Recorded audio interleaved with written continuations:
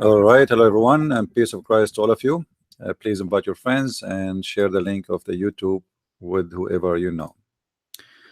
Uh, Today we will speak about some information which Muslims usually they don't even or never heard of. And you, all of you, witness how many times Muslims they say we never heard this before.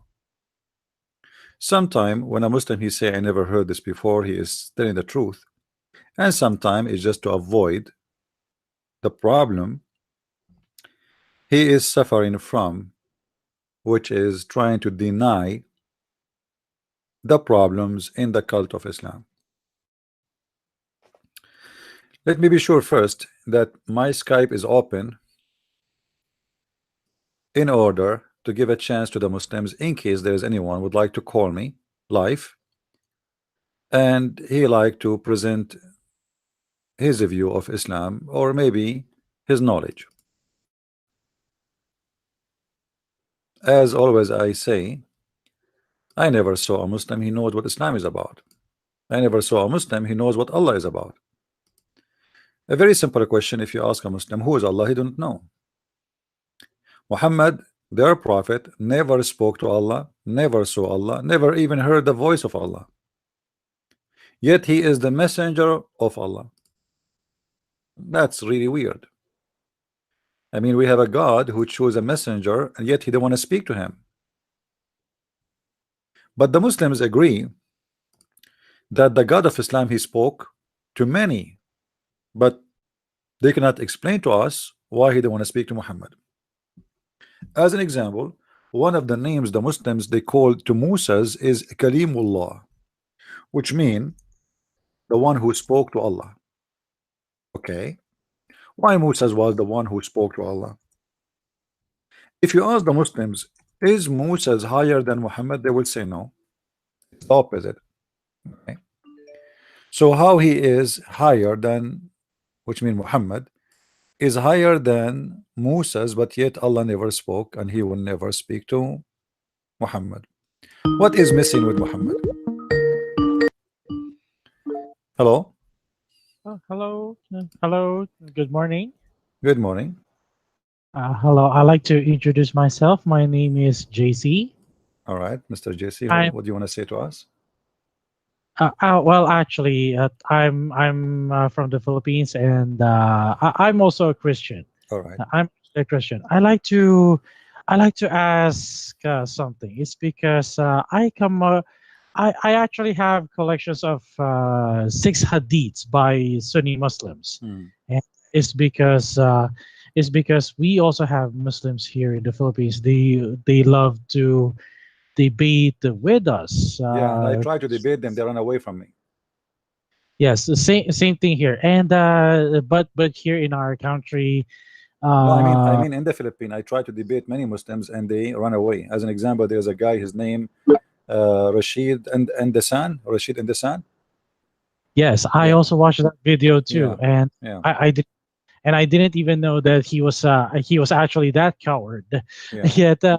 Yet, I have come. I like to ask you a question. I hope you don't mind. Sure, sure. Go ahead. I have because I come across with hadith by Jami at Tirmidhi, and according to Jami at Tirmidhi hadith, hadith number 3686, where Muhammad said that if there was one prophet, uh, if there was one prophet to come after me, it will be Umar bin Al-Khattab.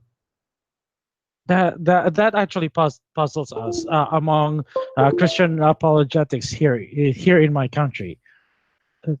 Uh, I hope you don't mind Sure, if sure. I'm going to. I'm listening to you. I'm listening to you. Go ahead, my friend. I hope you don't mind if I'm going to show you as well the hadith number of. No problem. Hold on for a second, because it is because I experience having arguments with Muslims here in my country, here in the Philippines. So allow me to show you the hadith number. You do not need it. I know it. I know the hadith. Don't worry about it. Oh, okay. I know it by It's heart. I do not need you to give it to me. I will show it on the screen. No problem. Okay, go ahead. I'm Okay. listening. And according to the hadith, as it says here that Muhammad said, if there's going to be a prophet after me, it's going to be Umar bin Al-Khattab. And here's my question. So that means to say that Muhammad has chosen his own successor as a successor, that is Umar bin Al-Khattab. Mm, But we know for a fact that Umar mm. became a caliph in Islam. But the question here is this: so that means to say that Muhammad himself has chosen his own successor as a prophet Mhm, after him. mhm. I like to know your answer. Well, this is not about choosing a successor, because you notice here, Muhammad, he did not choose him to be a caliphate, he chose him to be a prophet. He chose Umar. So in Yeah, other yeah. words, You see the word here, he did not say if there is somebody will be a successor, that will be Omar, because the word successor simply in Arabic is the caliphate. You know, the caliph, he is the one who take over after Muhammad. This is what the caliph is about. But he did not say that. He said, if there was to have a prophet after me, it would have been Umar ibn al-Khattab. yes, And exactly. Yes. that is for a reason. Muhammad, he took many of the statements of Umar ibn al-Khattab and he put them in the Quran. And Umar, he noticed that this guy is obviously is a thief. You see, Umar, he said in different hadith And that which hadith? No, my yes. Go. Lord agreed with Mm, me in three things. Some hadith they say five, some of them they say even 10.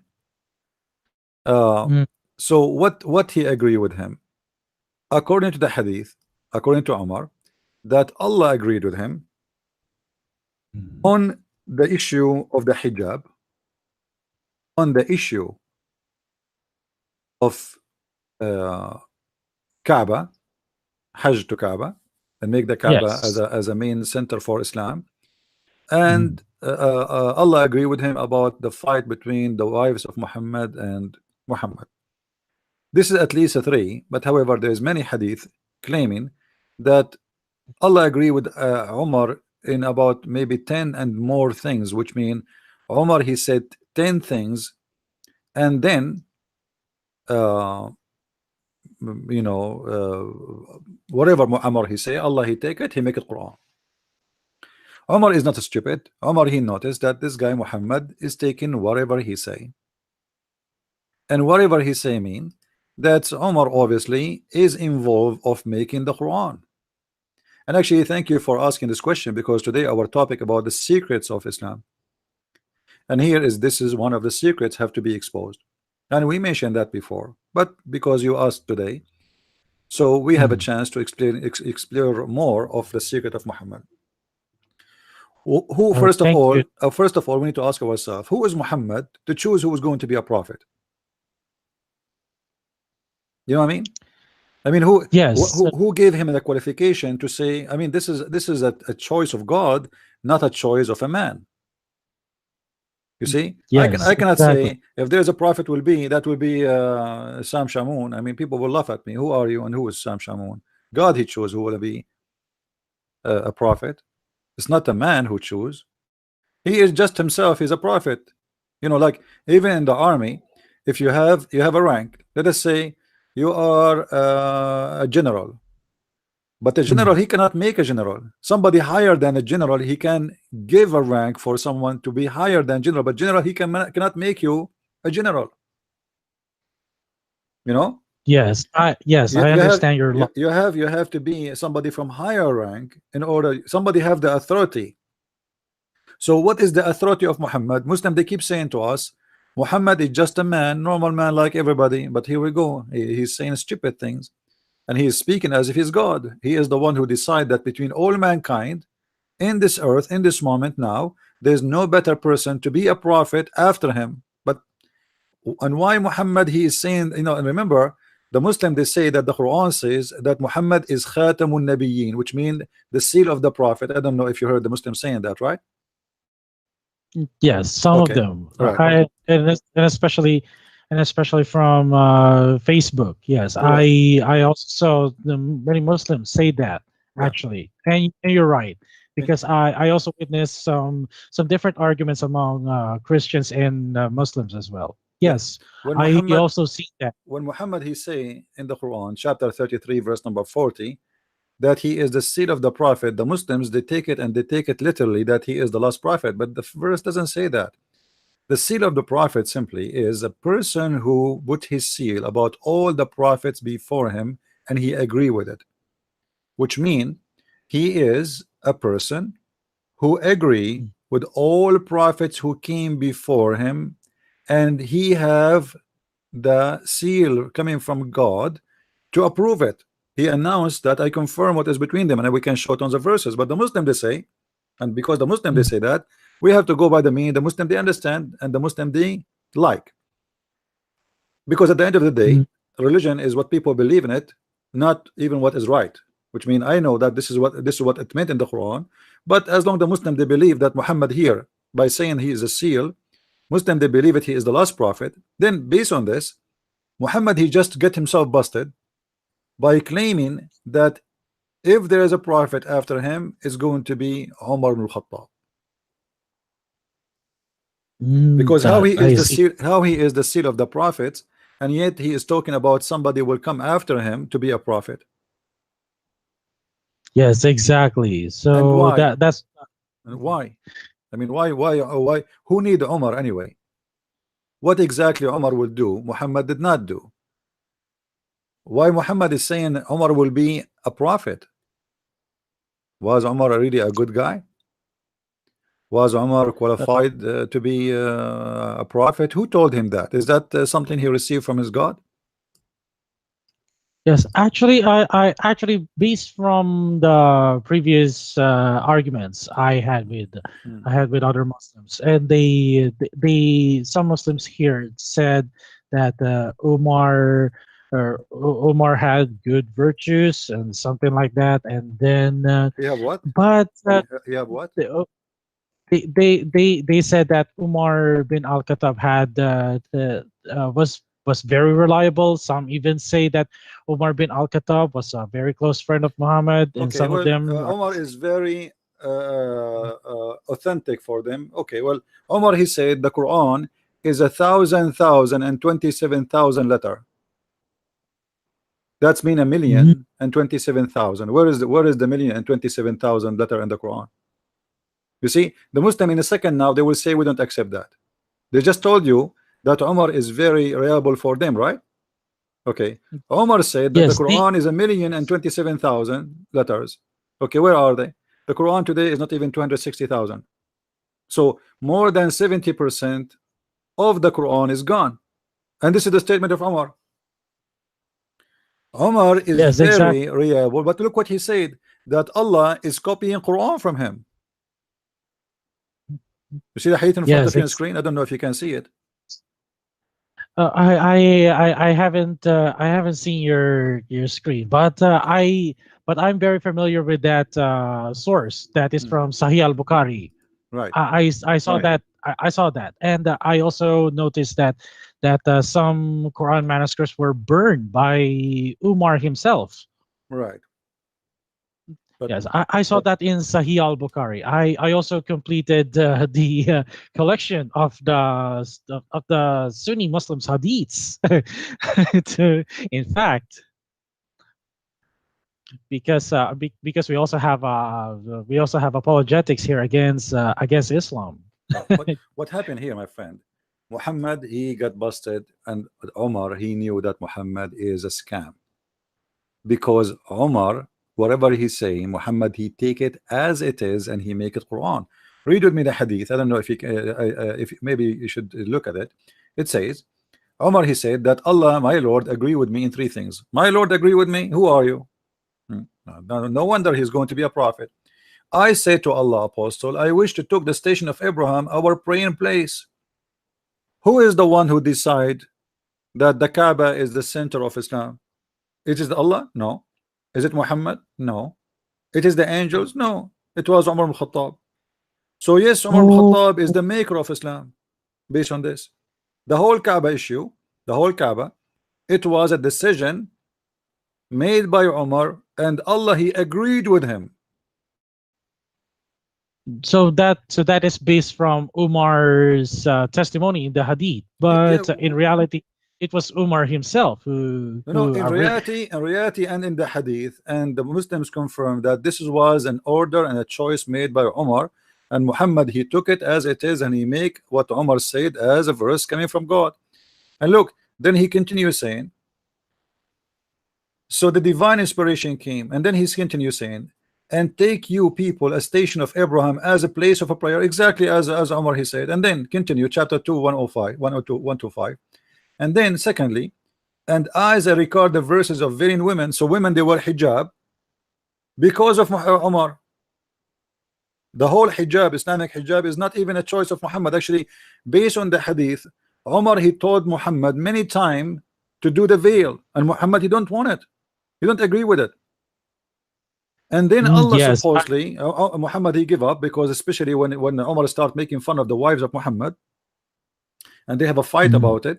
And Omar he told him, order your wives to cover, man. The bad and the good is coming. But we know what happened. Omar he came and he make fun of the wife of Muhammad. She was doing pupu and her name is Sauda, and he told her, Arifnaki ya Sauda, we know you, we recognize you, Sauda, we know she's naked, and the filthy man is making fun of her. She's doing her what people do, they go at night, because at that time there is no bathroom and it's a desert place.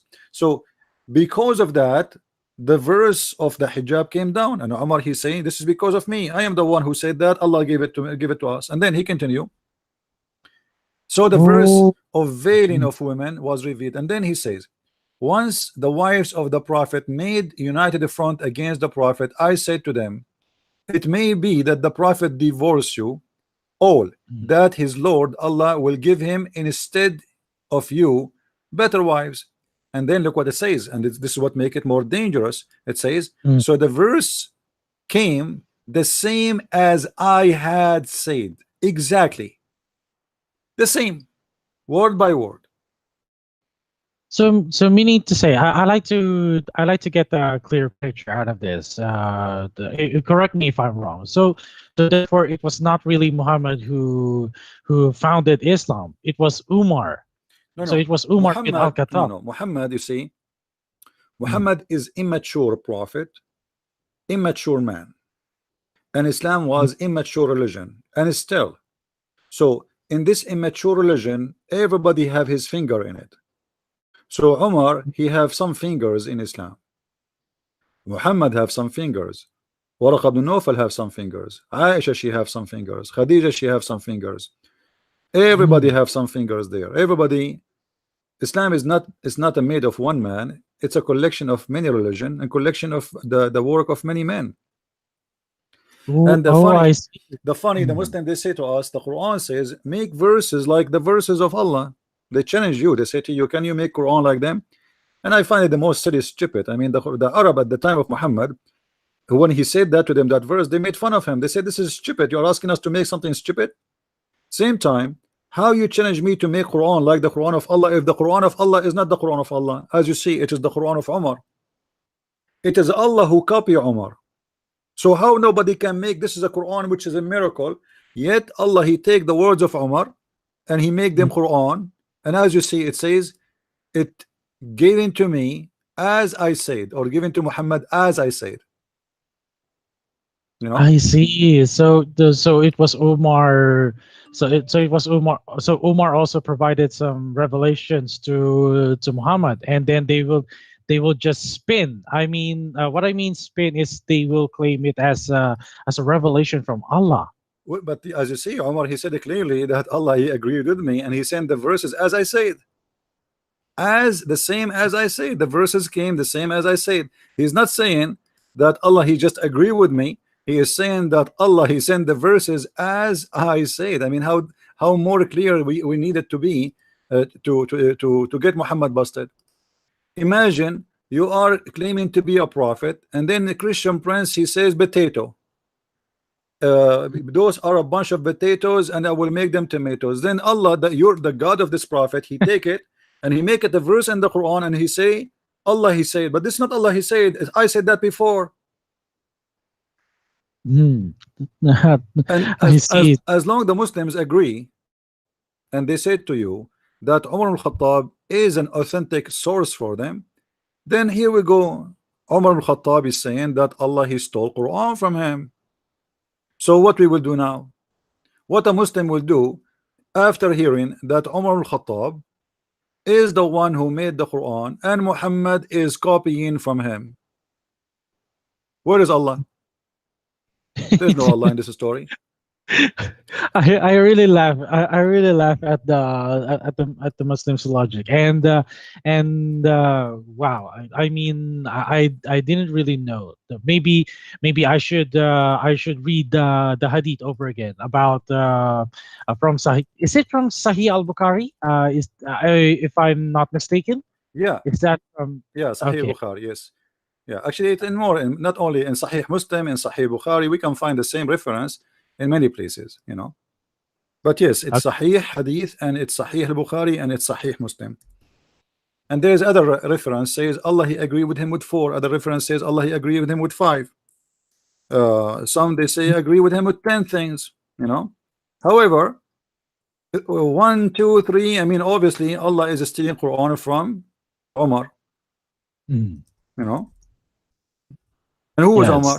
And then Muhammad he say, if there is a prophet will come after me, that will be Umar al-Khattab. Why? Because Muhammad is getting busted, and now Umar al-Khattab he knew that he is a prophet too, because here we go, he is making Quran. so so in other words, the Muslims claim that Muhammad is the last prophet is not true after all.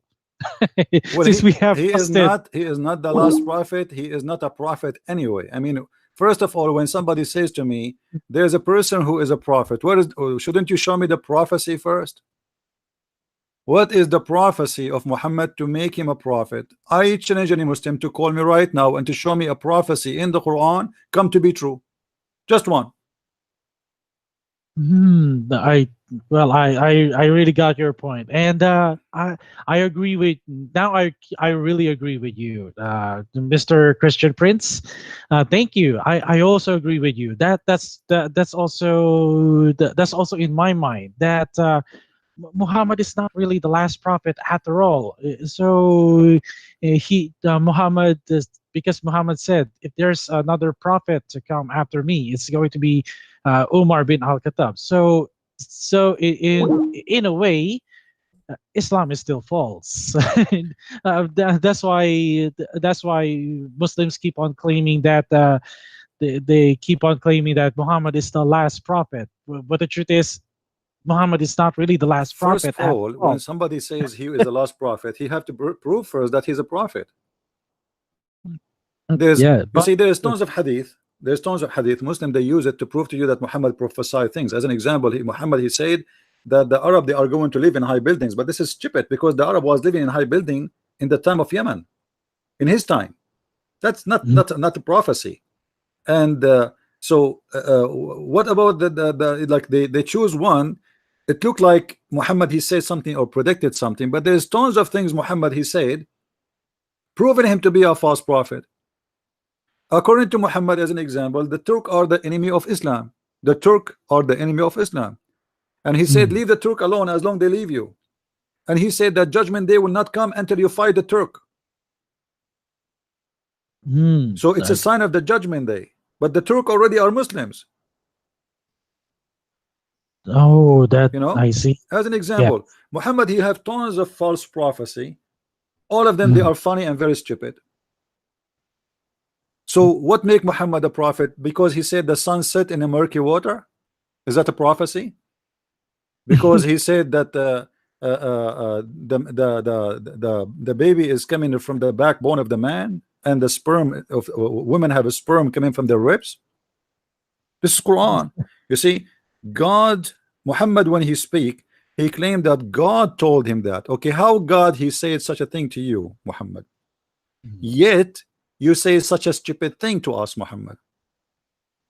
That women have a sperm, and her sperm is coming from the backbone. Oh, yeah, sorry, from the ribs for the women and the backbone for the man. How Mm, that happened? I mean, how a human being, he is presenting to us what he called God, yet he says something, such a thing, stupid like this. yes, exactly.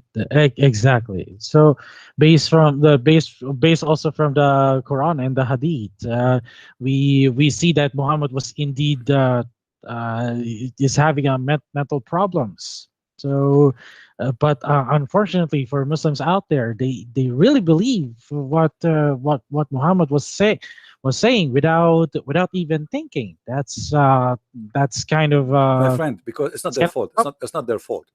If you are a yes. person who grow up in Islamic society and everybody praise this man day and night, and then to show to fool people, they show them some Western blonde people convert to Islam, and they said, "You look, this is an American convert to Islam," and you know you are in the Philippines, right? And you know what how some people in Asia they think that the white man is the smartest man in earth. When the Mm, fact, you know, my idea about the white, and I am a white man. I'm not. I don't want people to think I'm taking side against an ethnic group. Me myself, I'm a white man. But what the white man have to do with being smart? What your color have to do with being smart? But mm, in their mind, if you watch my challenge to this guy, Rashid Indasan, he said in the video we recorded him. He said, "I debated a real American. This guy is not real American. You remember?" So yes, yes, I he think in his mind, you know, in the Filipino culture, that if he is debating a real American, that's like they are debating God himself, like real American. Are you sure it's not like made in China? Who care if he's real American or not? So he is trying to say to you, and he said that clearly in the video. This guy have an accent. He's not an American. So he debated the real American. This guy is not real American. So he's telling you he's not qualified to debate me because I debated real American, which means he's from coming. He was debating an alien. mm, So those people, they are under the influence of the media around them, and the media is praising one man, praising one book, praising one name. And then you are a child who grew up in such a stupid society and nobody dare to question anyway, then what you will think. But the second they stop by my bus station, they are in trouble, because all their life they hear amazing things about Muhammad which is not there. I mean, all the yes, things Muslims, they say that Muhammad was amazing. I challenge the Muslim to prove it. As an example, they say he is the most honorable. Well, the Quran says that Muhammad, he went and he flirted with his son wife when she is married. How he is the most honorable? How the yes, honorable man, he go to a married woman and she is married to who? To his son, and he yes. flirt with her and later he sleep with her. How honorable man, he killed the husband, he killed the father, he killed the parents of a woman, and he take her and he rape her less than 500 meters away from where he killed her family. Where is the Yeah. honorable man? What is the Yeah. honorable man when he go in front Mm. of a Bedouin man who asked him to sleep with Aisha? Imagine a man, he come to me and he said to me, I want to sleep with your wife. What Muhammad Wow. he said to him? He said to him, but she is the mother of the believers. He speak like a chicken, you know, trying to explain to him that you cannot do that because please, she is my wife and she is my wife, you know. The guy, he said, oh, okay, whatever. You know, his wife. When the guy he left Aisha, she asked Muhammad, who Mm. is this man? I mean, she's saying to him, how he can talk to you like this? You are the prophet of Allah. Why you became a chicken in front of him? Muhammad, he said, هذا أحمق مطاع, which mean he is a fool we have to obey, which mean if he insists to sleep with you, you go. He is a Oh. fool we have to obey. Why he is a fool we have to obey? This guy is coming from a big tribe and he is strong, he have a big army. So what if he said I want to sleep with you and he insists? So he said to her, in between him and her, not in front of the guy, he said to her, هذا أحمق مطاع, he is a fool we have to obey. Wow. Where Wow. is the Big. honor of Muhammad? There is no man have an honor. He will accept anyone to say to him in front of him, in front of his face, in front of his wife, I want to sleep with your wife, and he said to him, but she is my wife. Yeah, Yes, exactly. no. There's no honor from there. There's no honor coming from a foolish person, indeed. not only, you know, honor sometime foolish, sometime like, okay, there's a person who is born not smart, still he can be a good person. He never hurt people, he never killed, he never raped, you know what I mean? So you Yes. can be a person who have a very low IQ. It's not your fault because you're born in such a way. That's not a crime. But the crime is to be the most disgusting person yet in your propaganda machine, which is forced by the sword through centuries, and nobody dare to stop this machine, speaking about the man highly in things he never did. The most Mm. honorable about what? When I'm, you know, when Muhammad he married Khadija, a woman she is 25 years older than him, was that honorable, or because of her money? The answer, because of her money. Even the hadith confirm that Muhammad he married Khadija for money. If you remember, there is a hadith where a guy was coming back with Muhammad, coming from an attack, attacking the neighbors to steal their women and their children. And the guy, his name is Jabir. And Muhammad, he noticed that Jabir is in a rush to go back home. So he said to Mm. him, uh, why you are why you are in a rush? What happened? The guy, he said to him, well, I am newly married and I miss my wife. Muhammad, he said to him, did you marry a young virgin, or you married from a woman she is divorced or widow? Mm. The guy, he said to him, from a widow, not a virgin. Muhammad, he said, why you don't marry a young girl so you might play with her and she play with you? Just like he married Aisha. Right. That But here, reminds no, me. but here the important, my friend, is this is telling us what Muhammad he like. So now how a Muslim can explain to me the marriage of Muhammad and Khadija? If Muhammad Mhm. advising a Muslim man, questioning him when he told him that he did not marry a virgin, why Muhammad did marry Khadija if he is the kind who like to marry young girls? He said to him, look what he said, why don't you marry a young girl so you might play with her, a girl to play with her? Yeah, Muhammad, he like to have a girl, she is very young, so he can play with her. He is immature man. He's a Yes. pedophile, to make it simple. You know, they call them pedophile. They have fantasy with the children's. So the man advising a married man, telling Mm. him, question his right decision.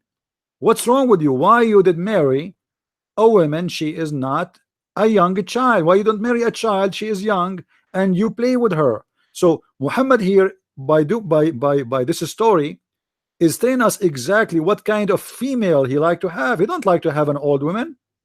Mm. This guy, he did not even marry an old woman. Maybe she was, you know, she is younger than him, but she is just a widow. Muhammad, he married a widow who have many husbands before him, and Mm. she took all the money of the previous husband after they die, and she is 25 years older, yet he married her. But as you see here, Muhammad, he don't advise people to do that. So why Muhammad did that? So what is the honor? So that's why there are so many child marriages in Islam. My friend, this is not marriage. This is not marriage. This is rape. You know, when a man he lay down with a child, that is not a marriage. This is a rape. A child, he cannot make a decision. When we say marriage, it have to be between two who agree to share bed together, to share life together. A child, Yeah. he cannot make a decision. So this is a rape. This is not a marriage.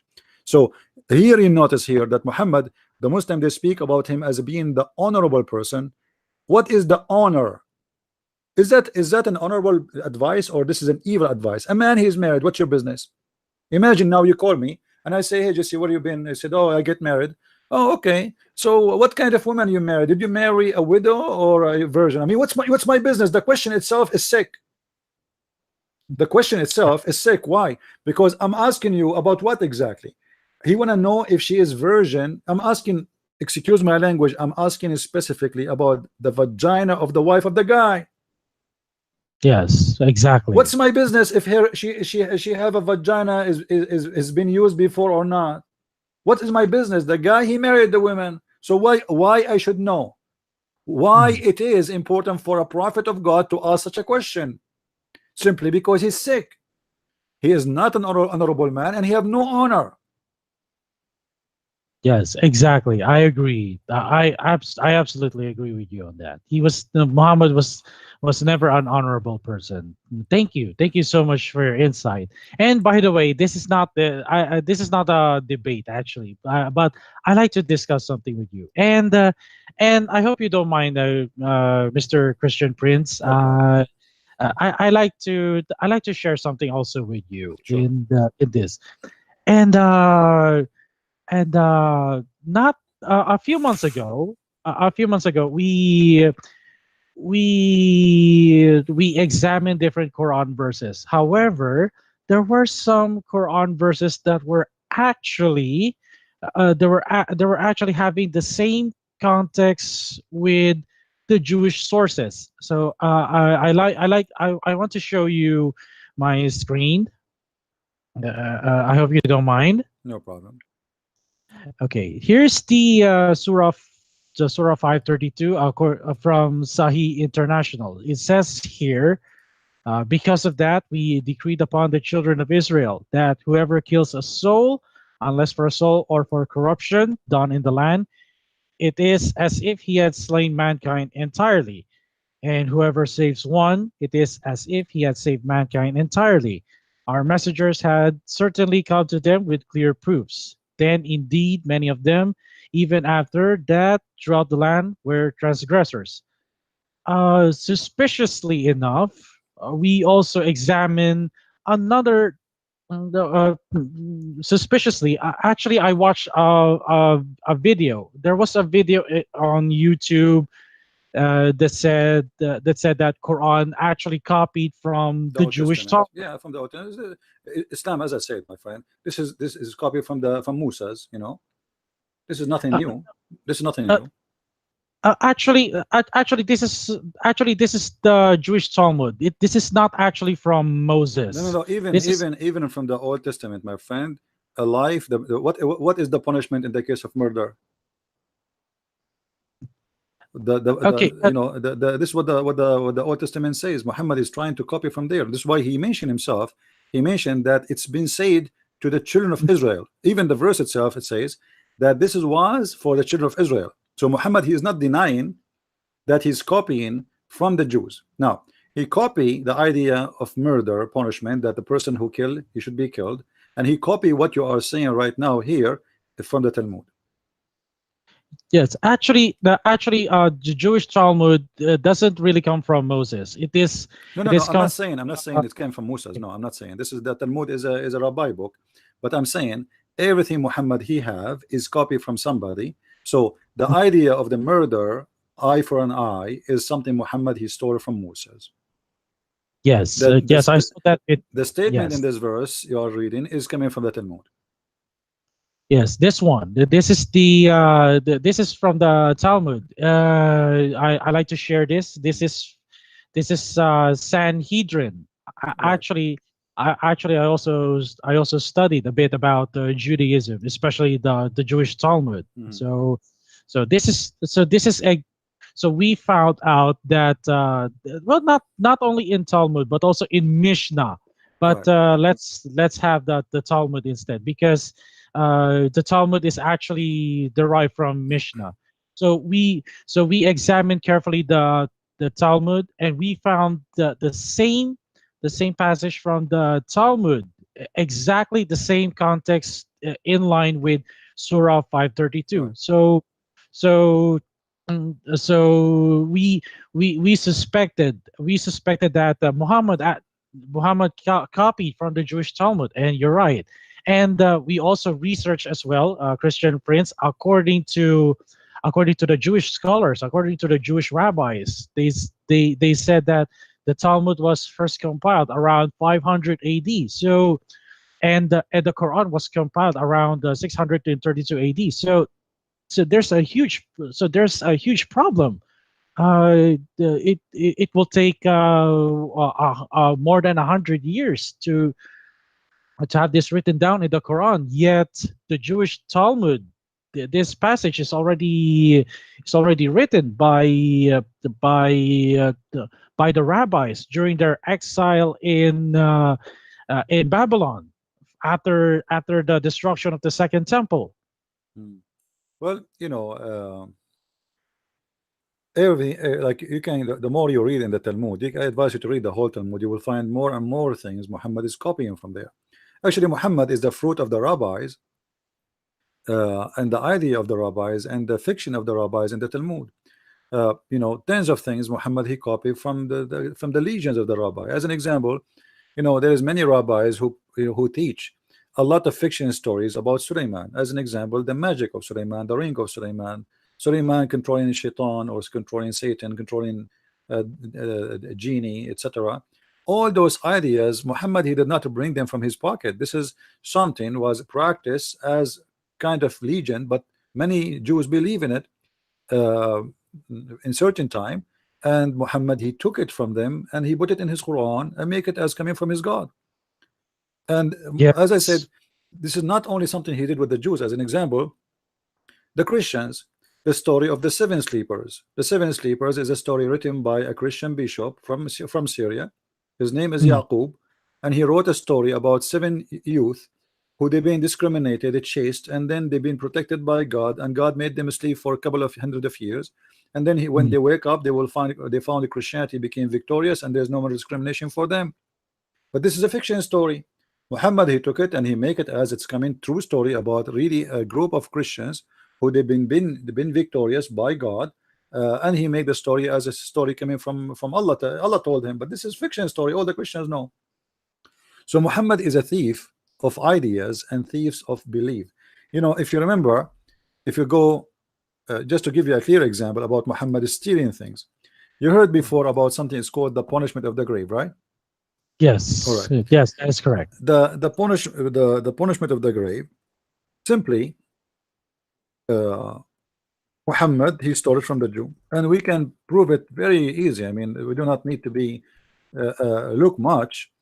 Uh, if we read here, let us see Okay. how the story happened. Aisha she exposed Muhammad Mm, when how the story came to exist. Until I find it, a Jewish woman she came to Muhammad and mm. she told her, I seek refuge by God from the punishment of the grave. Aisha she laughed. She said, what punishment of the grave? Are you joking? There's no such a Mhm. thing. The woman she said to her, no, there is. And then Muhammad he came, he heard Aisha arguing with this woman. So Aisha she said to Muhammad, this woman she's saying, here we go, the hate in front of us. Here we go. Yes. All right. A Jewish woman entered into me, Aisha is talking, and said, the torment of the grave, the torment of the grave is because of urine. I mean, look how funny. I mean, the idea, the urine will make you go and have been tortured by God.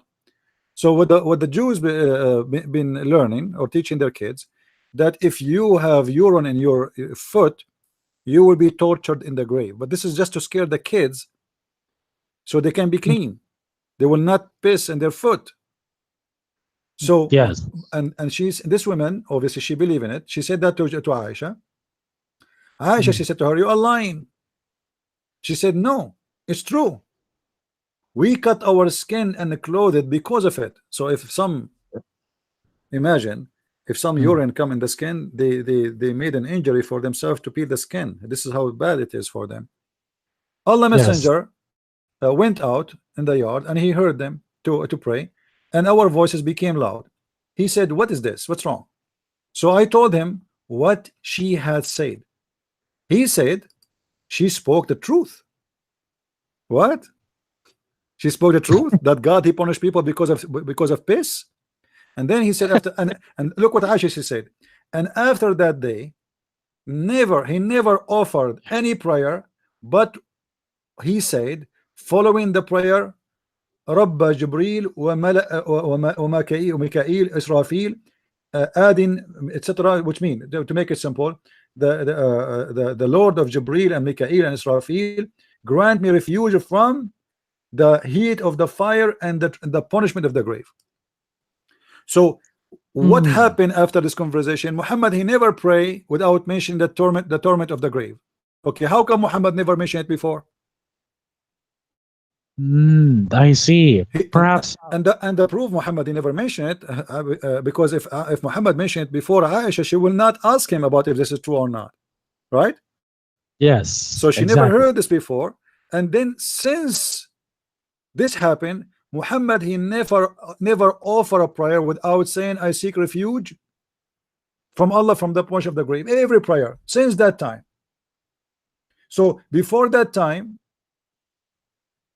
Muhammad he never mentioned the punishment of the grave. Tell a Jewish woman she mentioned that, and after that Muhammad he liked the idea and he start promoting his horror movie that there's God who is going to punish you in the grave because of urine.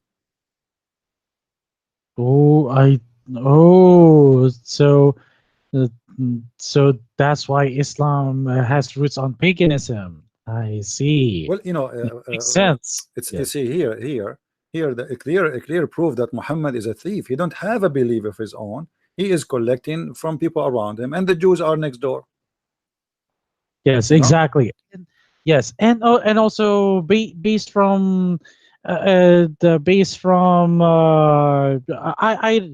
if my hypothesis will be correct, if my hypothesis is correct, I suspect that not only after the second exile of the Jews in Babylon, they started to scatter everywhere, including in Arabia or somewhere near where they can be next door to Muhammad, like you said well, earlier. the Jews they run away for their life because you see during the history with the Roman, the Jews they made a wrong decision.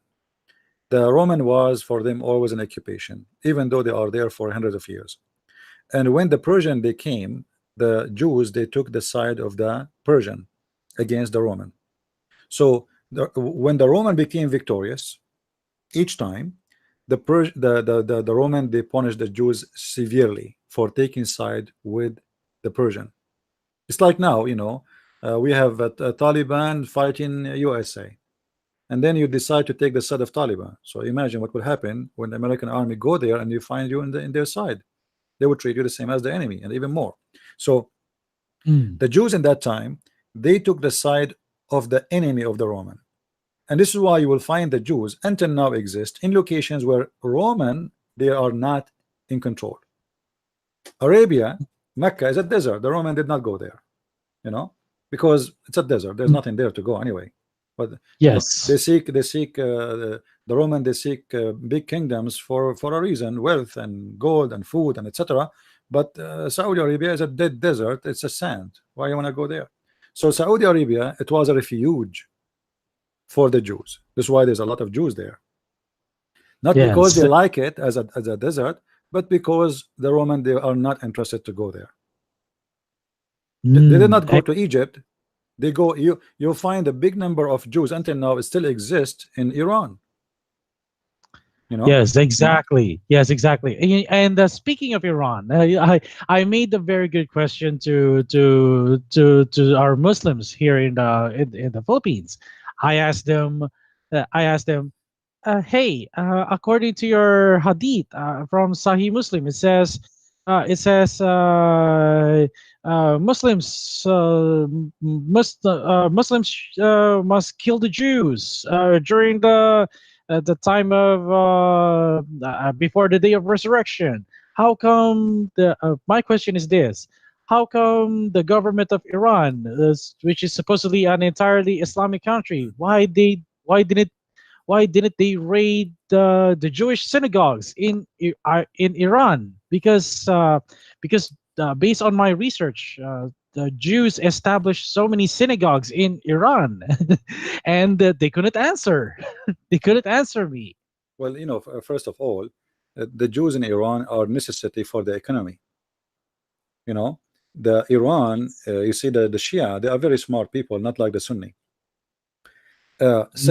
Since the West started sanctions on Iran long time ago after the revolution, the only way and the only reason not to have extreme sanctions on them it was the Jews who live there.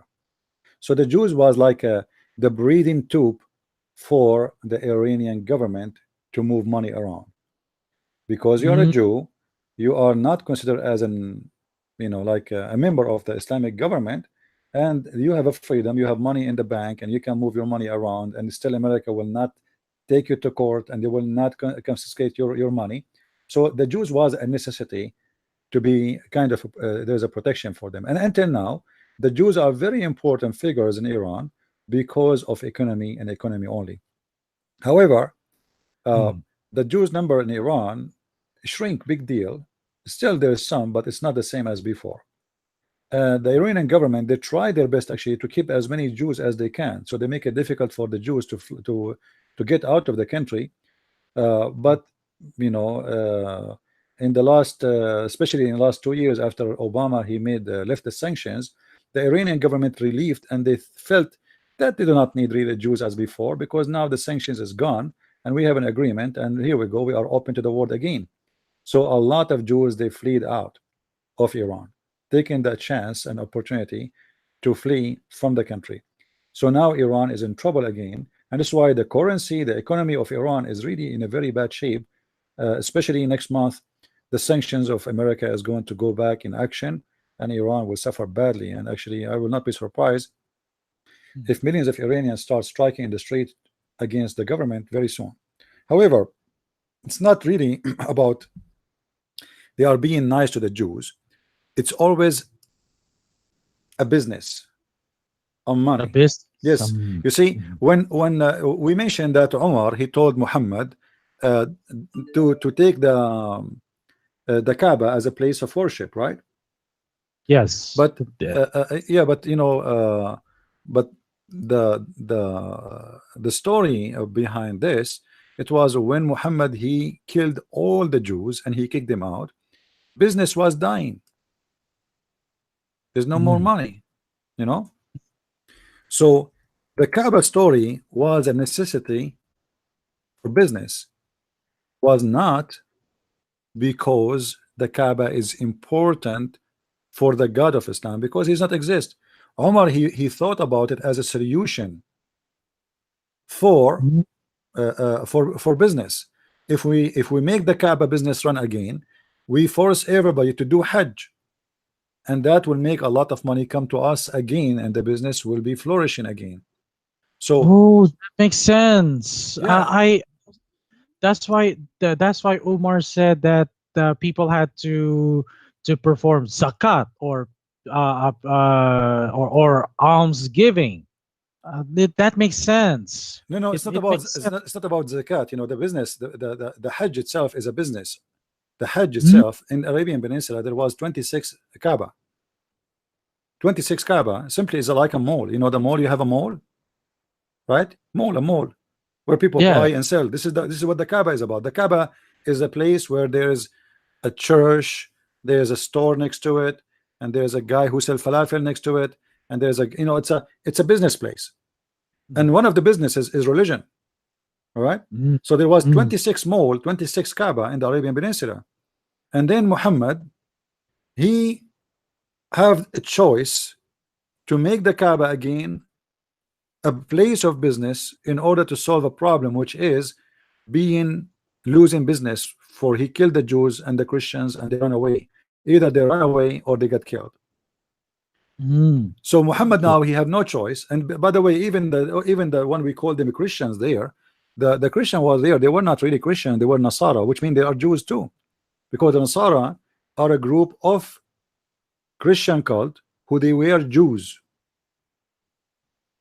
Those are I not see. really, they are not really Christians. They are Jews who they have their own idea of Christianity, and they are called Nasara because simply they have a very poor understanding of the Bible. So Mm.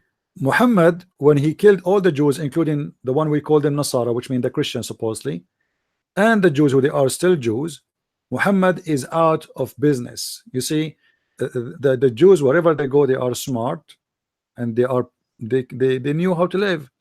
So the city of Mecca was a dead Mm. city, not important. But the city of Medina, which is Yathrib, was one of the most business cities in all the area.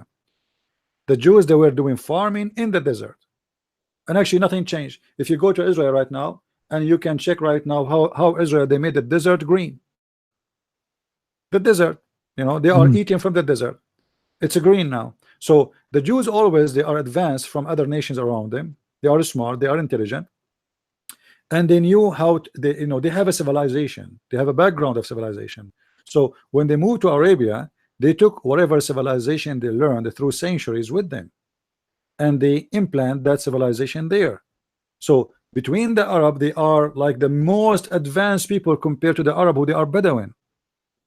And Muhammad, he chose the city of Yathrib, which is later he killed all the Jews and he changed the name to Al Medina, because of mm, that reason, because the city was very famous of being flourished. It's a place where everybody lived. There's nobody, there's no homeless, there's no hungry people. There's work, there's business, there's money, there's Jews, as simple as that. You see, the Jews mm. have impact of Muhammad in everywhere. As an example, why the Muslims, like, uh, I don't know if you ask any Muslim why the Muslim they pray Friday. I haven't asked that Muslim before about praying on Fridays, but I heard that. But I've seen it in the Hadith where Muslims have will have to pray it every No, on Friday. the real reason behind that, you see, Friday for the Muslims is Saturday for the Jews. Look what the chapter 62, verse number 9 is saying. Mhm.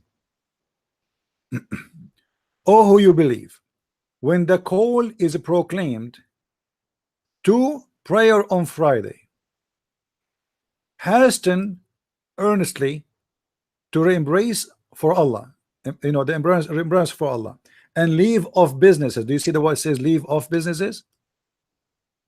Mm. Okay, why Muslims are doing business on Friday, and why they aren't coming to pray? It's because they wanted to have it's because they wanted to have money. No, Uh, uh, because Friday afternoon is Saturday for the Jews, mm, and the Jews, if they close their business, they don't do anything all of Sabbath. So everybody in mm, Friday is very busy doing shopping because the Jews will close. because that makes So sense. the Friday, when Muhammad he come to Friday, Muslims come every day normally to pray, but when it's Friday, nobody come. To the point, Muhammad he have to make Quran to change the habit of the Muslims, forcing them to come in a Friday. Leave your business. It says there in front of you that the problem is they are not leaving the business. What business? Their business is to do shopping before the Jews close. So because of the Jews, Allah he made a verse here we see. But for sure, this is not Allah, this is Muhammad. And here you will see how much impact the Jews they have on Islam.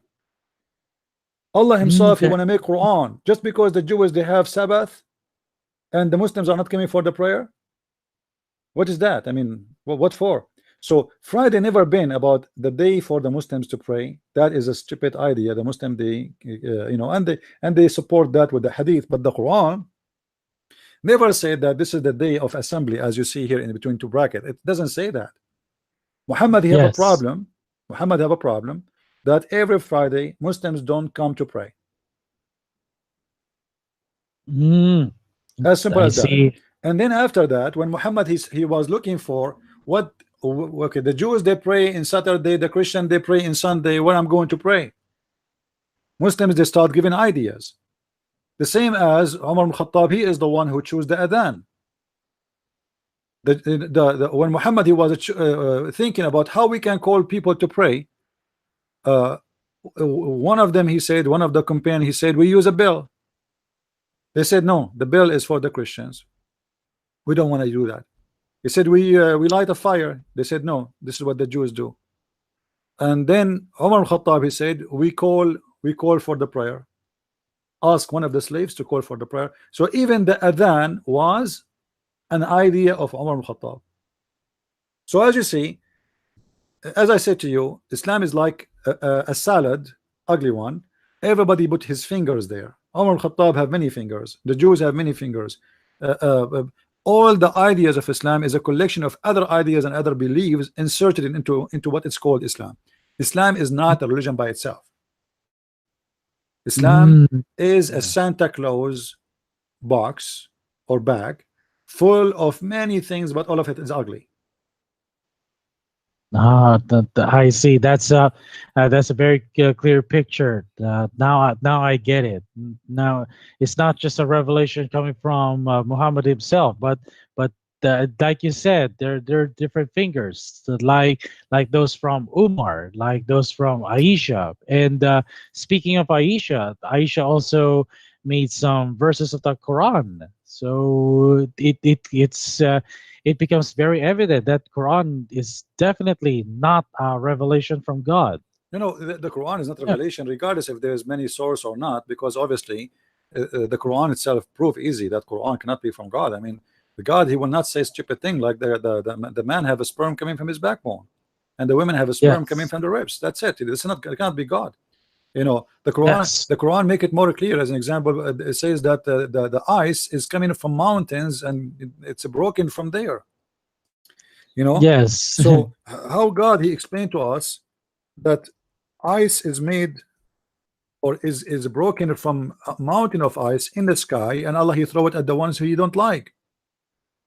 This is cannot be from God. I do not need to prove that the impact of the Jews and the Christians and the Sabians and the pagans and etc. of on Islam to understand right away that Islam is nothing but a fiction made by an idiot. His name is Muhammad.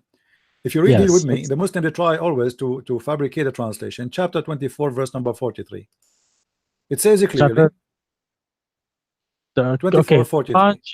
Yeah. The 24:43. Okay. Okay. I'm following He you. sent down from the heaven mountains wherein is hail. So the Quran teaching that Allah he sent the hail from mountains in heaven. And why? Because Okay. he wanna hit with it the one he don't like. I'm not the one who's saying that in front of everybody. You know? Yes, it's funny. It's indeed really funny. Yeah, some yes, and I also watched some ex-Muslims YouTube videos that they also explain about ridiculous Quran verses such as Allah is holding the sky and one of the funniest Quran verses I have ever seen was the stars as missiles. Yeah, the funny the Muslims they speak about science in the Quran, and I don't know Yes. if you get my book Quran and Science. Actually, both books, Discipline of Allah and Quran and Science, both of them they speak about that. But one of the funny things about the Quran, the Muslims, they speak about science in the Quran when the Quran is teaching very stupid things. As an example, chapter 22, verse number 65. Look what the Quran says. Chapter 22, verse number 65. okay, Quran 22:65. Okay. Okay. Hasn't thou not seen how Allah had made all that in earth supervent into you, and the ship runs into the sea by his command? So the ship is a miracle of Allah, and he hold back the Mm. heaven from filling in earth.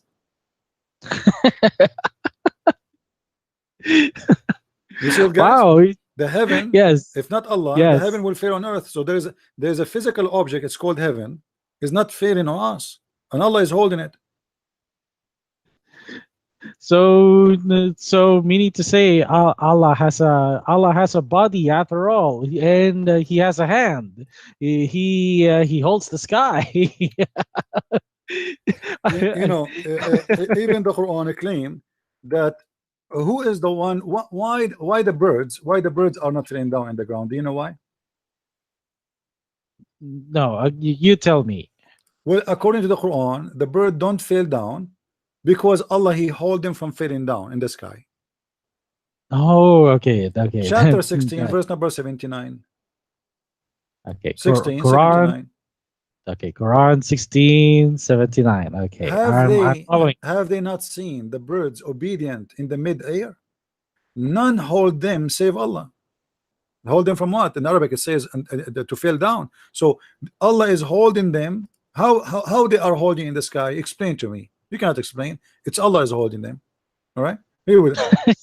Do you not look at the birds held poised in the midst of the air of the sky? Nothing hold them up but the power of Allah. Oh, wow. The God of Muhammad, Uh, he never heard of something called wings, and he never heard of something called air. And okay, now Muslims, Muhammad, who is the one who's holding F-16?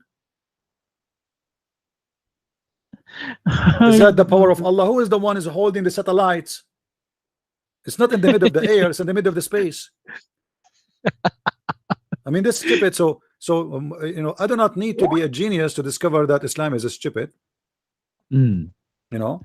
But wherever you go, you will find something very wrong with this cult.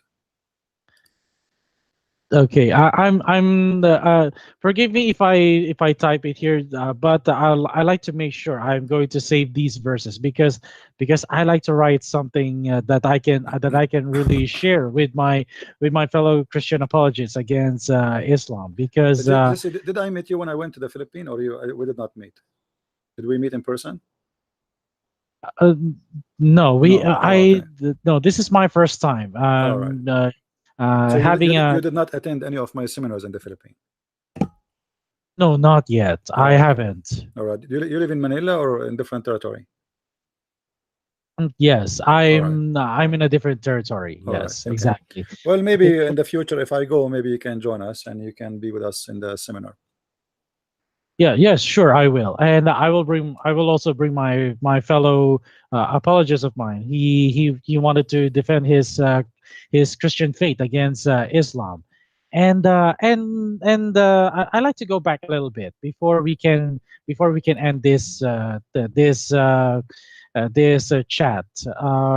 Okay, let's go back to how Muhammad actually copied from the Jewish Talmud.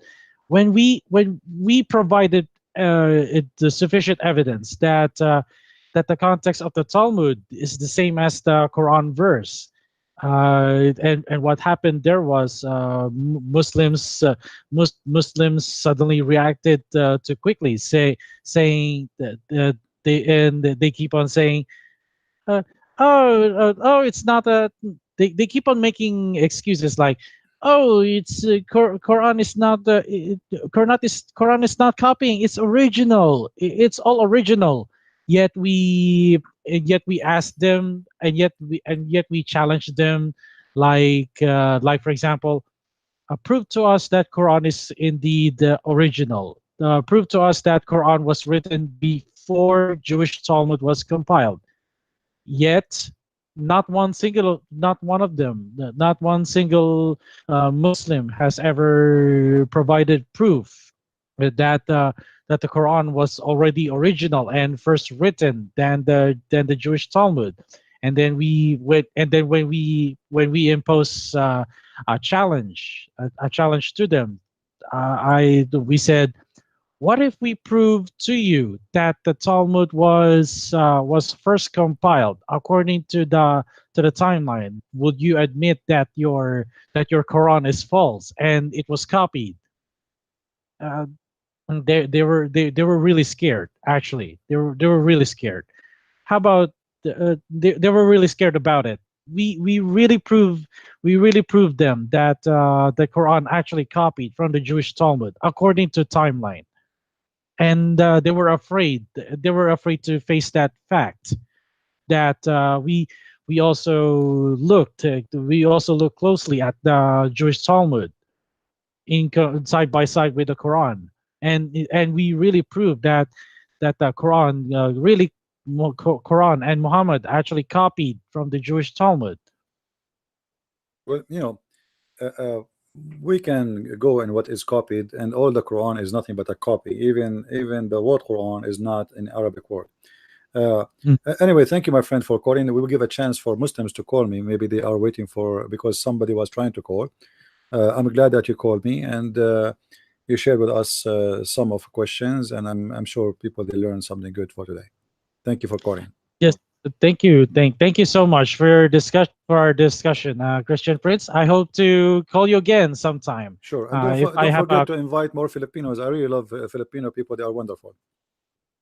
thank you so much. It's a pleasure to have a chat with you in here on Skype. So Sure, I really hope to see you again. sure. Thank Thank you you. so much. Thank you very Thank much. you. God bless. God bless you, Bye bye. Christian Prince. Bye bye. Bye bye. Yeah, I don't say things I don't mean it really. Filipino people are really wonderful people. I really love them. They're very, very kind people. They are very, um, um, they are really different. You know, no, for sure. Every nation they have some negative and some positive, but Filipino in general they are extremely friendly and very. They have a very beautiful, like personality, uh, and they are family people too, which I like about them very much. And it's very important to keep that culture of family, which is very nice. You will find a Filipino person uh, paying for the tuition of the cousin of the cousin. It's not even his cousin, it's the cousin of the cousin. And you will find a woman, she is having a baby in her house, growing up in her house, but he is not her baby, is the baby of the granddaughter of somebody. I mean, family is really something beautiful in this culture, and I encourage the Filipinos to keep those things in their culture, and because this is what gave their life better meaning and better value. And I hope I will meet this brother when I go to the Philippines maybe next year. uh, do we have any Muslim would like to call? We have Victor. He tried to call me many times, but simply Victor, I was in the phone with our brother here. So please, if you have a question, feel free to call me. Do we have any Muslim would like to call? Any Muslim?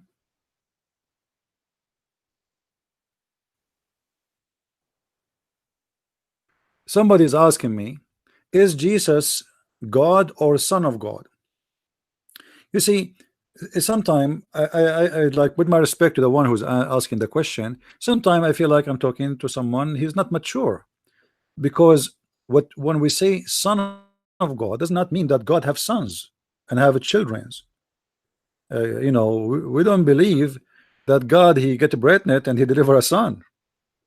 So obviously you are confused because of the word itself as a son of God. All what we as a Christian believe that God is almighty, and the second you say he's almighty, it's mean he is capable of being whatever he wish. If you ask a Muslim the idea, can God appear as a bird, they will say no. Okay, the second you say no, that's mean he is not God.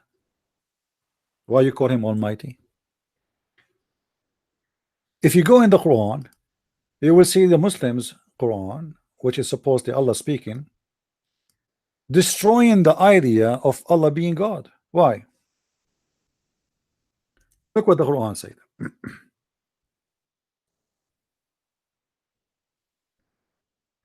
As you see, we are reading Muslim translation, chapter 6, verse 101.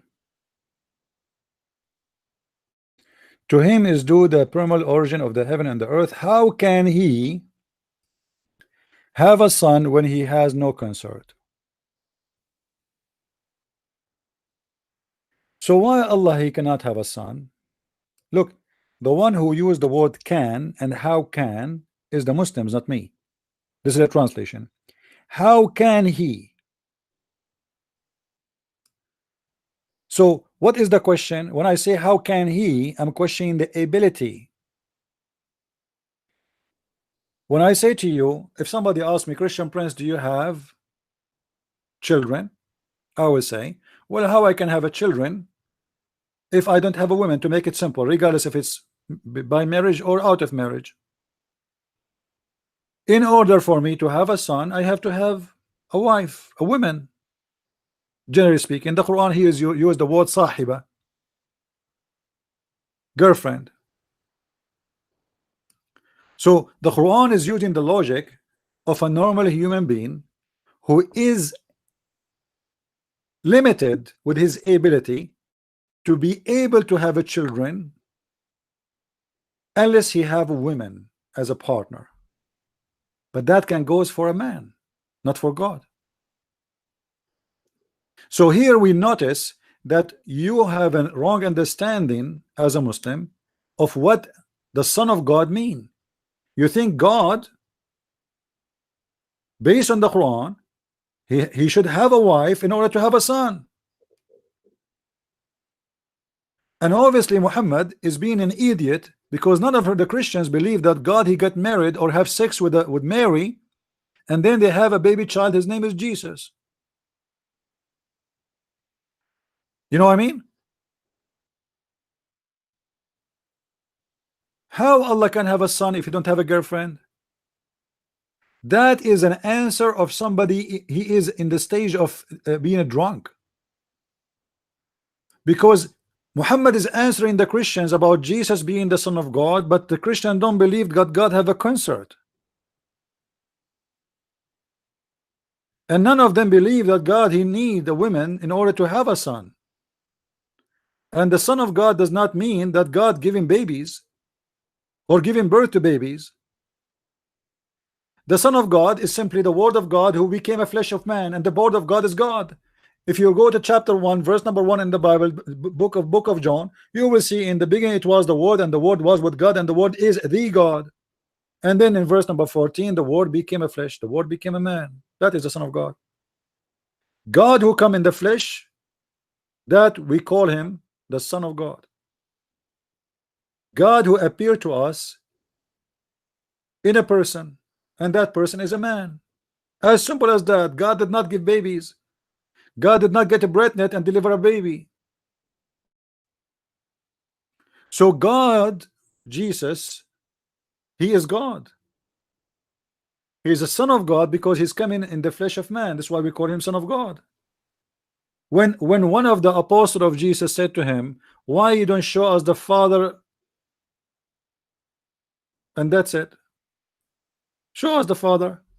Jesus said to him, well, I am with you all the time and you do not know me. The one who saw me, he saw the Father. So the image of Jesus is the humble image of God, because nobody can see God and live because of his glory. So God, he humbled himself, come in the image of a man, not a new God. This is not a new God. This is not a second God. This is not a third God. We believe in one God. So God, he come in the image of a man, humbling himself in the flesh of a man, so we can be able to see him and talk to him. So if you are confused about why Christian they say that he is Son of God, the answer is very simple. Jesus himself, he called himself the Son of Man. But you know, none of the Christians believe that Jesus is son of no man. Who is the father of Jesus? Nobody. Do we have a man, his father? No. Everybody knows, even the Quran teach that Mary, she was a virgin.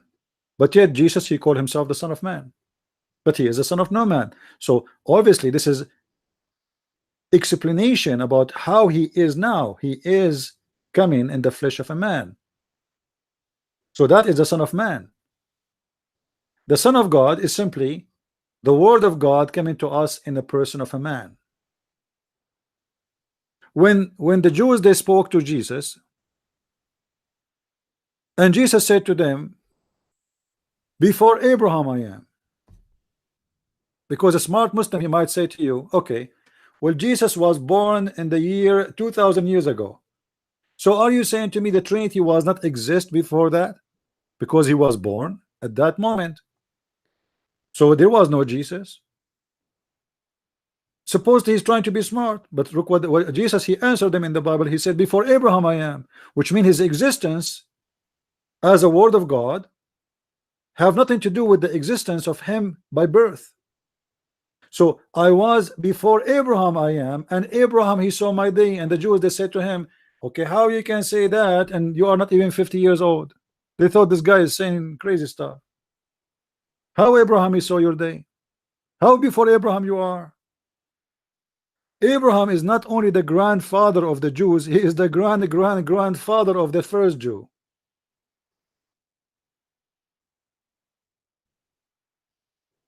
We are talking about generation and generation and generation. How Jesus say that? How you can be before Abraham? The Jews always have an idea that the Messiah is going to be from the seed of David. In the Bible, they will say to you that Jesus is the son of Mary, the son of Joseph, the son of David, but this is by birth. But Jesus is not the son of David and have nothing to do with David. And the answer was given by Jesus himself. Jesus said to the Jews, what do you say of the Messiah? They said he is the son of David. Jesus said, if he is the son of David, then how the Christ, what do you say of the Christ? They said he's son of David. Well, if he is the son of David, Jesus said, how David then call him my Lord? Explain to me how you say he is the son of David, but yet David called him my God. So the existence of the Messiah have nothing to do with his birth. David worshiped him before his birth and called him Lord. Do we understand, guys, what I'm saying? If David called the Messiah my Lord, but yet the Messiah is not born, the only way to do that is the Messiah is already exist. How he was exist? He's God. He's the Alpha, he's the Omega. He is the beginning, he's the end. And the beginning of what? The beginning of mankind and the end of mankind, because he have no beginning, he have no end himself. He don't belong to time, and he is not under the command of time. He is above all the physics. This is why he can do what nobody can do. So don't be confused like Muhammad and the Muslims, who have a very stupid idea of Christianity, to the point they think that God he have a son, that's mean God he have sex with a woman, her name is Mary. Actually the Quran make it more stupid when Muhammad he come with this verse in chapter 69.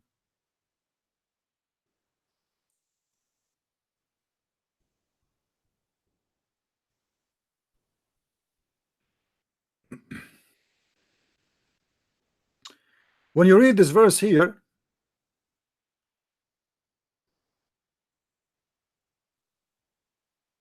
chapter 21 first, sorry, chapter 21 verse number 17, Allah in the Quran he said, if you want to take a woman, here the word is lahwan. لو أردنا أن نتخذ لهوا.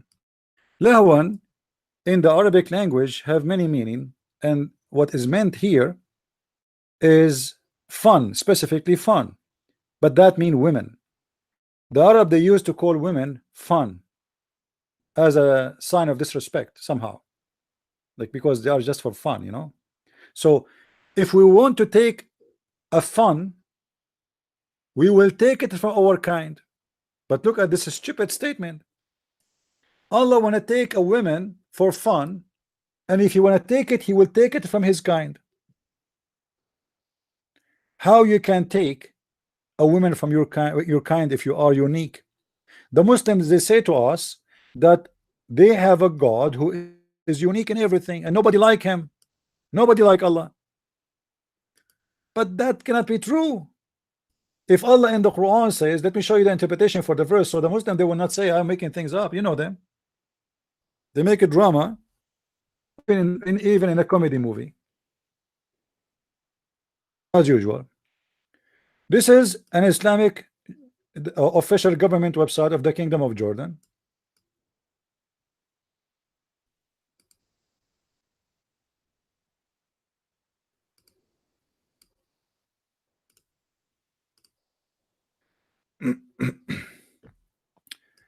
Read with me carefully.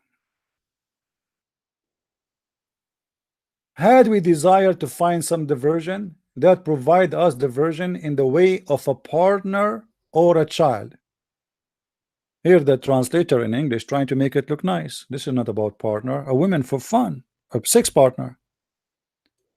So we can have children. This is the purpose. We would have found it with ourselves. Okay, the Muslim they say to us, when Allah he says we, it is majestic statement. Okay, Allah is going to have sex with ourselves, majestic statement. When Allah here he say I am going to take a partner for sex from ourselves. We. How Allah will have sex with himself? Any Muslim can tell me? Allah will take a partner so he can have a child. Who is that partner? Which Allah himself, he call him ourself. Any Abdul? Allah is going to have sex with ourselves? You keep saying to us Allah is one, Allah is unique, there's no kind of Allah, and Allah himself, he says, no, I'm going to take a partner from our kind, ourself. And what is ourself? The interpretation of the Muslim scholar continue and say, from the beautiful eyed houris. From who? But the houris, I thought, is for Abdul to have sex with. Osama bin Laden, he is sharpening his penis now. I thought this is houris made for the Muslims. Look like they are qualified to be partner for Allah. If Allah want to take a partner, he take it from ourselves. Who is ourselves? Please explain. Ourselves is the women, the virgins. So as long ourselves is the women, the virgin, that's mean Allah himself is a man. Otherwise, how someone is not a man, he will have sex with someone is a woman?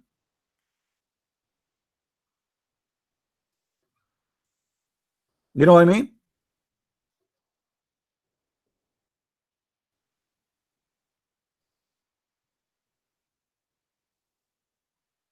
Do we have Abdul can call us and tell us what ourself mean? And what make it more funny, or from the angels, ourself is the angels, so Allah is an angel too, and Allah is going to have sex with the angels. I would like to see Jibril getting pregnant, seriously.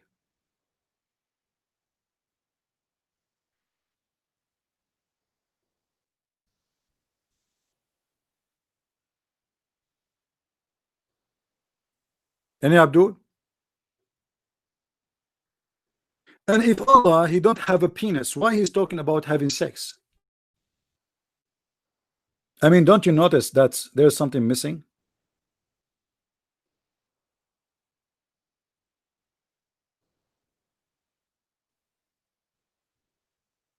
If Allah don't have a penis, how he is talking about having a partner which is a woman?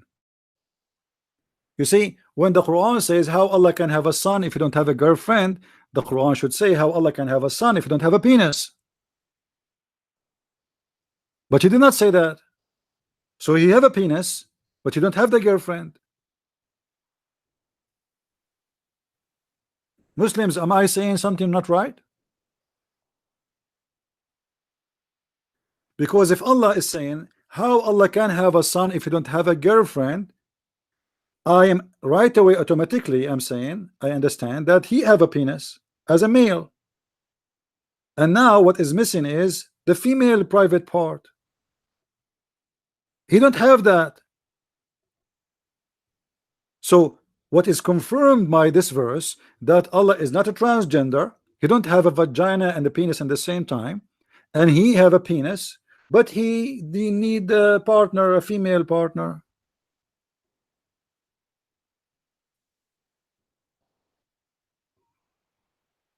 Do we have any Abdul? He have an objection. Who is a brave Abdul? He is willing to call us and show us something we don't understand.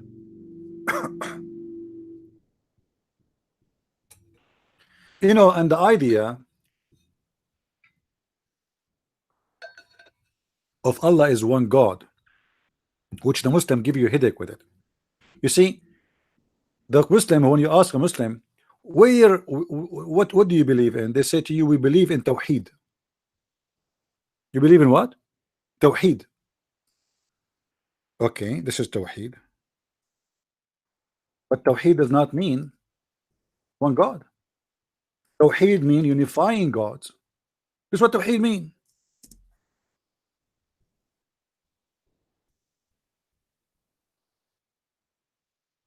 Tawheed does not mean one God. Tawheed mean many gods. and we make them unified. So how you believe in Tawheed? How even you mentioned that word to me?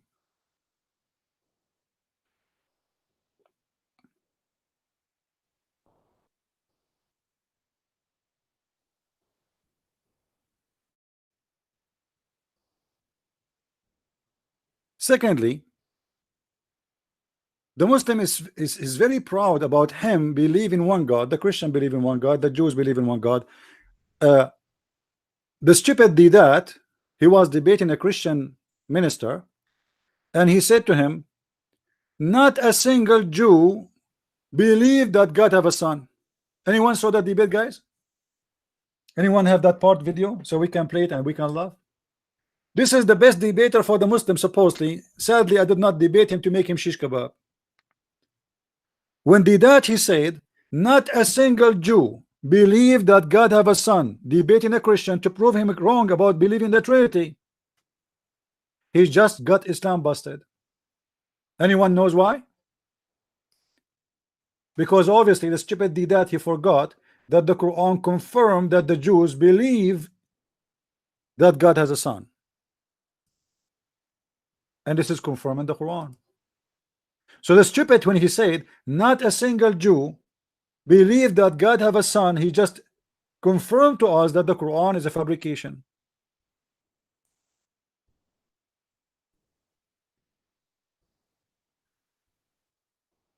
And as usual, you know, the Muslims, they clap for anything the Abdul he say. Zakir Naik, he says something, Abdul, hey, but Zakir Naik is saying stupid things, will destroy Islam. It doesn't matter. They think he is the best. وقالت اليهود عزير ابن الله وقالت النصارى المسيح ابن الله. And yet the stupid idiot did that. He said not a single Jew believe God have a son. Chapter 9 verse number 30. Not a single Jew believe that God have a son.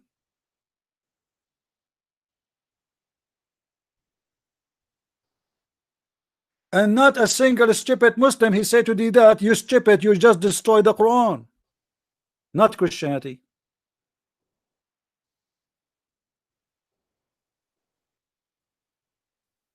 You just prove to us that the Quran is a stupid book, saying a lie. Not a single Jew. You just say that not a single Jew believe that God have a son.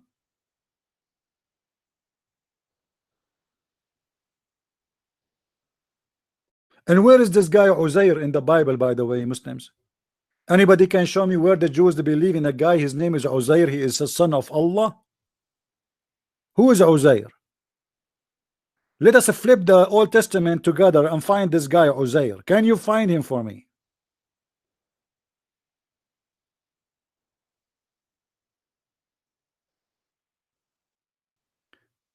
Do we have any Abdul in the bushes? He would like to give me a call. Anyone? You see, this is why Muslims, when they want to debate, they debate somebody who knows nothing about Islam. The second they discover that you know a lot, they run and the tail between their legs. Like those guys in the Philippines, he was making videos saying, who is the Christian when it debate me? Where is the Christians? Huh? How come we cannot find any Christians to answer us?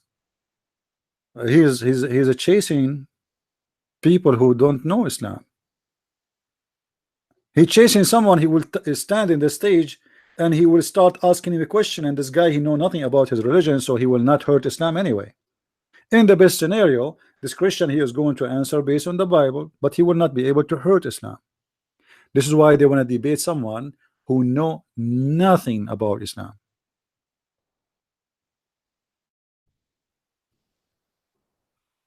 Yeah, the judge is being confirmed, and now the stupid liberals they will make a lot of a drama. Good for us. They are against him because he is against abortion, against all the stupidity they believe in. Anyway, do we have any Abdul would like to call me?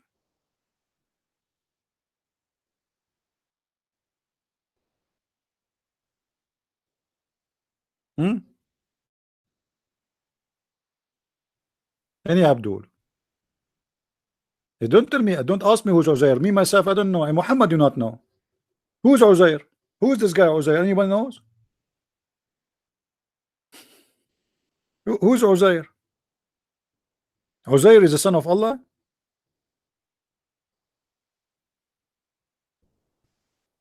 Who's Isa? You see, just one of the side of the corruption of the stupidity of Muhammad is the following, because he's a copy paste. Look what he did. If we ask the Muslim, what is the name of Jesus in the Quran? They say to you Isa. Okay, what does Isa mean? What is the word Isa coming from? They don't know. Okay, is that the Greek word Isos? And the proof that Muhammad is copying it from the Greek language, and he do not know how to pronounce the correct name of Jesus. You see, Jesus is just a version, which is a conversion of the name to the Latin language, because in Latin letters you don't have the same letters we have in the Middle Eastern languages. As an example, in the Arabic we have Ain, we have Sad, we have Dad, we have many letters you don't have in your language. So if I want to say Yeshua, is going to be very hard for you to pronounce it. If I say Yeshua, is going to be impossible for you to pronounce it. So what we will do, we convert the letters to be something close. As an example, you, when you read the name of Muhammad, you say Muhammad. You say what? Muhammad. But there's nothing is called. Who's Muhammad? There's no guy, his name is Muhammad. This is what you say. No matter what the language we are talking about, French or still you are using a letter to make it equal to the name you know. So Muhammad, okay, who is Muhammad? There's nobody, his name is Muhammad.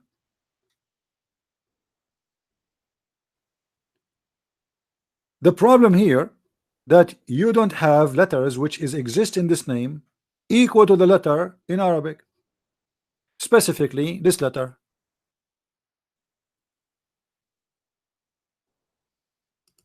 Here, the real letter here is ha. Ha.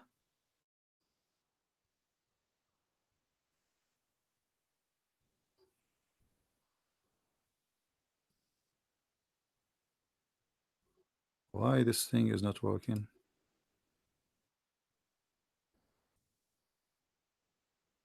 The switch. All right, this is the letter. So when we say Muhammad, we don't say Muhammad, we say Muhammad.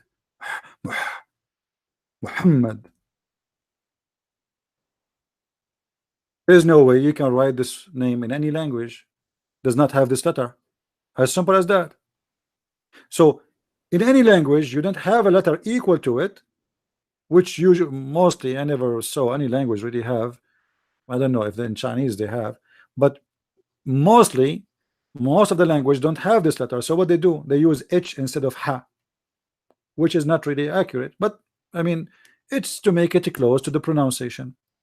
So Muhammad, by choosing the name of Isa, he chose the Greek version of the name of Jesus, of the name of Yeshua. When he chose the name of the Masih in Arabic, he chose the Arabic version of the Messiah, the Mashiach. And when Muhammad he spoke about Jesus, he have a book. What the name of the book was? Anyone remember? What is the name of the book of Jesus appear in the Quran? Who remember?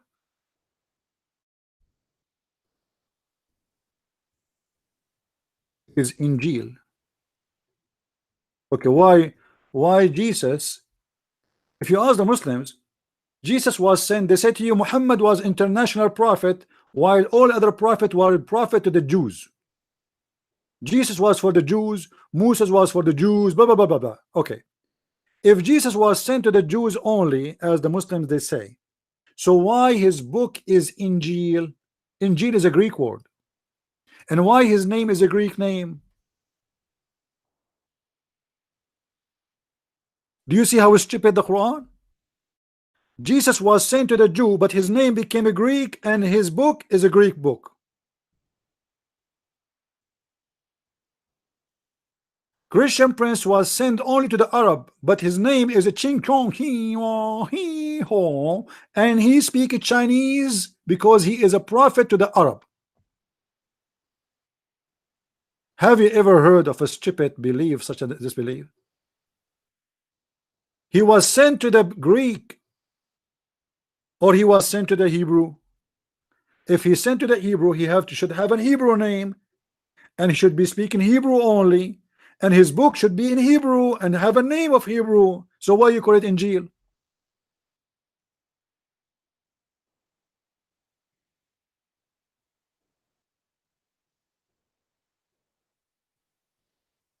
You know, a long time ago, I was I used to love to read really a lot, really a lot. I mean, I was like, I eat books.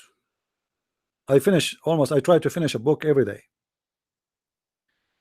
Uh, I learned something long time ago, and I love it. It's a Chinese statement. It says he left as a donkey, he never came back as a horse. And that is Muhammad. He left Mecca as a donkey, and he's trying, and the Muslim trying to convert him to be a horse in our eyes, but it doesn't work. Everything in front of us confirmed to us that he left as a donkey, and he's still a donkey.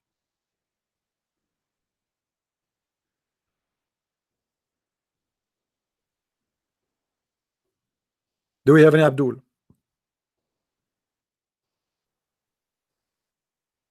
Any Muslim?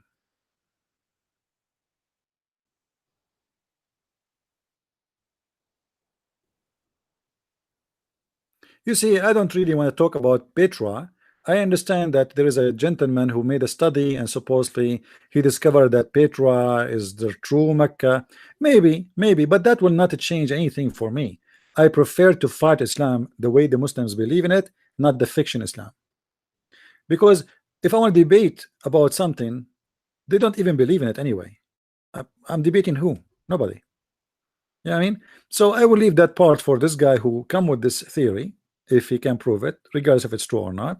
And for me, I debate Islam as the Muslim believe in it, and that is what they hate. I don't waste my time with things will not hurt really Islam, will not hurt Islam, because at the end of the day, the Muslims even will not listen to this guy saying that Mecca is not the city which we are talking about. However, I can prove easy that Mecca is just a copy of the Becca. You know, the Quran mentioned two words. Supposedly, the Muslim believe it is the name of one city. Any one of you ask himself, where is the city is located in chapter 3, verse number 96?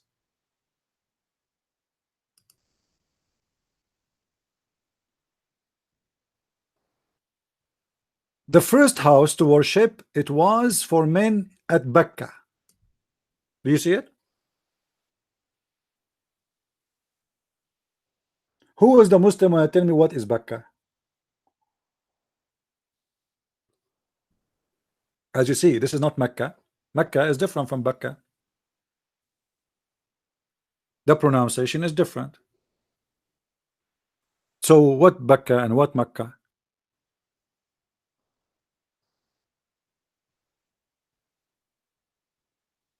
Any Muslim can tell us? Simply because both of them, they are not Mecca. Neither Mecca, neither Becca. There is a temple is exist in Yemen. It's called the Temple of Al-Makkah. Exactly the same as the name of Mecca. And Mecca, which is exist there right now, is a copy of Las Vegas at that time. Are you getting the point? Let me show you something. Let me look in Prophet Google.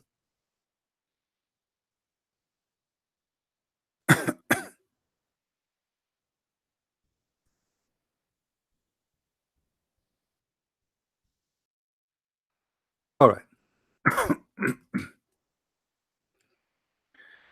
If we go in the Kaaba,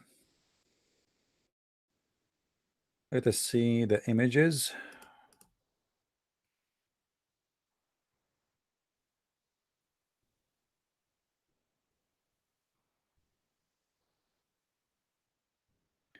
I'm trying to find a better, like, full image.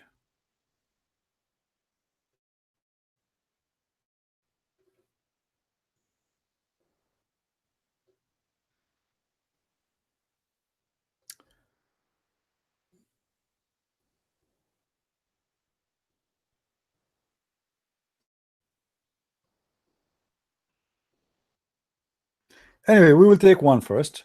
Let us choose one to cover the topic. If you notice with me here, this is the corner in the Kaaba. It's called the Yemen corner. The Yemen corner. And if you look at the stones here, the stones don't match the rest of the stones. Let me see if I can find other.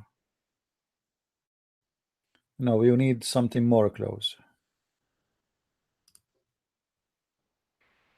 I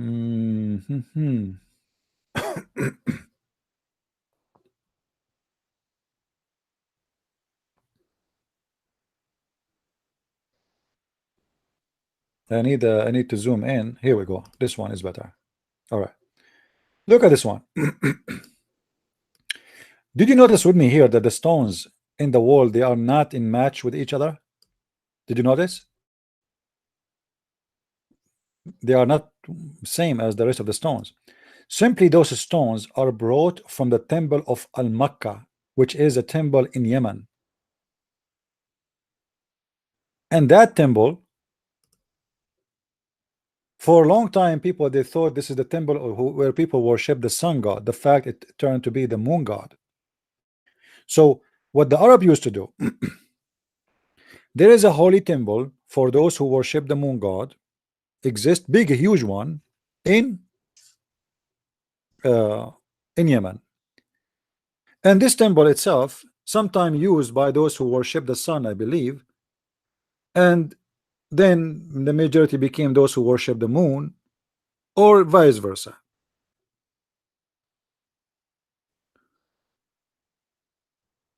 In order the Arab to prevent people from going and spending their money in different cities, what they do, people, they know they need to go and do Hajj. Hajj was a practice for a long time before Islam. It's nothing new. And what Hajj is simply is you go,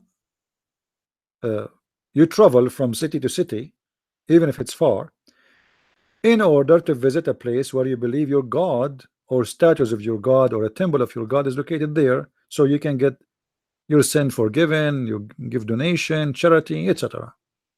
So Al-Makkah was a very famous temple in Yemen, and when people, they want to establish a new temple, in order to make people believe that this is a holy temple, they go and they steal from Al-Makkah rocks and they put it in the new temple they built. Are you getting the idea? To make you believe that, okay, well, what is holy there? The stones, right? Okay, the stones are here, so come and visit our temple. So the first house of worship was in Yemen, in Bakka. The reason here is come as Bakka because the Arab have many way to pronounce letters. So when the letter is Qaf, some dialect they say Ba. You know, as an example, if you go right now to Yemen, you will see right away how their dialect is totally different from somebody who speak Jordanian. I mean, the difference is so huge, and the pronunciation of letters is different. Same as you go to Egypt. Like in Egypt, they don't say the letter J, Joe. They say go. They don't say George. They say Gorge, George, Gorge. uh, uh, they have different way to pronounce letters.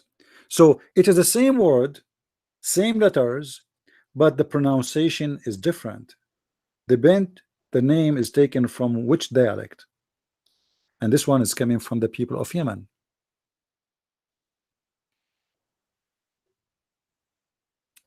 No, you can search. This is not about Baal. You see, uh, this temple was built by the Sabian. The Sabian. Remember before I told you that the Sabian was the most powerful religion exist in the Middle East? This is true.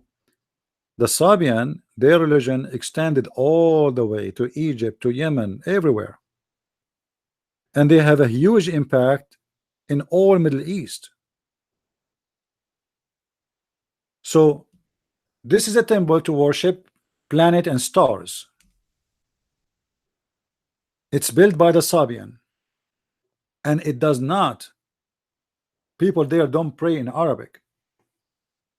People in that time, they are not even Arab. And this is why the pronunciation of words change, because a new nation come and try to pronounce the same name or the same thing, but they don't have same letters, or the name even they don't know how to pronounce it correctly. As an example, when you ask Muhammad what is the father of Musa's, he said to you Umran. Okay, who's Umran? There's a chapter in the Quran called the chapter of the family of Umran. Who's Umran? Muhammad, he don't have a clear uh, uh, listening to the Jews, so he thought when the Jews they say Umran, they say Umran. It is Umran, not Umran. You see here it says Imran, when the fact the last letter is M, not N. So it should be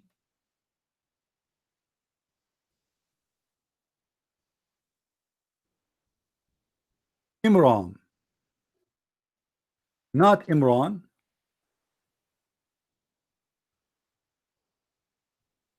And this is an example of how they got the name wrongs.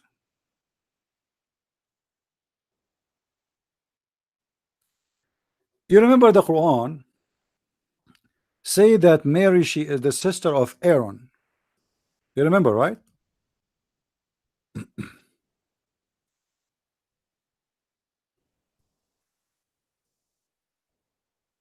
The Muslim they say, oh, in that time, people they used to be calling their ancestor, they are called by their ancestor, which is very stupid because Mary, she is not even from the tribe of Aaron.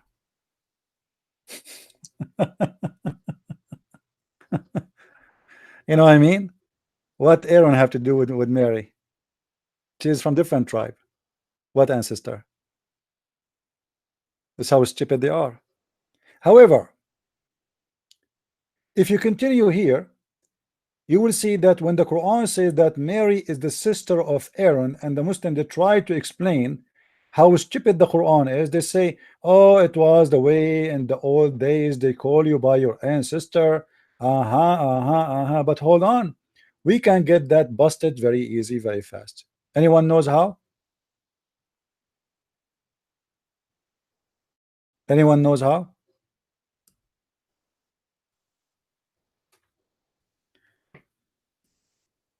That can be, we can let the stupidity when the Quran says that Mary is the sister of her Aaron, we can let it go if it happened only once in the Quran. But the Quran made more than one stupid mistake about the family. So look what the Quran says in chapter 9 verse number 28. It says, "O Mary, the sister of Aaron." If we ask the Muslims, okay, Mary, who is the sister of Aaron here, is she his real sister? They will say no, no, no, because for sure Muhammad got busted in his time. Even the hadith says that there's a guy, his name is Ka'b al-Ahbar. He came to Muhammad, he came to Aisha, and he told her, by the way, there's hundreds of years between Aaron and Miriam. And Aisha, she said to him, you're a liar, and the Prophet told the truth. So Aisha, obviously, she understands the same way that he meant literally that she is the daughter, she is the sister of Aaron. But look what happened when the Muslim tried to defend it and say it was a habit at that time to say to somebody, you are a sister of, you are the sister of somebody who is a person was, you know, born long time before you, from your ancestor. That's stupid, because all the Quran keep repeating and saying, oh, the children of Israel, not the brothers of Israel. How you are from the ancestor and you became a sister? You know what I mean? How this person is my grandfather and then I became a sister or his brother? I'm not. So that's stupid. Same time, the Quran confirm that Umran is the father of Moses and he is the father of Mary. So look what we have. The Muslim, they try to escape, saying it was a tradition at that time to call you by your ancestor as a sister of. Huh? But the Quran confirm that Mary, her father, his name is Umran, chapter 3, verse number 35. Her father, his name is what? Umran. Okay, thank you very much. Behold, the women of Umran said, okay, the women of who? Umran. So the Quran confirm that Mary, her father is Umran, which is wrong. And the same confirmation come in chapter 66, verse number 12. All right. Then if we ask the Muslims, who is the father of Moses? They say Umran. Are you sure? Yes, we are sure. Okay, so now the father of Mary is Umran and the father of Moses is Umran. How that happened?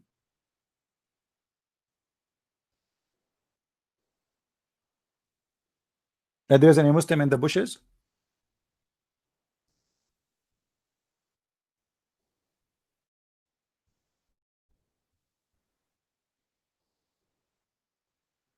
There's any Muslim here?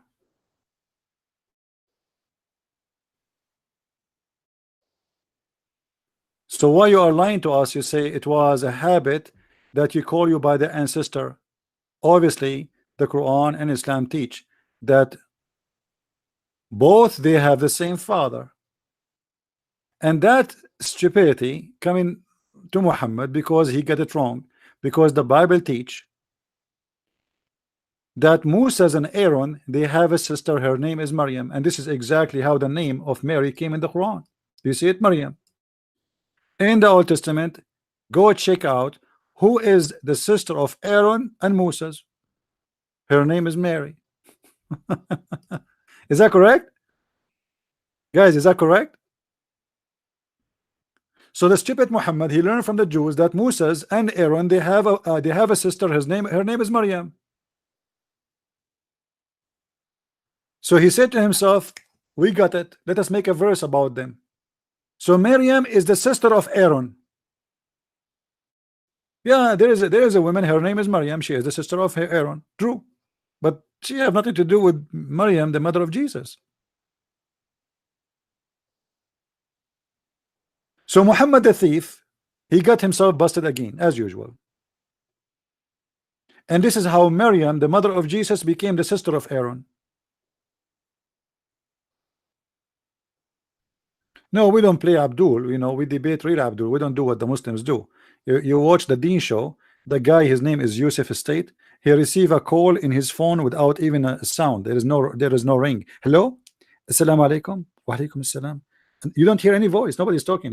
Have you ever heard of a TV station? They have received phone calls in cell phone, and you don't even hear anything. I mean, play the sound of the guy is calling. Yes, okay, I will answer you. Okay, a Christian brother here called us, and he said, "Why you Muslims hate the Christians?" But there's nobody's calling, and there's no Christian. They want to talk about this issue. They fabricate that somebody called him, and the guy he answered the phone, and now supposedly he's going to answer you.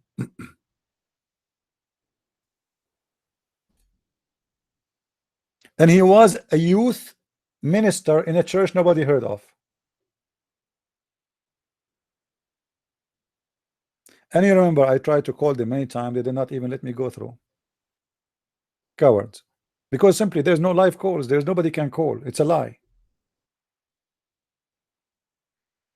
Now we go back to our topic. As you see, wherever we go in the Quran, we will find the Quran is a stupid, full of mistakes, inconsistent from the first page. And you know, be my witness. Here we go. We are live on air. Who is the Muslim wanna call me right now and it challenged me to find in a chapter of his choice a mistake? Any Muslim wanna do that?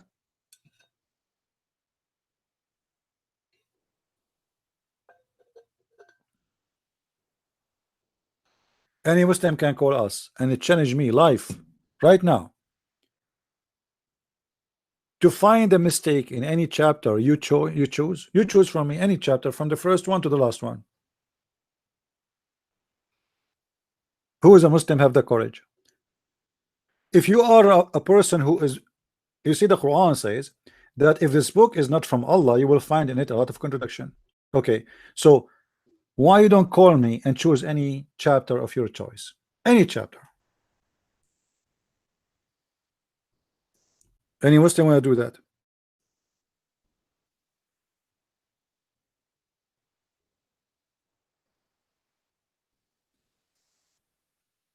Hmm?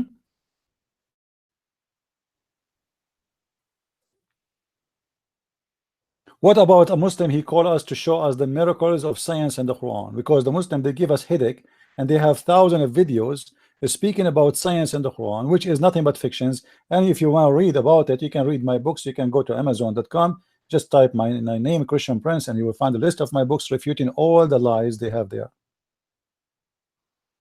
Which verse in the Quran, Muslims, you think is the best? Anyone?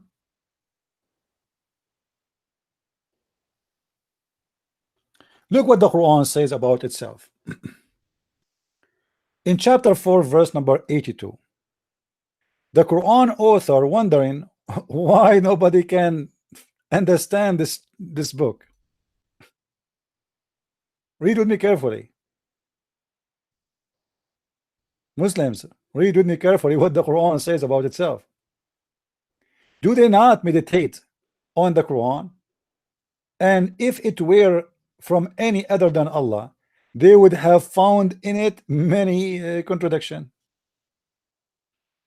They cannot understand the Quran. Okay, well, I mean, look how stupid this book is. How you say, how come they cannot understand the Quran when you in the Quran you say nobody can understand the Quran? Isn't it Muhammad, he said that the Quran have parts which nobody can understand save Allah?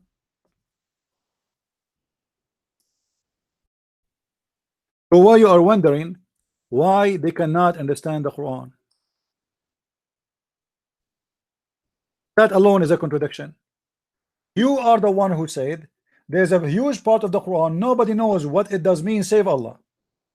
And the one who are scholars, they say we believe without knowing what it means. Chapter 3, verse number 7. And then you say, how come they cannot understand the Quran? So here we go, we found a contradiction in the same verse which you are challenging us to find a contradiction. Do you see it?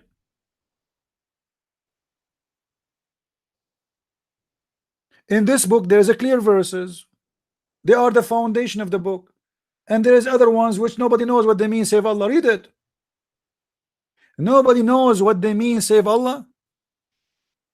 Have you ever heard of a prophet he sent a message and the point of this message is nobody understand what it does mean save Allah? Guys, I'm going to start a new class maybe next week, and the point of this class is you understand nothing. I will teach you how not to understand anything. I mean, this is wonderful. And I will give you the teaching directly from Allah. So we spend hours and hours and hours to teach you how to understand nothing. And this is supposedly the message of Allah, who sent us a message which nobody understand. It's a miracle by itself. You know, I cannot open a mosque because in order to open a mosque, you have to open a bathroom. You see, when I was in the Middle East, I was wondering why people keep going in the mosque, coming back, going more and more. I was wondering, like, Muslim, they pray 5 times a day. I mean, yeah, I know, but every mosque is busy. It's very busy. I said to myself, those Muslims, they are really truly believers. And then one day, I went with other guy. We went to different city, so you know, we need to go to the bathroom. So he said to me, let us go to the mosque. For me, I hesitate. I am a Christian. I don't want to enter. I don't like to enter. He said, come on. I said, what do you mean you go to know? I said, this is what we do. Don't you see all the people coming in and getting out? This is why they are getting out. What you think they're going to pray? And I get in, and yes, everybody is going to the bathroom.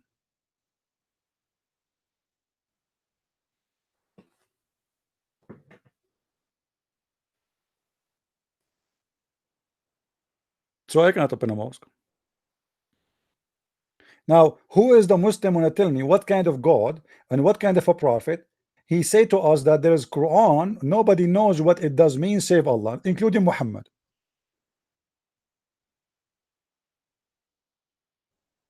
I mean, is that a miracle? Yet he is saying to us in different verse, how come they cannot understand the Quran? How we can understand the Quran if you are the one saying to us nobody can understand the Quran?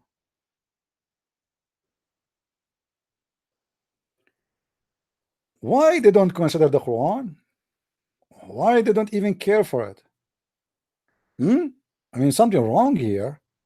If this book is not from Allah, you will find a lot of contradiction. Okay, name for me one thing in this book is not a contradiction.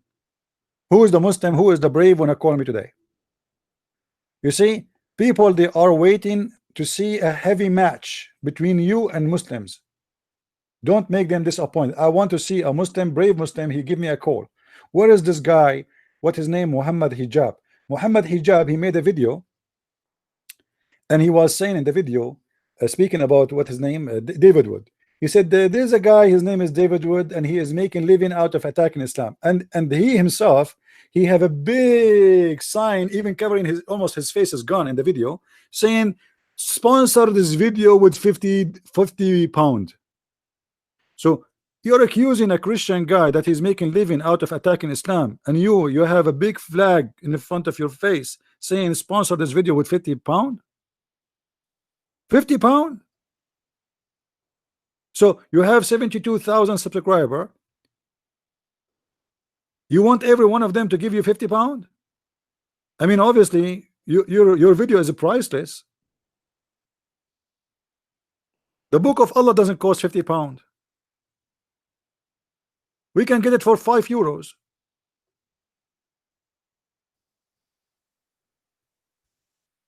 This is what they try to do. You know, a guy, he is fighting Islam, so okay, he's making living from it. Look, he received donation. But he received donation, it's okay. Muhammad himself, he don't even meet people unless they pay him. And Muhammad, to be sure that he is getting paid, look what he did. Always he make it as Allah. He told him he have nothing to do with it. You know, it's not me. It's not me. Trust me. I have nothing to do with it. It's Allah. Allah told me before you talk to me, you have to pay me. يا أيها الذين آمنوا إذ ناجيتم الرسول فقدموا بين يدي نجواكم صدقة. Chapter 58, verse number 12.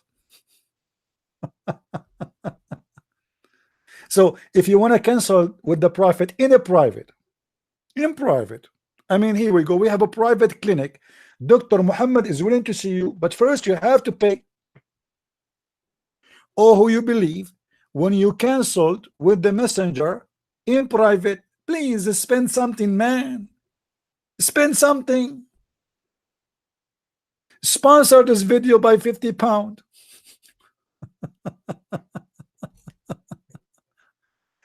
Have you ever heard of a prophet? He will not accept to see you unless you pay him first. Imagine we are doing this live broadcast and you guys want to talk to me in Skype, and I say to you, you have to make a donation first. Do you make donation? Oh sorry, I cannot talk to you. Why, brother? Why? Aren't you a good person? It's not my fault. Allah said to me, read the verse. Here we go in front of you. Oh, who you believe when you consult with the messenger, a Christian prince in private, spend something in charity. It's not me, it's Allah. Allah said so. You see, Muhammad always he claimed that it's not him he's going after the money, it's Allah. He's a victim. He's a guy. He is just in service. The same as in the Quran when Muhammad he said that Allah told him any woman she want to take off her panty and have sex with the Prophet, she is open for him. It's not Muhammad you want that. It's not. It's Allah. I mean, Muhammad is a victim. وَامْرَأَ وَهَبَتْ نَفْسَهَا لِلرَّسُولِ, and any woman she gave her vagina to the Prophet. Muslim they will say where it says vagina, Abdul, it says she gave herself. Gives herself in what? And the Muslim they translate gave herself in marriage. What marriage? Okay, name for me one of those who offered herself to the Prophet to do bing bong with her and she became his wife. Abdul, can you? Which one of them? And look, Muhammad he make a verse, chapter 33 verse number 50. All this verse here is about who can sleep with the Prophet. Read with me. O Prophet, we made lawful to thee the wives whom has based their daughters and whom have right to process. So Muhammad now have license to have sex with his wife. I mean, look how smart this God. The women already is his wives, and he is having sex with them from long time ago, and now you just told him that you can have sex with them. Thank you very much. And those who they are right hand process, your slaves. See, the Muslims they say Islam is against slavery. The Quran says not only you can have the slaves, the Prophet he used to rape them.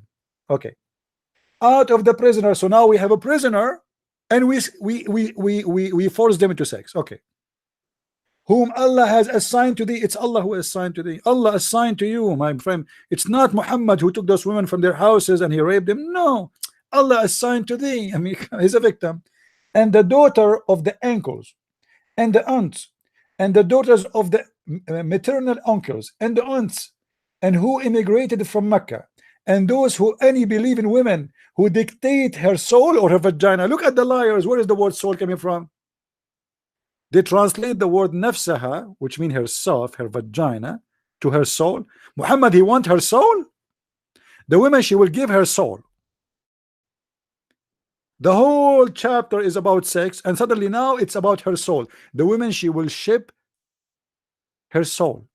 Prophet, take my soul. Oh sister, okay, give me your soul. Do you have a box? What soul? The guy he is going to have bang bang bing bong. What soul, Abdul? The women she will give her soul.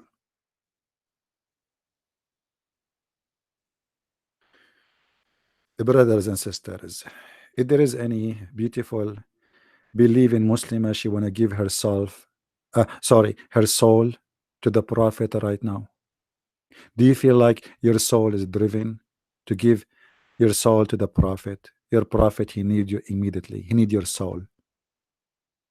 What soul? The verse is about having sex. The whole verse is about having sex with women who they are lawful for him to have sex with. And why in the world a man who is a prophet of God he need all this list of women? In the top of that he have already 13 wives according to Muslims. He have many slaves for sex, just for fun. And now in the top of all of this, any Muslim woman, she is horny, she want to give her panty to the Prophet, feel free please. And then ugly women, with my respect to everybody, excuse my language, English is not my first language, I don't know what to use instead of ugly. Ugly women, they start offering themselves to the Prophet, and Muhammad don't like that. He made this verse for the pretty one. So now Muhammad he is in trouble. Look what he did. Right away he made a verse after it to save his ass from the ugly one. So he said, okay, Allah he told me that you may differ in turn between any of them. So you accept who you please and you refuse who you please.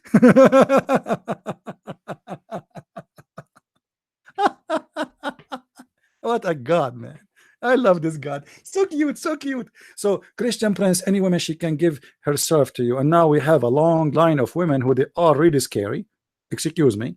And his Christian Prince is scared even to open the door. So Christian Prince now have to have a solution. You told us any woman she can offer herself, and now what you? You will say no? Allah did not say that. So now I have to say he can say no. So he make a disclaimer. Right away, he make a verse after it says, yes, yes, but any he like, he can choose. And the one he don't like, he can refuse. What a scam. He must be a prophet. I mean, we have to admit, this is only a teaching of a prophet of God. I mean, who can resist this? Isn't it obvious that he's a prophet?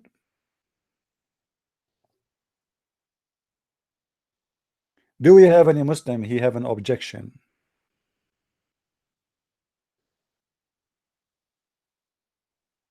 Yeah, yeah, you know, there's many the stupid disclaimer in the Quran, in case you do not know, my friend. As an example, do you remember the statement about teaching magic in the Quran? Do you remember just a few days ago, last week, we have a Muslim, he called me, and we spent more than 40 minutes to make him admit that Allah, he opened a school in Iraq, in the Babylon, to teach magic. And he said to me, where are you? Where it says that he opened a school? You lie. You lie. And the Quran says that Allah, he sent 2 angels to teach magic. And what is the purpose of this magic? Is to make the husband and the wife fight each other. How in the world that can happen? Allah, he sent 2 angels. Their name is Harut and Marut. How we doing, Harut?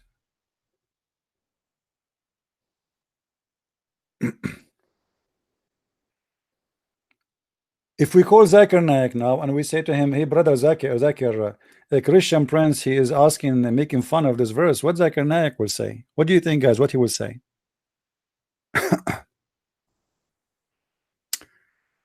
The brother is asking a question. The gentleman, his name is the Christian Prince, and the fact he is not a gentleman. He is really an aggressive person, and he is full of lies. And he was making fun of the prophet in the story of Harut and Marut. First of all, there's a true story of Harut and Marut is a truly exist angels. And me myself, I saw them in the ice cream store. Allah, he decided to send Harut and Marut. And the purpose of Harut and Marut to teach mankind trial. And Christian Prince, he have no idea what you're talking about. Thank you very much.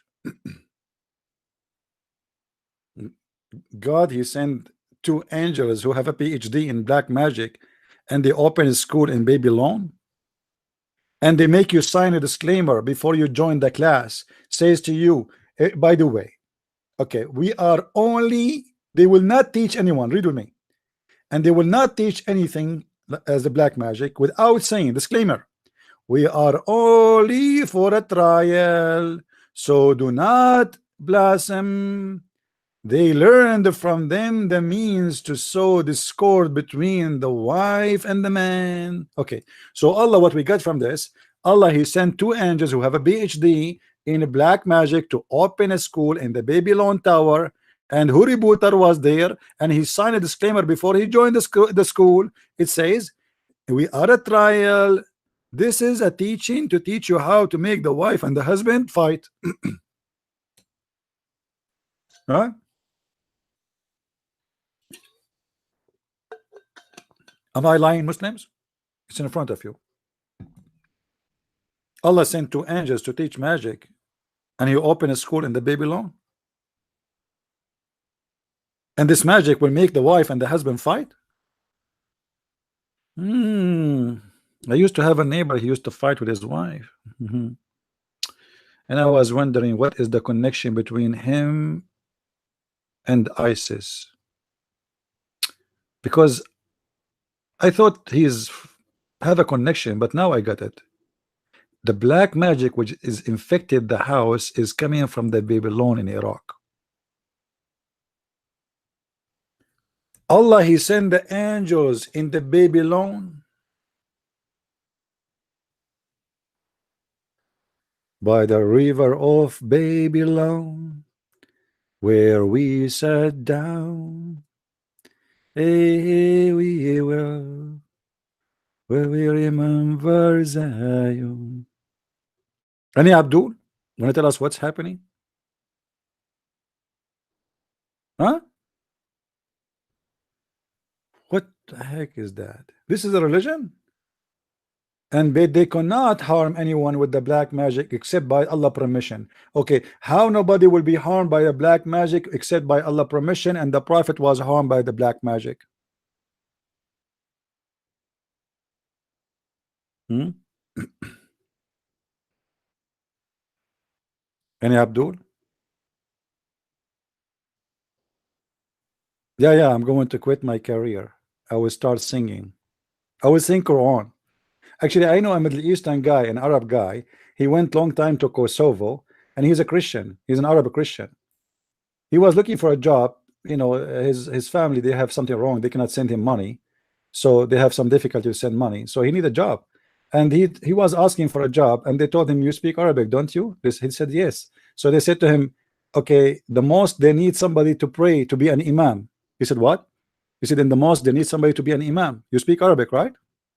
He said, "Yeah, but he is a he's a Christian." So this guy, he worked for about 6 months in the mosque as imam, and he say falafel, talatel, you know, he speak Arabic. They don't know what he's saying, you know, and he was getting salary for 6 months. It doesn't matter what you are saying. Nobody understand.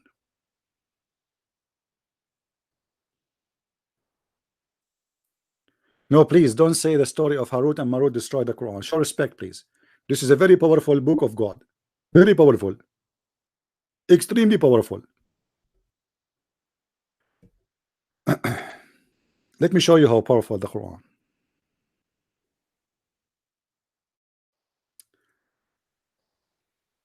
There is a there's a video on YouTube. I don't want to play it because they might flag me for copyright. The Muslim, they had a conference. I don't know if it was in France or Canada, but they are speaking French because you know in Canada there's some territory they speak French too. So a guy, his name is Al-Uraifi, all right, and he wanted to prove to the crowd that Quran is superior. The second you hear Quran, your heart will be like, "Ah, I am in love," right away. So he said, "Okay, we want the volunteer, somebody he is French, you know, foreigner, not a Muslim." So they choose a guy, and the guy don't speak Arabic. So now the sheikh, he said, "I'm going to make two Arabic statement. One of them is Quran. I will not say which one is the one, and one of them is a fake Quran. And then I will ask him which one your heart feel good for it, and you will see he will choose the Quran." So now they have this guy in the stage, and the guy he made, the sheikh, he made a Quran, fake Quran, and he recited true Quran. And then they asked the guy which one you like more. He chose the fake Quran.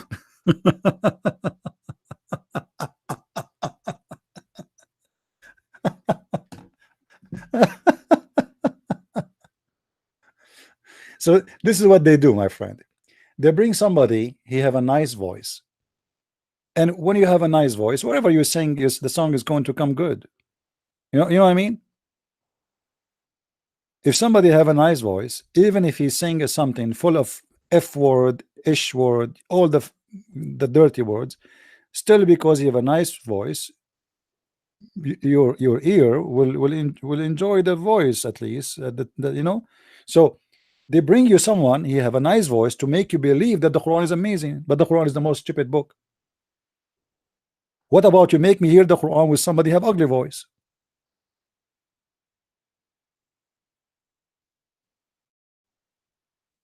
You know what I mean?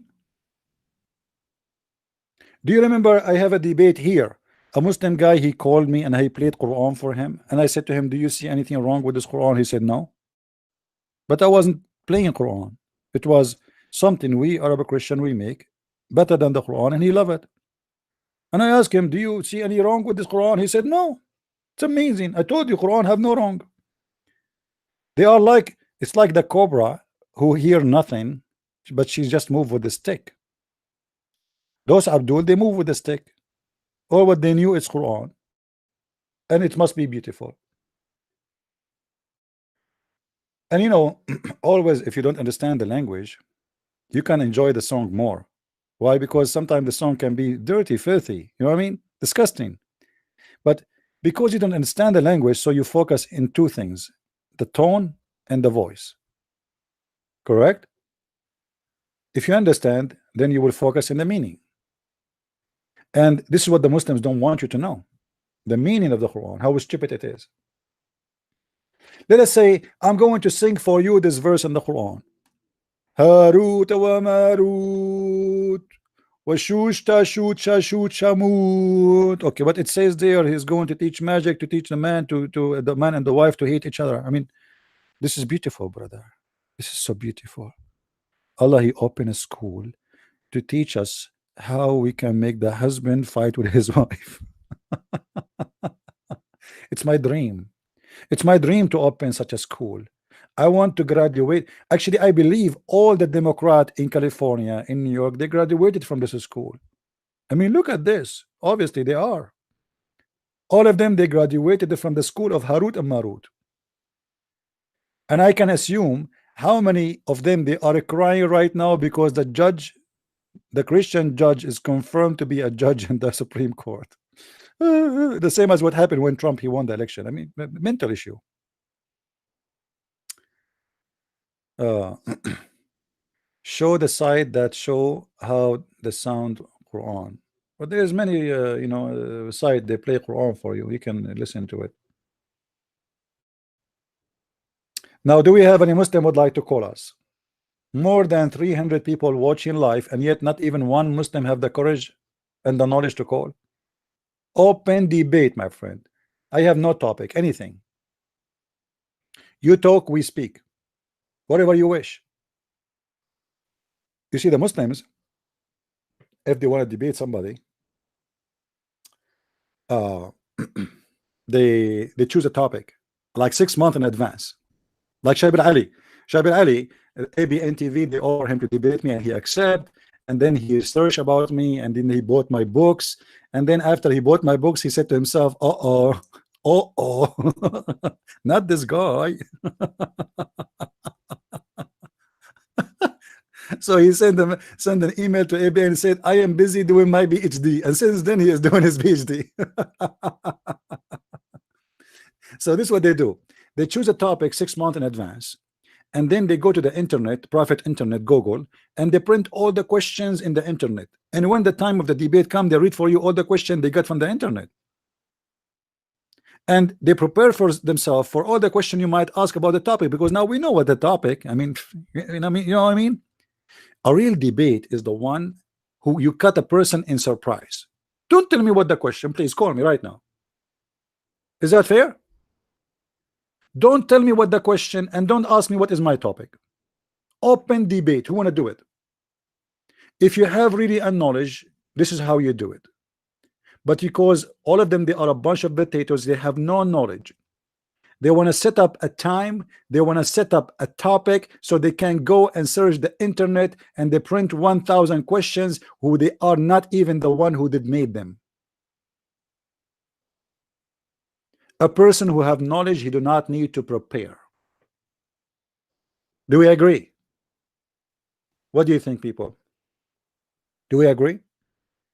As an example, I'm going to do a seminar next month. I'm not going to say where. One of you invited me, which a very nice gentleman, and the brother, he invited me to that church and he introduced me to them, and I will go there to do a seminar. Do I need to be prepared? I told the pastor of this church, I don't have a topic. Let people ask me whatever they want. I don't have what. There's no topic.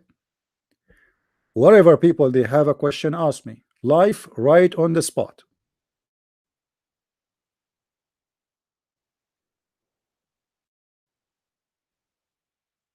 And this is how we do it. Don't worry about your broken English. Muhammad, his God have a broken Arabic. All right. Okay, we receive a donation of $10. Thank you, my friend, for the donation. May the Lord bless you. Do we have any Abdul?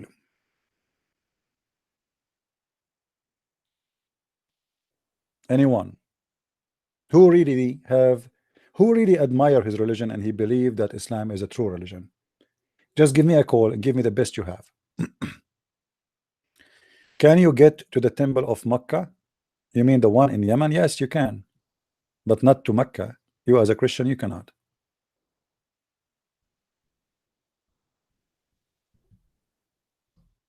Right? If you are talking about the temple of Al-Mecca, let me see if I can find pictures for you.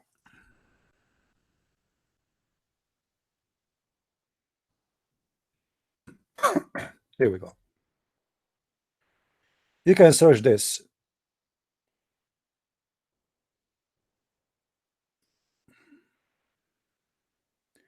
Do you see the name? Read carefully with me. Al-Makkah. Do you see it?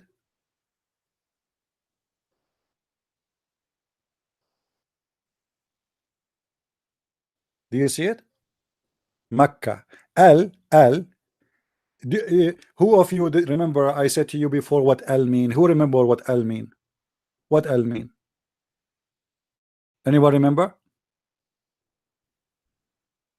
What Al mean? Al by itself. Al Makkah. You see here there's two words. There's Al. Let us click in it. Okay. Al Makkah. Al mean God. So God, the God of the Makkah. The God Makkah. The moon god.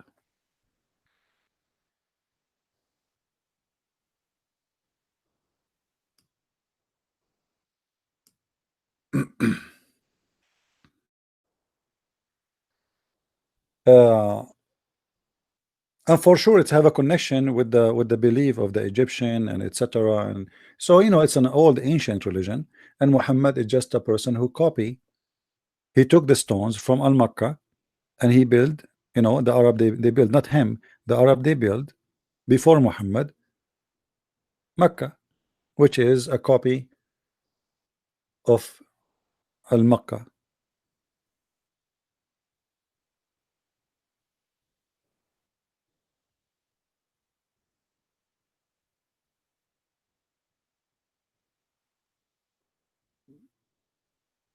Do we have any Muslim would like to call me? Anyone?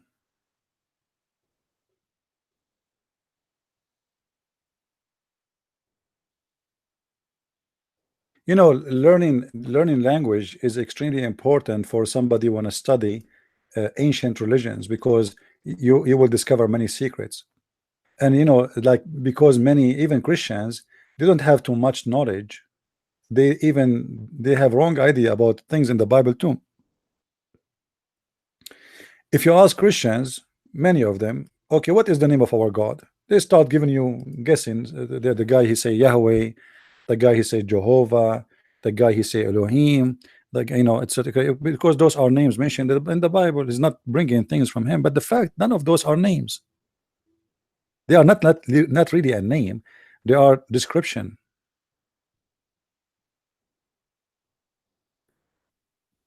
The God of Islam has a name which is Lah. I made a video before because it made me upset when I see a Christian, he's saying something not right. Like somebody, he said that Allah Akbar means God is great, which is not true. Not true.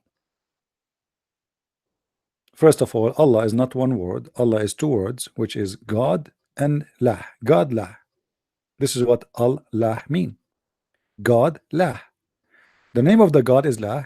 Al is a word mean God. And that can be proven even in the Old Testament, even in the Hebrew language, even in the Aramaic language. So, like when if you go in the Quran, just to give you an example,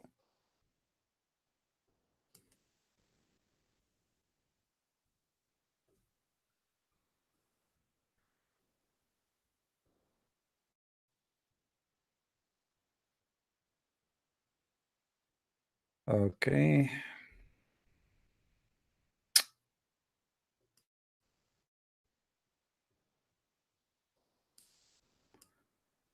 let us do it faster.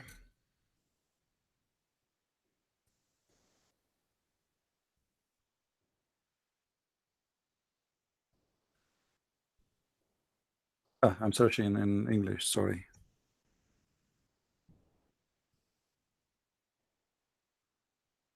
All right, look what it says here. Will you call upon Baal and forsake the best of the creators? Do you notice how Baal is? Baal, al, al. The al, the word which means God, it can be written in the beginning of the name or it can be written at the end of the name. As an example, when you say uh, Daniel, Daniel, Prophet Daniel, Daniel, when you say actually even the word Israel, it's not really Israel. The original Hebrew is Israel. The last word, the last two letters are today it is eel, eel. Today in eel, it's eel. But in fact, it was the last two letters. It used to be in the ancient Hebrew, al. And eel and al is the same word. It's a word mean God. Are you getting the point? Same as in Baal. You see, al has have nothing to do with your God or my God. It doesn't matter what the God you are talking about. It's a word mean God. You know what I mean? It's a generic word for the word God. It doesn't matter what your religion is. So whoever is using the Aramaic language, he have no choice either to use al or a or el. Are we getting it? So here we have Baal.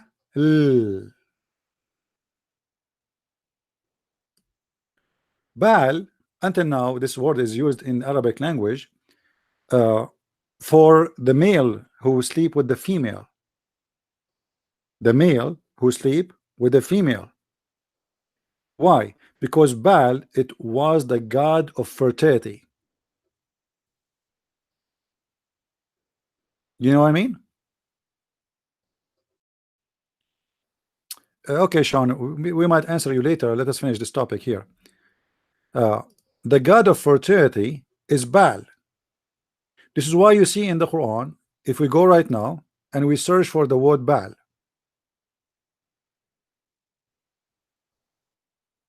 you see in English it doesn't appear more than one, but in Arabic it appears more than one. If we go here,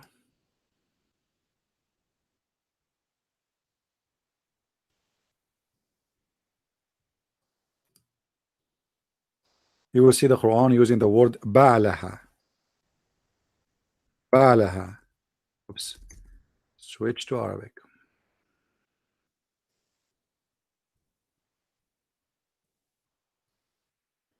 إن امرأة خافت من بعلها. Ba'al is the male, is the penis, is the man, is the male member. Ha is her, her in Arabic ha.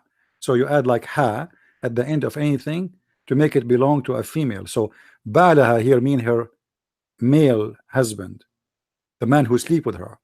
So if a woman she is afraid from her Ba'laha nushud, which means he don't like her no more, she can come to agree. It's you can read the whole verse.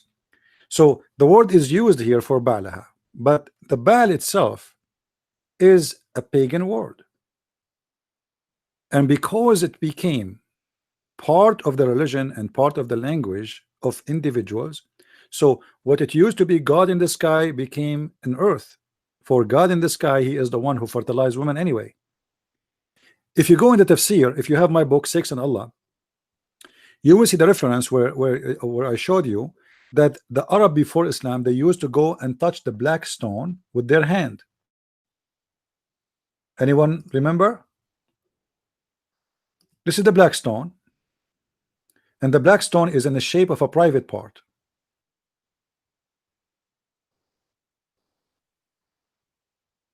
I hope it's clear for you.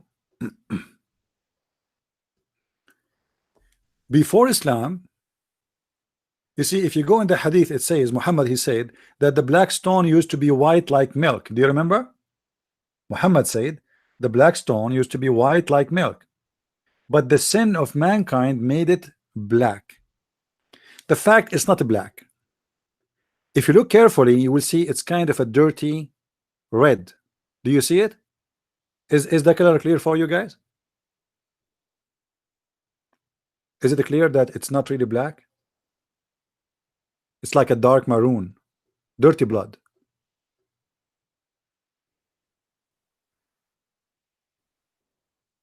The Arab before Islam, when they do Hajj, they do the following. The women, when they have their period, they go naked around the Kaaba, they touch their vagina, and they place their hand inside the black stone, the one you see in front of you. And then the male who they are doing Hajj, they come after the women and they place their penis in the black stone. After the women, they place their blood, hoping that the god, the moon god, which is another version of Baal, the god of fertility, will fertilize their women and make them pregnant.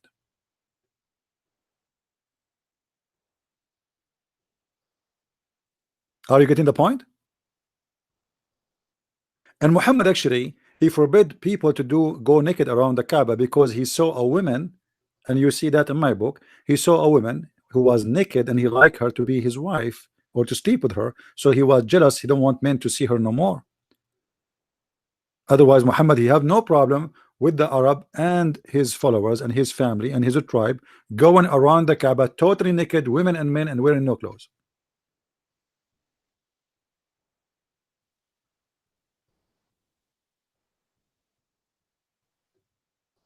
Right? I don't say anything that is not true, my friend. My voice is recorded. If I say something not true, the Muslim, they will call me and they will humiliate me and they will say to me, prove it. And then what I will do? I will be in trouble, my friend. You know what I mean? And the funny, nobody is calling me to challenge me. Did you notice? I mean, did you notice? Where is the Muslims who they say to me, this is not true, you are a liar? Who is the Muslim wanna call me and say, you are lying, my friend? Show me. Because they knew that Christian Prince, he never says something does not exist, something he can't prove, right? Otherwise, trust me, they will be all over me. If imagine an American guy who do not know much about Islam and he says something really upsetting the Muslim. Do you know how many Muslims they will be right now lining up to call him? We have a Muslim in the text actually. I don't know why he don't call me. Brother Abdul, if you call me, Allah will give you extra reward. You will go to the 7 heaven in the floor in the heaven. The heaven in the Islam have 100 floor. Don't you want to live in a higher floor? How you can earn the high floor if you don't fight for Allah? Call me. Call me and Allah will move you from floor number 2 to floor number 3 to floor number 4, 5, and the more you go in higher floor, the more vagina you will get. I'm not joking, guys. You think I'm joking? Muslims believe that the heaven have 100 floor.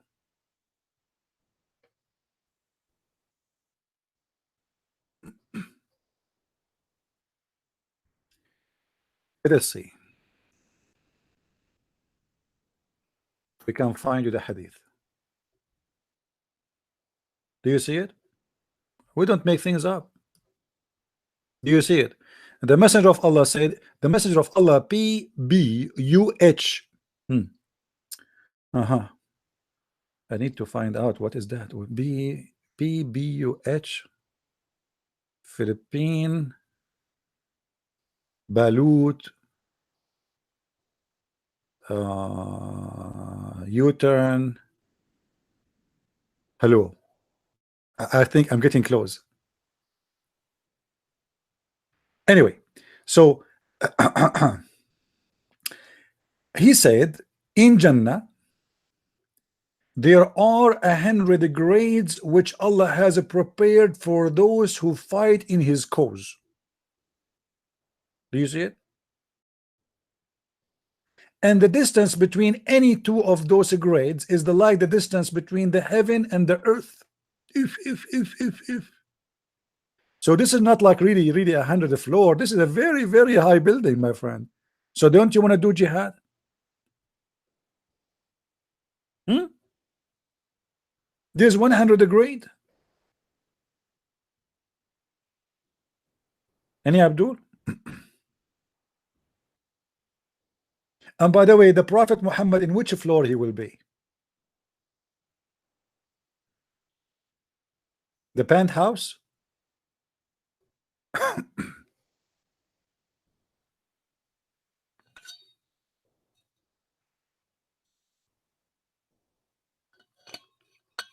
Another question, by the way. Why is so far between the floor, my friend? Allah is afraid of what? The Muslims they will climb? Why is so far between them? I mean, why? Any Muslim can tell us why. Why Allah made the distance between the two floors is very like, look, and the distance between any two of these grades is like the distance between the heaven and the earth. I mean, this is very high. Why? Is Allah afraid that the Muslim they will take a airplane and hide between the packages and come as refugees, something like that? Any Muslim can tell us why really the distance is so big? What the point? What the point of this?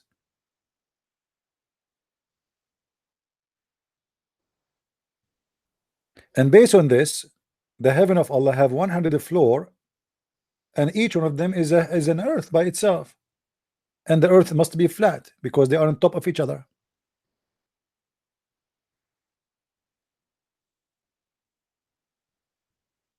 Any Muslim show us the versions? I don't know. I'm afraid last time I showed, I was showing the versions. The number of people who they were watching me, it dropped because most of Muslims, they got excited and they went to their bedrooms. I cannot show that. I don't guarantee the safety of you guys.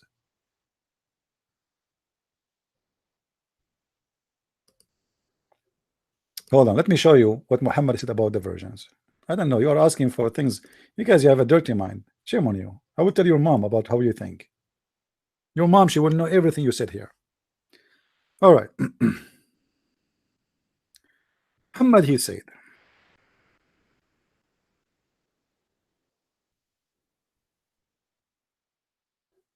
that Allah will provide us in the heaven women who they are very beautiful, very beautiful, and they are so beautiful to the point we can see through their bones. I mean, who can resist such a temptation? All my life, I dream about a woman who I can see through the marrows of her bones. Very beautiful,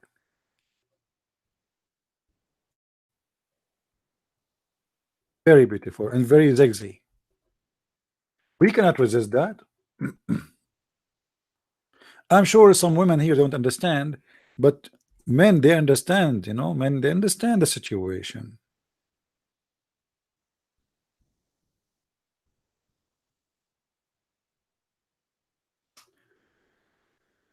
To give you an idea how women they will look in the heaven of Allah. Here we go. Imagine, my friend, you are in the heaven of Allah and you get this. I don't know how, it's hard to describe how we feel about this. It's so beautiful. It's so amazing. It's beyond imagination. Or even imagine your wife, she is sitting like this. Oof. Oof. That's too much. That's too much, and it's very dangerous. Or imagine your wife is sitting like this in the heaven. Oh boy. Unbelievable. That's really, and look at the high heels. I don't know what to say. I mean, how you can describe really how you feel about this? The heaven of Allah, my friend, is so amazing. And if you are saying to me, why you are showing these pictures, look what your prophet saying, that in this heaven you will see the marrow of the bones of their legs.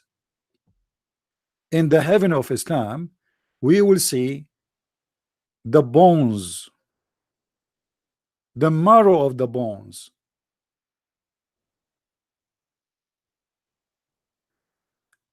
From now on, each one of us men, we know where our money is going. So if your wife, she go and eat the hamburger in the refrigerator, you know who ate it. She cannot lie to you and say the kids ate it.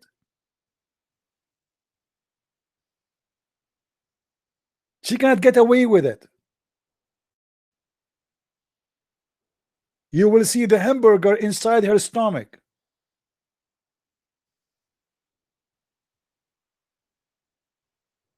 And that all is from the wisdom of Allah. Now, why Muhammad is promising the Arab such a thing? I mean, why they are like this? Anyone knows? Why he described them like this? I mean, this is weird. This is stupid and disgusting, actually. I don't want to marry a jellyfish.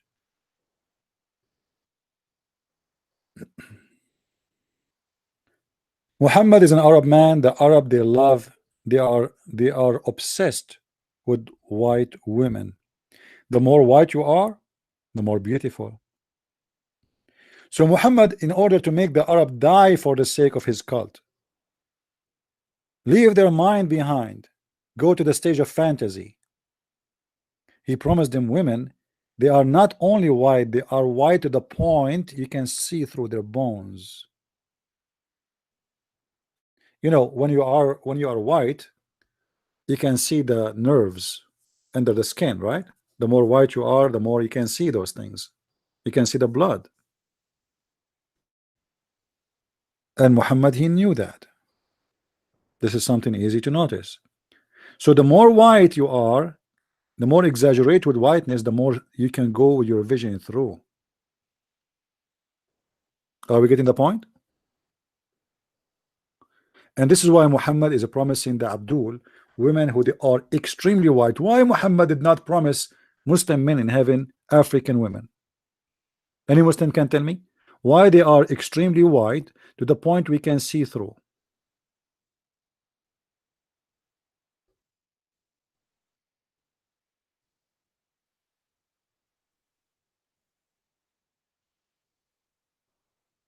What if I like to have a beautiful woman, she is black? Who said that women who they are black are not beautiful? There's women who they are black, they are 100 times more beautiful than white women. What beauty have to do with color?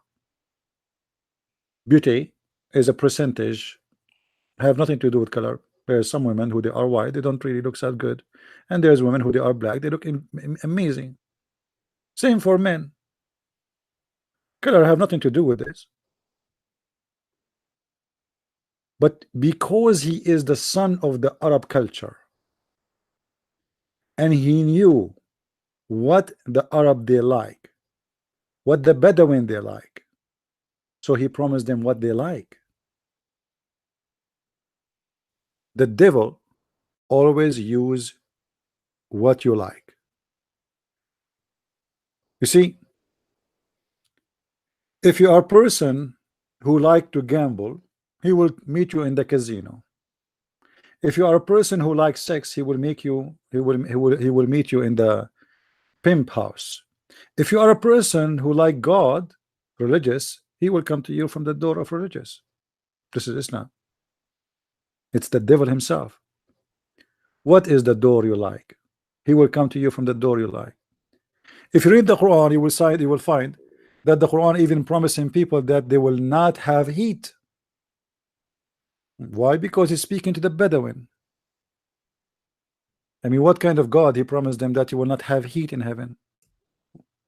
Because Muhammad was not speaking to people who live in Norway or in Alaska. He speaks to people who live in the desert.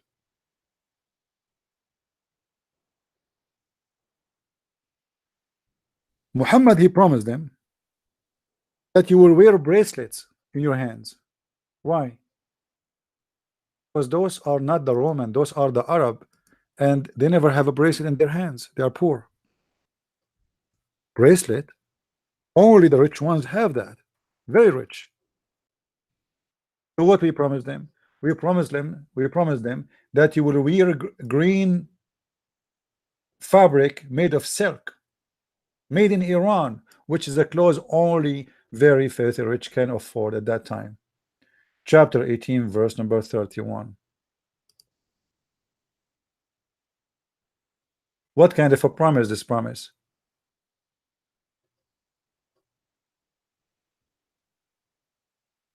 And for them will be gardens of eternity. Beneath them rivers will flow. Those are the Arab who they are dying to find water. They will be adorned therein with a bracelet of gold. Bracelet of gold. And they will wear a green garment of fine silk, which is made in Iran. Stabrak. Stabrak, by the way, is a name of a brand. It's like a name of a fabric. It's like saying, I will make you wear Gucci. I mean, how stupid that is. Imagine somebody come to me today and he's a prophet of God, and he said to me, he claimed to be a prophet of God, I will make you wear Nike shoes and Gucci suit. Huh? Allah, God told you that? God told you that he will make me wear Gucci and Nike? Are you sure? Yes. And Allah promised me he give you unlimited plan for your cell phone. Muhammad is speaking of his time, and the promise is very funny and very foolish. What bracelet made of gold? God give me a bracelet made of gold? I can go and get one right now.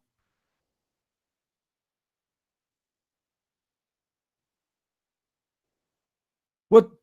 And then I will wear a green garment for eternity? I mean, that's sick. Are you telling me that me and everybody around me in this stupid heaven will be wearing green? We will look like those in the cartoon, the midget ones, the some four, what they call them? What they call them, guys? The guys who wear the funny hats in the cartoon? Everybody wearing a green. And this green is made in Iran. So here we go. We are going to buy, Allah is going to buy from Ahmadinejad. At that time, those Iranian, they were pagans. Yes, Samurf. Hold on. How you call them? Samurf, huh? Okay. Yeah. We will be green. Samurf. Isn't it that amazing? Everybody of us will be green, my friend.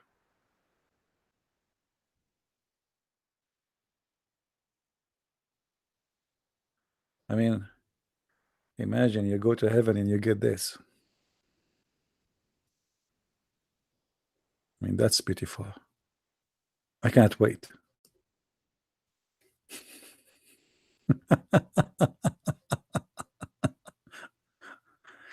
Everything around us is a green. The clothes is a green. The fabric is a green. The heaven itself is a green.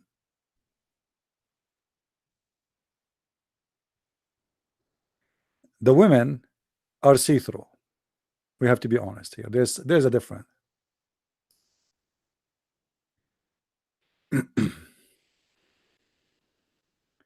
And then Allah, he promised us that we will sit in the top of a couches. Couches. We will recline in the couches. Are you serious?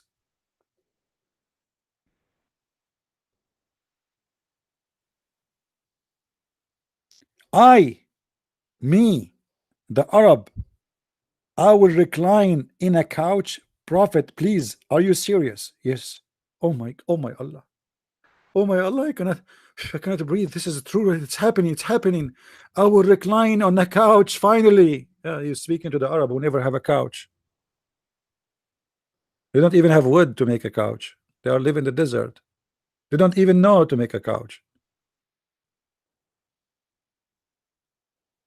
This is a promise of a Bedouin man.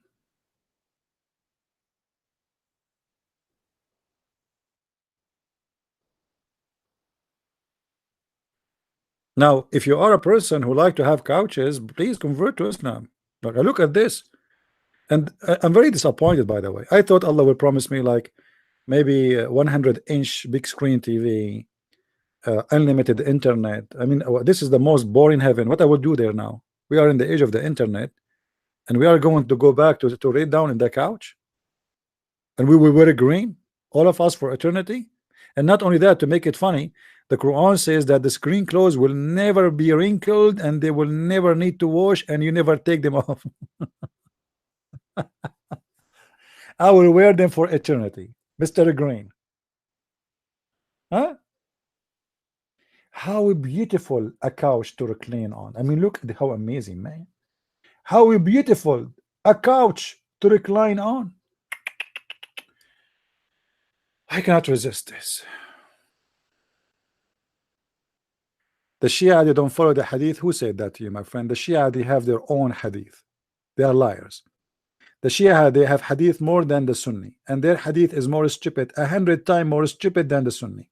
As an example, the Shia believe in their hadith, if a man he wear black shoes, he cannot have sex. He will, his penis will not work. Who told you that Shia don't believe in hadith? All of Shiaism is based on the hadith. They don't believe in the Quran. They believe in the hadith. Don't listen to the Shia. They are liars. If you wear a yellow shoes, your penis will be strong.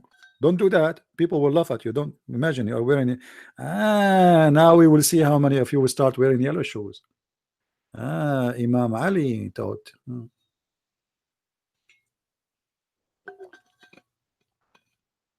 The Shia don't believe in the hadith.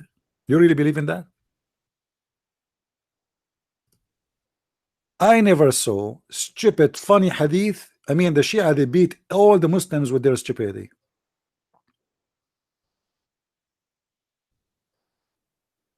Seriously. Actually, I wish you guys will speak Arabic so I can play for you some video of the Shia teaching in their mosque. Trust me, if you listen to it, you might have heart attack laughing. Literally.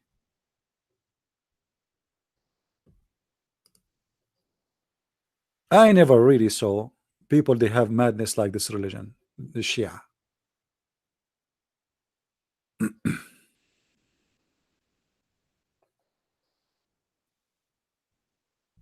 Do we have any Abdul?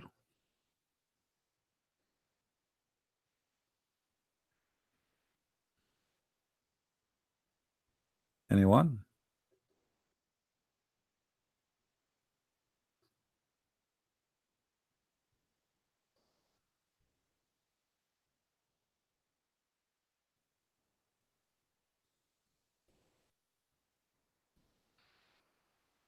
Who is a Muslim when I call me? Shia, Sunni, I don't care. Take your chance. Yeah, actually, the Shia, they are Muslims. Yeah, they are Muslims.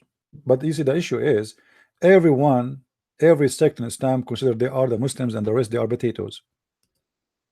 You see, do you remember,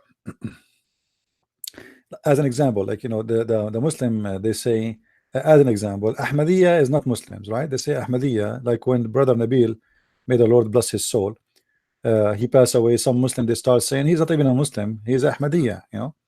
But this is contradict what their prophet saying. They are ignorant. Their prophet, he said, and their prophet is saying, not me.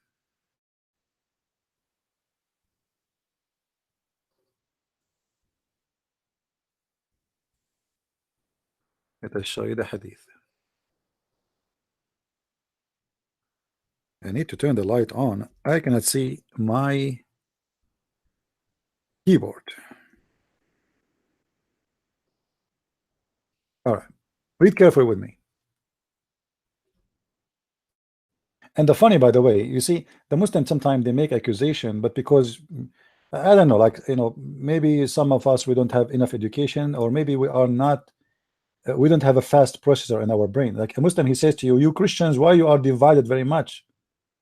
According to Muhammad, the most divided religion is Islam. Read carefully with me. The prophet of the Abdul said, the Jews were split into 71 or 72 sect, and the Christians split into 71 or 72 sect, and my people will be splitting into 73 sect. There is something here very important. When a Muslim, he says to you, those are not Muslims because they are from different sect. But look what Muhammad he said. He said, my people. Do you see it? Actually, in Arabic, he says, ummati, my nation. So Muhammad still consider them Muslims. But then in different hadiths, he says, there's a completion of this story here. Muhammad, he said, only one sect of the 73 will go to heaven. So yes, there is Islam will be 73 according to Muhammad, and they are the most divided cult. And that will refute the Muslim when they say to you Christianity is whatever sect, because if Christians is more than 72 sect, that means Muhammad already proven to be a false prophet. The Jews split into 71 sect, and my nation will be split into 73 sect. My nation. So if only one sect is considered as Muslim, so why Muhammad called them my nation? Do you see it?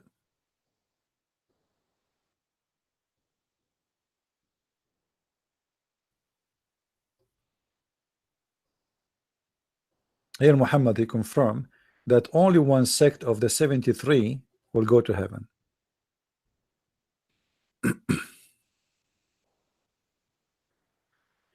Do we have any Muslim would like to call us? Mayday, Mayday. Any Muslim would like to call?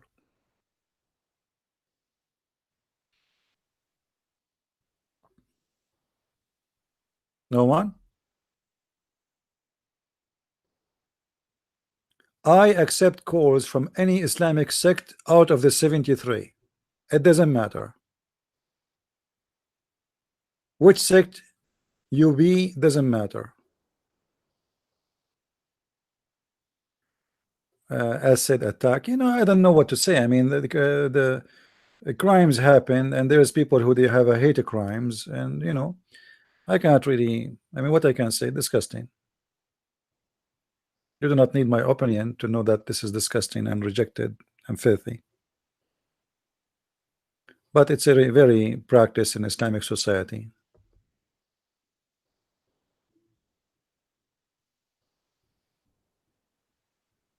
Do we have any Muslim would like to call us?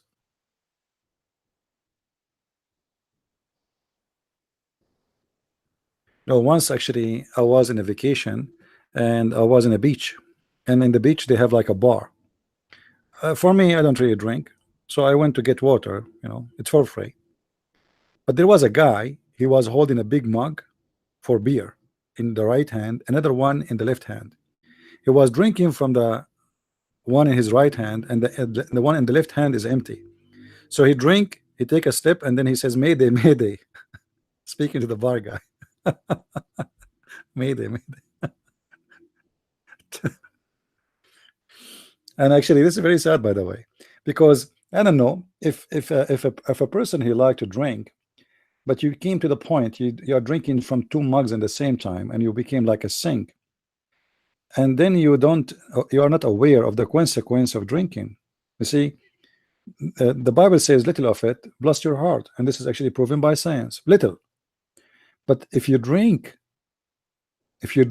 as many they do, you are literally taking poison. Alcohol is not bad as anything is. If you take it in a moderate volume, it's fine. Too much food will kill you, too much sugar will kill you, too much salt will kill you, too much water will kill you, too much alcohol will kill you. I mean, it's not science, it's easy to understand.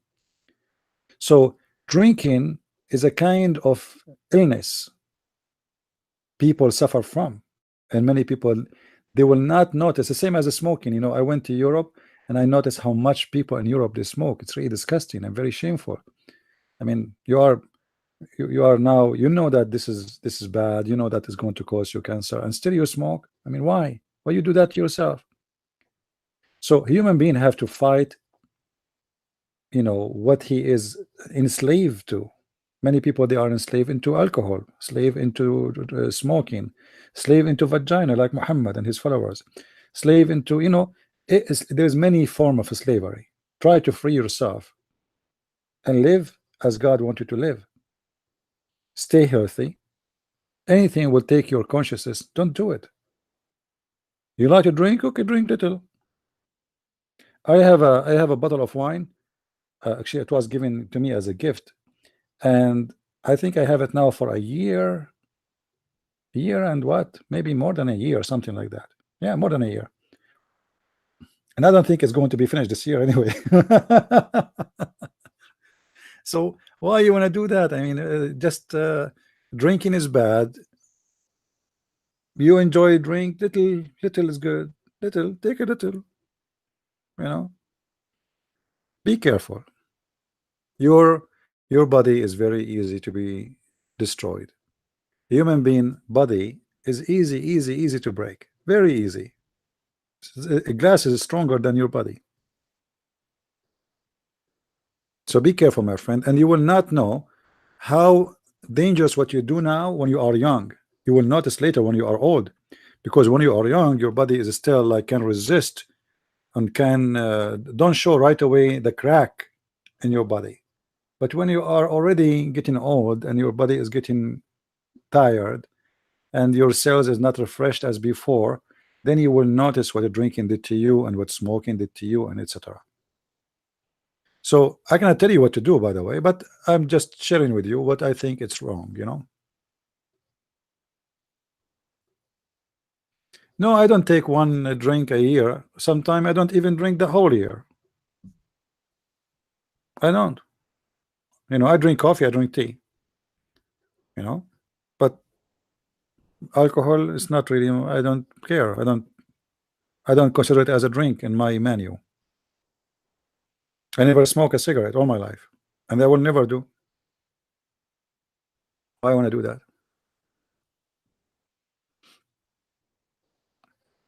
Why a person he will hurt himself? Why I want to do that? My neighbor, he told me about his father who drank a lot. I mean, he drank a lot. When I say drunk, I mean he drank a lot of alcohol through his life, and now his father, he wear a diaper. Literally, he wear a diaper. He cannot control himself. His liver is totally destroyed. He is like a child. He wear a diaper. He drive his car wearing a diaper, like a baby, and he have to do a liver cleaning every week or something. Very very bad. Why you want to do that yourself? Or people who listen to loud music. Then you are 60 and you start hearing nothing. So now what you do, you have to install speakers inside your ears. Before you, when you're young, you install speakers in the back of your car, very loud.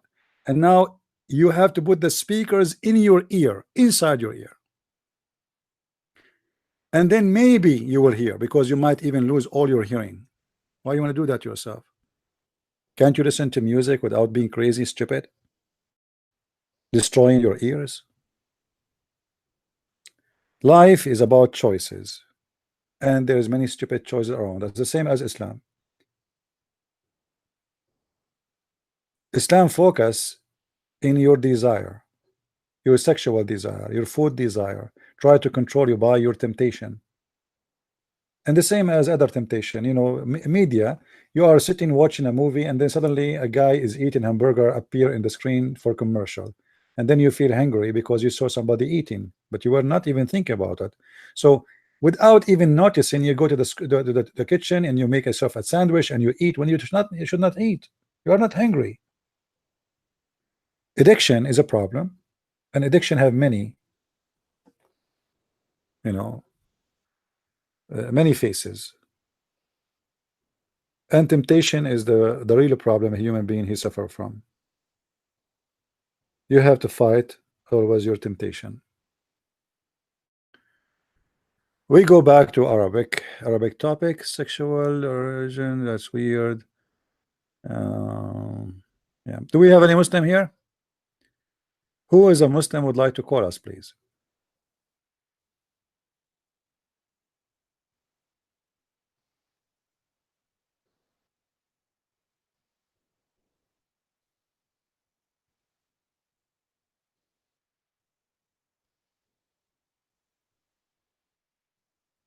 Yeah, you know, human being, he don't notice what he's doing to himself until it's too late.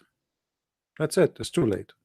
No doctors can help you, and nobody can do anything about it. It's too late.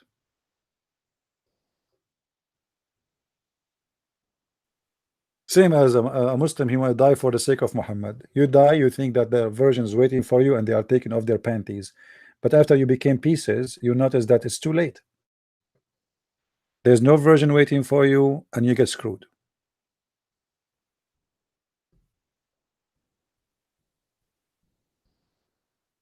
You know, what kind of God, you know, promised me promises which is not even, I mean, they are stupid.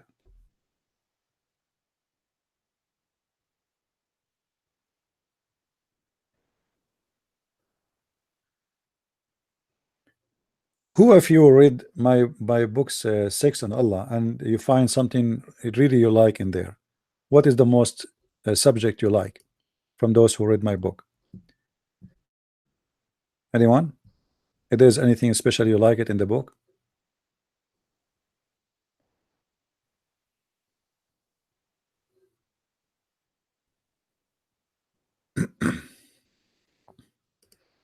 Well, if you don't get my books yet, don't hesitate, get them. And Amazon is shipping them for free. No, Six and Allah. The name of the book, Six and Allah.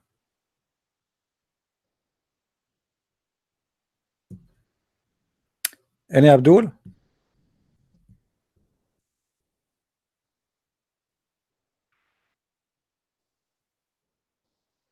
Why does Allah swear in the Quran? Because it's a man. This is a man. The Quran is made by a man. You know, it's not about just only swearing. Have you ever heard of somebody swear by fig? I mean, isn't it stupid? Imagine we have a God and he say take an oath by the fig. I'm so glad he did not swear by watermelon.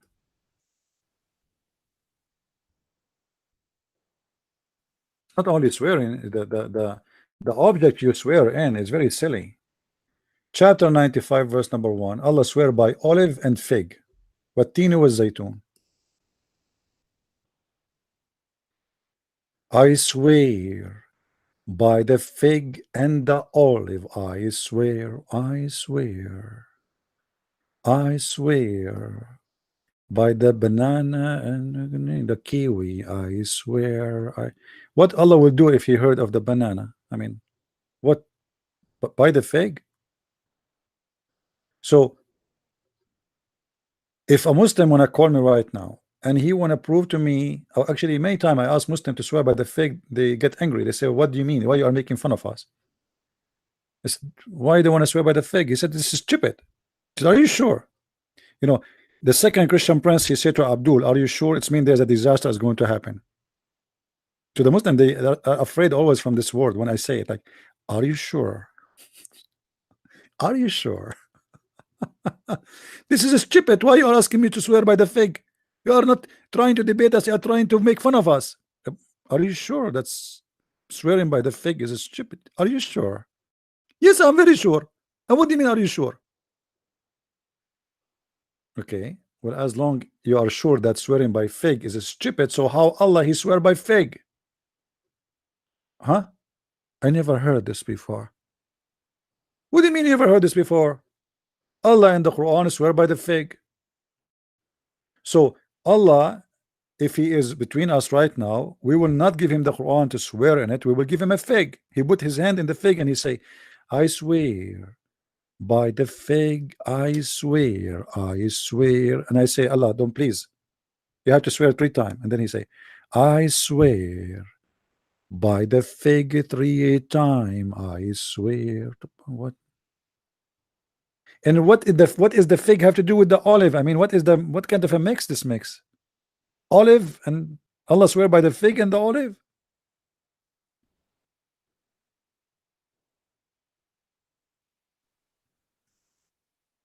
As I remember, fig is a fruit, olive is not.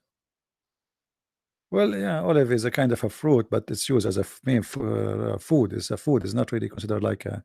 It's not an entertaining thing. It's real food. Uh, any Abdul?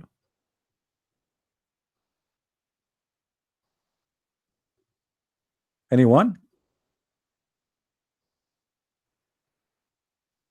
Now you know. Uh, Always the one who made the Quran. He he forgot to switch between him as an author and him as God. This is why you see in the Quran many things. It's stupid. Like as an example, the Quran says, "It is He who created for you." Okay, he who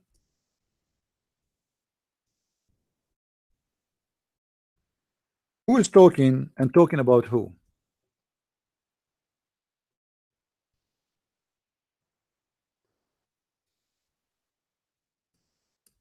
Any Muslim can tell us?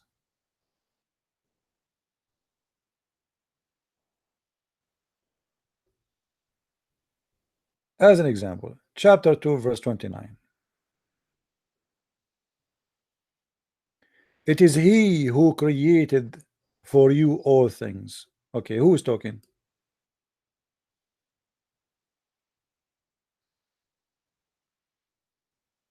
Any Muslim can tell us? Who's talking? Allah? How Allah is talking? He say it is He. Imagine Christian Prince, he says it is He. He's talking about Christian Prince, but yet he says it's He. This is based on the language is wrong. Based on the speech is wrong. Based on the presentation is wrong. And it's not logical. He should say it's I, the one who create for you all things. But the one who wrote the Quran always is stupid. He forget to switch from he speaking about God and God is speaking about himself, and that's why it's coming funny.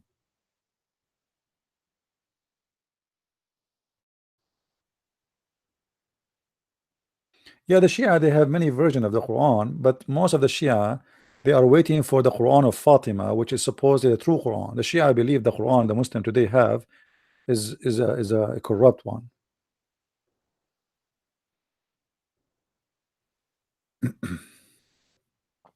So any Muslim will tell us it is he who.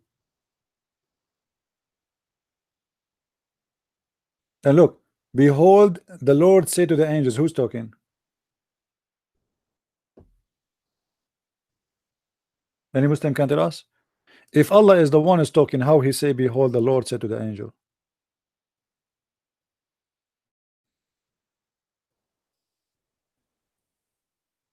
Anyone?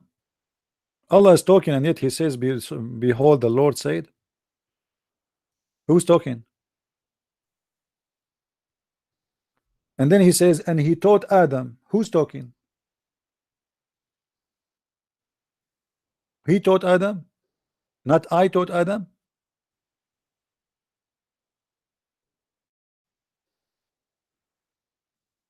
And not to mention how stupid the whole story here in this chapter. You know, you see Muhammad as a thief. He stole some of the stories from the Old Testament, but because he's a thief, always he screwed them. So Adam, God, he taught Adam all the names of all things. This is from the Bible. Is that correct? It's from the Old Testament. But in the story of Muhammad, the story is totally different. The story in Muhammad story, Allah was challenged by the angels. They challenged him, why you are going to create Adam? And they said to him, Adam would do mischief in earth. And Allah wanted to prove to angels that they are wrong. Adam will not do mischief. So he taught Adam all the names, and then he placed all the things of with the names in the front of them, in front of the angels, and he wanted to prove to them that he is the one who is the mighty God who knows all the names, he knows all the news, he knows all the future. So he should tell him, okay, if you are right, tell me the names of those things. I mean, how stupid that is. Imagine I have a dog, I call him Susu, and then I say to you, because you said to me, Christian Prince, you have no knowledge. Now I want to prove to you that I have knowledge. So you see me in the street, I say to him, what is the name of my dog? You say to me, I don't know. I say to you, see, I am God, worship me, because I know the name of this God, his name, this dog, his name is Susu, but you are the one who gave him the name. What about I name the dog and you tell me? Guys, do you understand how stupid the story? So Allah, he taught Adam all the names in order to show the angels that they are wrong. They don't know the future. He is the one who knows future. But I mean, how that can prove that Allah is God if you are the one who named the things? So it's very normal for you to know them. You are the one who gave the names. You are the one who named things. So I call my dog Susu, and because I am the one who know the name of my dog, that will make me God? To believe in such a story, you have to be mentally ill.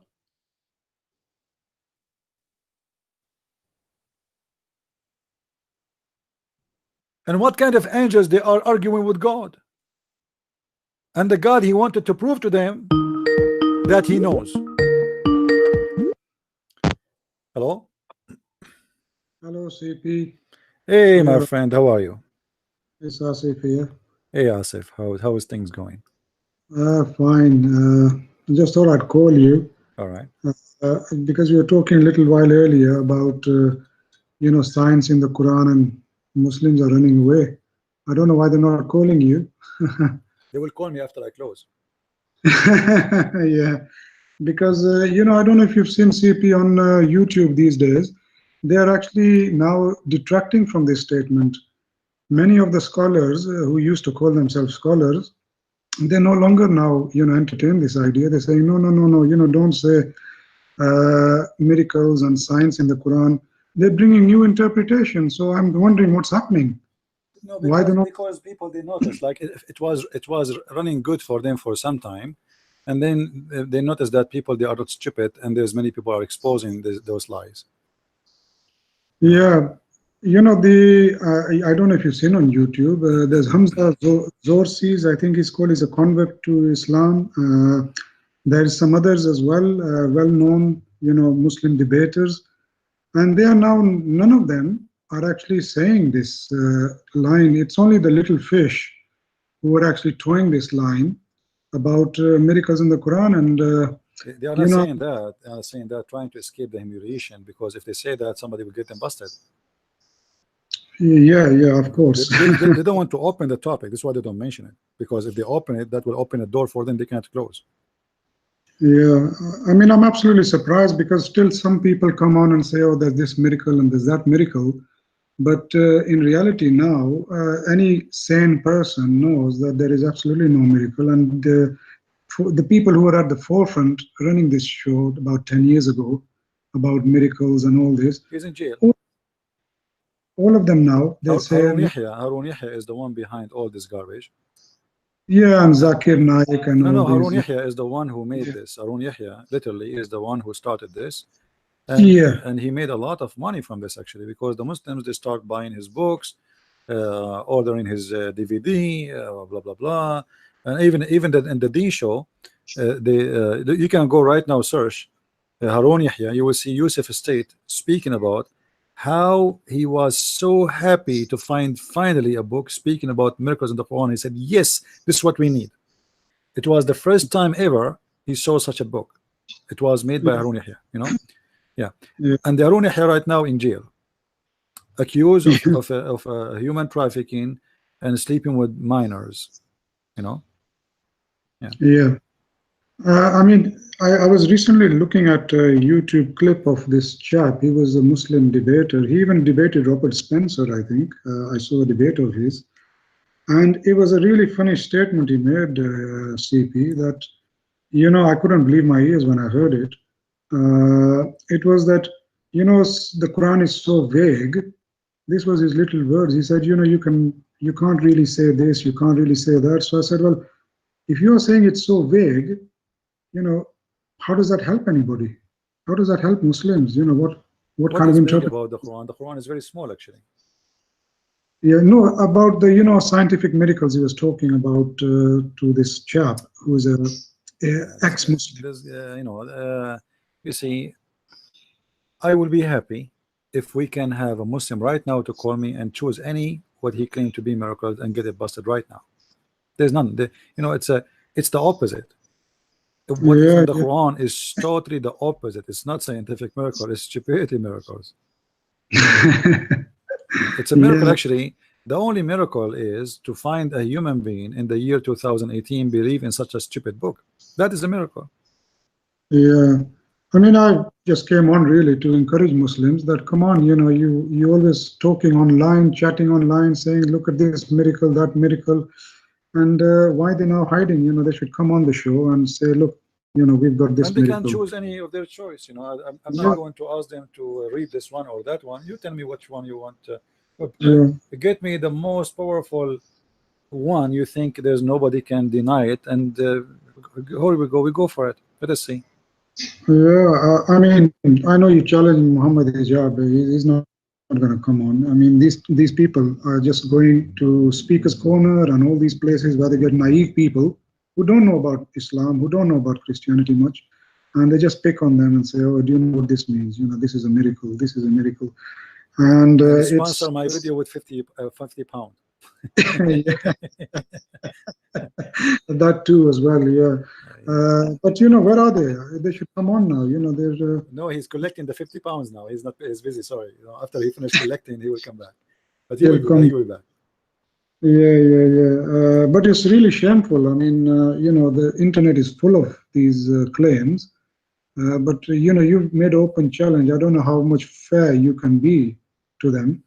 That look, you know, you pick anything of your choice, and I'm really looking forward to some Muslim coming on who can, you know, actually take up this challenge. You know, I'm waiting very, very eagerly. I've been waiting for last about 12 months, really, listening to these debates. But I'm very, Keep very waiting, my disappointed. friend. Keep waiting. It's going to happen one day.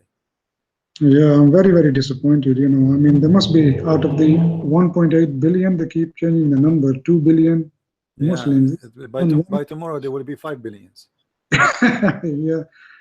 So please, come on, Muslims.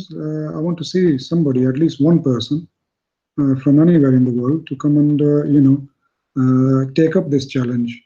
Can't be further than that. But thank you for your time, CP. I really appreciate it. It Thank you was just also a for short coming. call You are welcome anytime, my because friend. Thank you. getting frustrated waiting for somebody to come on, really. No, I'm relaxed actually, but it's more fun if we have the real thing. Like people they can hear the other side of the story. We want the Muslim to call so people they can hear the two side of the story, not one side of the story. We don't want Yeah, to yeah, we don't want to do what the Muslims do. You see, the Muslims they have, like, let's say they want to have a debate, they choose a person, and a person of a choice who will not really harm Islam, and they say to him, you can call us. We don't do that. My Skype is open, anyone can call me. Anyone. yeah, You don't absolutely. even need to know me. I Anyone mean, can add me right now and give me a call. You're welcome. yeah, All the I mean, questions are allowed, except don't ask me if I am single. Yes, I am single. Don't ask me, don't ask me private questions. How tall are you? How short are you? How old are you? All private questions are rejected. You have nothing to do with my who I am, etc. Private questions are not the topic. Otherwise, anything else is welcome. of course. I Yeah. mean, I was just so frustrated that nobody's coming on. You come on every day and give this open challenge. You can't be any fairer than that. And I'm just so disappointed and, frustrated that really nobody's coming up and facing you and saying that, look, I can defend Islam, I can defend Quran, and let's go for it. So very, very disappointed. Day in, day out, the same thing. Nobody's turning up. And best of luck to you, CP, in finding somebody who can take up the challenge. I hope so. Well, we are here. If they want to call, you can call. In fact, I was thinking of putting up a reward for any interested Muslims who will take up the challenge to debate you. It's getting that desperate that I think we'll have to offer them a reward to come and debate you. No, well, if, Allah is offering them versions and still they will not do it. So what reward you are talking about? You know, Yeah. if the So version are not enough to make them convinced to have the courage to call, so I don't sure, think they would do it. You know. of course. Thank you very much, All right, CP. I so won't take much of your time. you're welcome. Have Take care. a Bye very bye. good Bye evening. bye. Thank you. Bye. So, do we have any Muslim would like to call?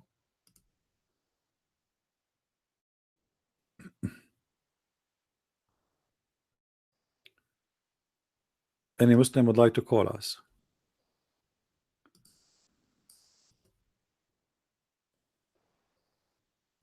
Islam is a wonderful religion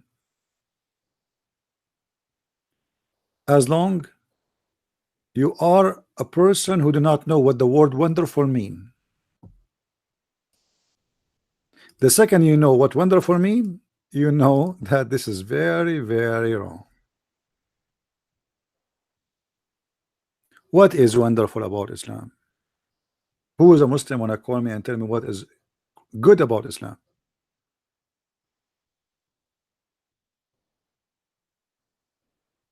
Anyone?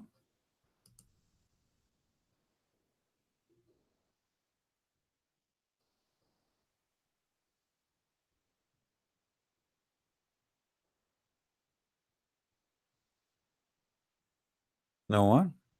Hmm. Look like the Muslims are convinced with me that Islam is not really, it's not a good religion, so they will not call. All right. Well, anyway, I will try tomorrow to do another live broadcast so we can be together tomorrow, maybe in the same time. And I hope tomorrow we will have some Abdul uh, to call us and to challenge, and you guys, you will have a better time with us. And really, really, I would like to see Muslims calling because, as I said, I want you to hear live debate, not something fake as people, you know, we see always in TV. Like all the debate you see in TV, they are fake in the meaning they are pre-made. You know, the topic is a pre-made, the questions are ready 2 weeks before the debate. They print their questions, the answers are printed already. So what they go to the stage, and each one of them he read a statement he wrote in his computer already. There's no debate really. Here we don't have that. Here it's a real thing. Call me and say whatever you wish. Don't tell me what the topic before you call. I do not need to know the topic. I do not need to know your name. I do not need to know when you will call me. Just call me. Tell me anything you wish to prove to me that Islam is a true God from the true religion. Whatever you wish. Choose a topic. Three gods equal to the Trinity. Interesting. Who is the one who said to you that three gods mean the Trinity? So when Allah he say Bismillahir Rahmanir Rahim, he meant three gods. This is one of the lies the Muslim they repeat to themselves, that the Christian believe in three gods. That is a stupid, and this is actually proof that you Muslim did not even read your Quran. The Quran says that the Christians believed that the Messiah is Allah himself. Why you are lying? Why you are saying that the Christians believe in three gods? If the Quran says that the Christians believe that the Messiah he is Allah himself, so now we have the Messiah who is Allah, but yet he is a three God. Huh? Who's Abdul wanna call us? لقد كفر الذين قالوا إن الله هو المسيح ابن مريم. Chapter 5 verse number 17. Why you lie?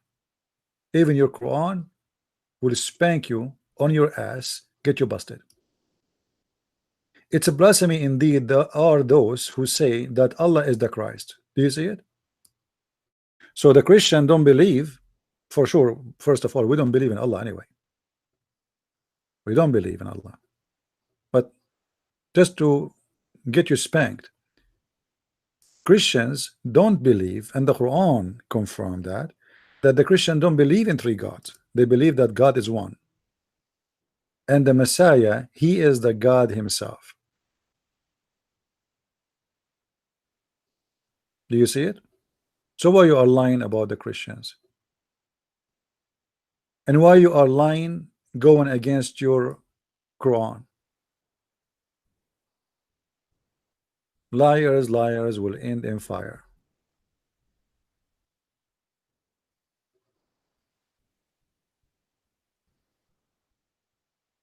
Do we have any Abdul? I like it when the Abdul they come in the chat and they try to find a place for them, like they post something, and when they post it, they hope that I will not see it. This is the only hope they have. And the second I see their text, they stop moving, like he played dead. You know, like he played dead literally. Like, are you there? Where is the guy who was saying three gods? Why you don't call me? How come your text stopped?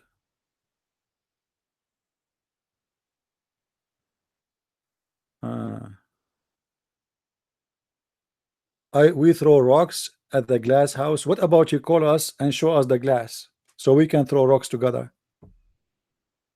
What rocks? What the glass? Are we the one who worship three gods as you said? Prove it. Call me. You're a liar. And I showed you the answer from the Quran. Do you have the courage to say the Quran is stupid too? It's you Muslims who kiss a glass and stones. Aren't you the one who kiss sand and kiss rocks and pray in front of rocks and bow down in front of rocks and go around rocks? All your religion is based on rocks. Islam is 100% a pagan religion, yet they accuse us that we are the pagan, and they accuse us and they lie. They say the Christian worship worship a cross. That is a big fat lie. There's no Christian worship a cross. If we worship a cross, that means we will worship every electric column in the street. I never saw a Christian worship a cross. That's a lie. That's a big fat lie.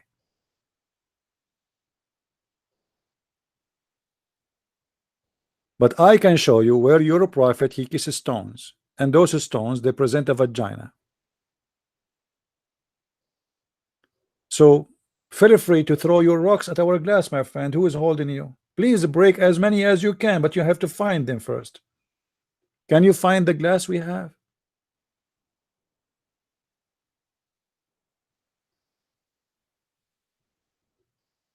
Hello? Hello? It's me you looking for. You guys drink alcohol and you eat cookies and claim that God blood. This is how stupid you are. This is how stupid you are.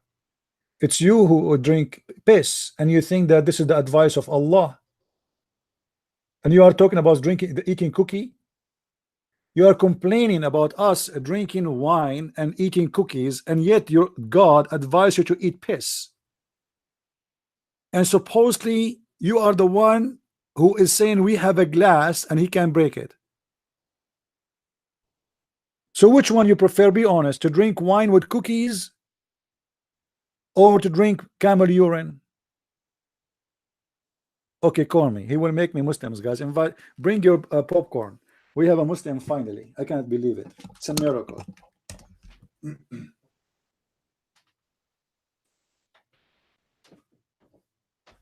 Call me, Abdul. Call me. Keep your promise. You said you will call me. I'm waiting. Don't make me wait for long.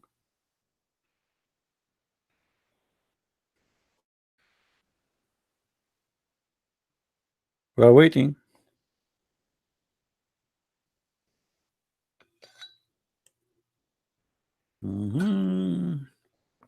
He will install Skype, and the internet in his country is very slow, and actually he don't have internet. He is stealing the Wi-Fi of the neighbor, and yeah, give me a break. You see, the Muslims, they try to make fun of themselves by being stupid, and they play stupid. No Christian believe by drinking wine he really drunk blood. We are not zombie. Jesus said, do this to remember me. It's for the remembrance of what Jesus did and he will do for us. That's all. Otherwise the wine is wine and the bread is bread. And there's no cookies there, my friend. This is a bread. Hmm? Do we have any Abdul? Yeah, Jesus is a Muslim, but yet he didn't want to kill anyone, and he did not do child molestation. I mean, isn't it weird? What is missing there? How come Jesus don't want to follow Islam, and he don't kiss black stones, and he don't teach us to go to the house of our son and flirt with the wife, and he don't promise us virgin in the heaven, and he never promised us an endless penis like Muhammad. So how Jesus is Muslim? How come the heaven of Jesus is not the same as the heaven of Muhammad? I will give you 10 moments. Need a moment? Just one, my friend. It's not. You will not even call me an hour. Let us see. Hello. Good evening, sir. You are welcome. Who is with me? I'm Muslim. Christian. Sorry. I'm not a Muslim. I'm a Christian. I'm very disappointed. Okay. What do you want to say? Share with us, my friend? My question is that when the Muslim always say that we have a violent verse in our Bible, like we have killing stuff, and I also believe that in the Old Testament, that's God Almighty. Why the Muslim have a question about that if they know that is Allah? If it's truly Allah is the same God of the Bible, and we know that the Bible came first, so it's the God Almighty that told them to go and carry the ark. Why did they have question about that? If truly is the same God with the God of the Bible, so why No, did they you see, question no, that? the Muslims, when they make a questions, is to supposedly to refute your question. You know, you say to them that you have a violence in your book, but yet your book in the Old Testament there's violence too. So they are not us answering you.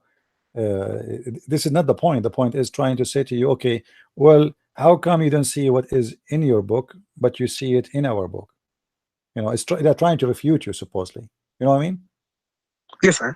Yeah, but you know, but there's a huge difference between what is in the Old Testament and what is in Islam. I want the Muslim to show me where in the Old Testament that the book is speaking about attacking the neighbors for the purpose of attacking, or to force them to convert to a religion, or to force them to pay money because they refuse to become Jews. I want them to show me where in the whole violence in the Old Testament reporting that Judaism is teaching that we can attack the neighbors for no reason, just because they are neighbors and because they are not Jews, and then we can do whatever we do with them, we want with them. All what we see in the Old Testament, that the Jews themselves, they were under attack from all the neighbors around them, and the whole nation of the Jews been enslaved. The whole nation, twice at least, once by the Egyptian and once by the Assyrian. So what the Old Testament is a book of history. In the same time, it's a book of God, which means it reports the history of the Jews, and the history of the Jews is the same as history of any nation. They went through war, they've been attacked, and they fight back. The Quran is a pure book of God, supposedly. Everything there is God saying, not a king saying. When I read in the Old Testament David saying, I cannot say that God is saying that, I say David is saying that.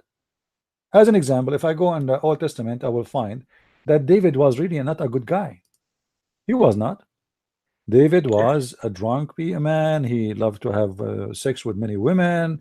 Even he sent a guy to the war so his wife she will be his. You know, he was not a good person at all. But we will not see in the Old Testament anywhere where the bad guy is praised for being bad. Yes. David himself, he cried for God, asking for forgiveness, and he admit his sin. In Islam, the attack and the killing is for the purpose of forcing people to be part of a religion, convert or die.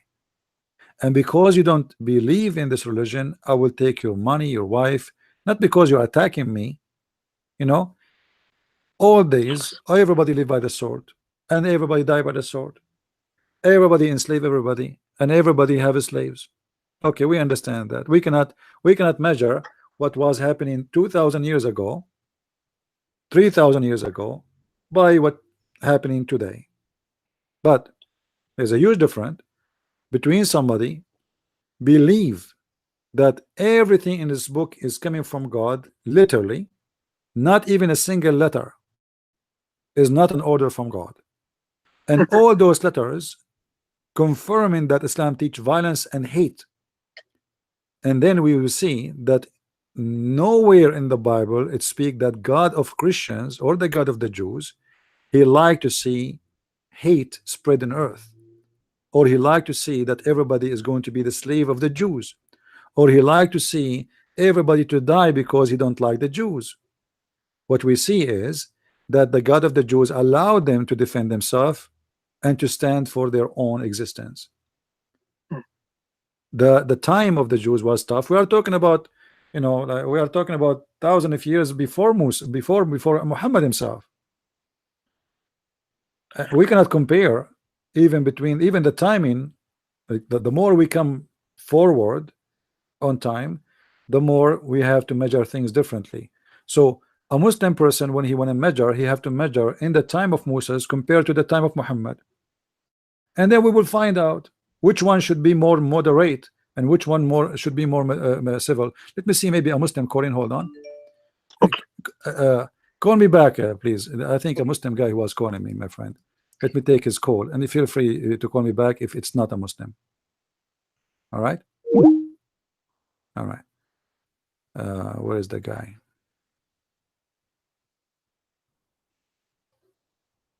Hey, call me, please. The one who was trying to call.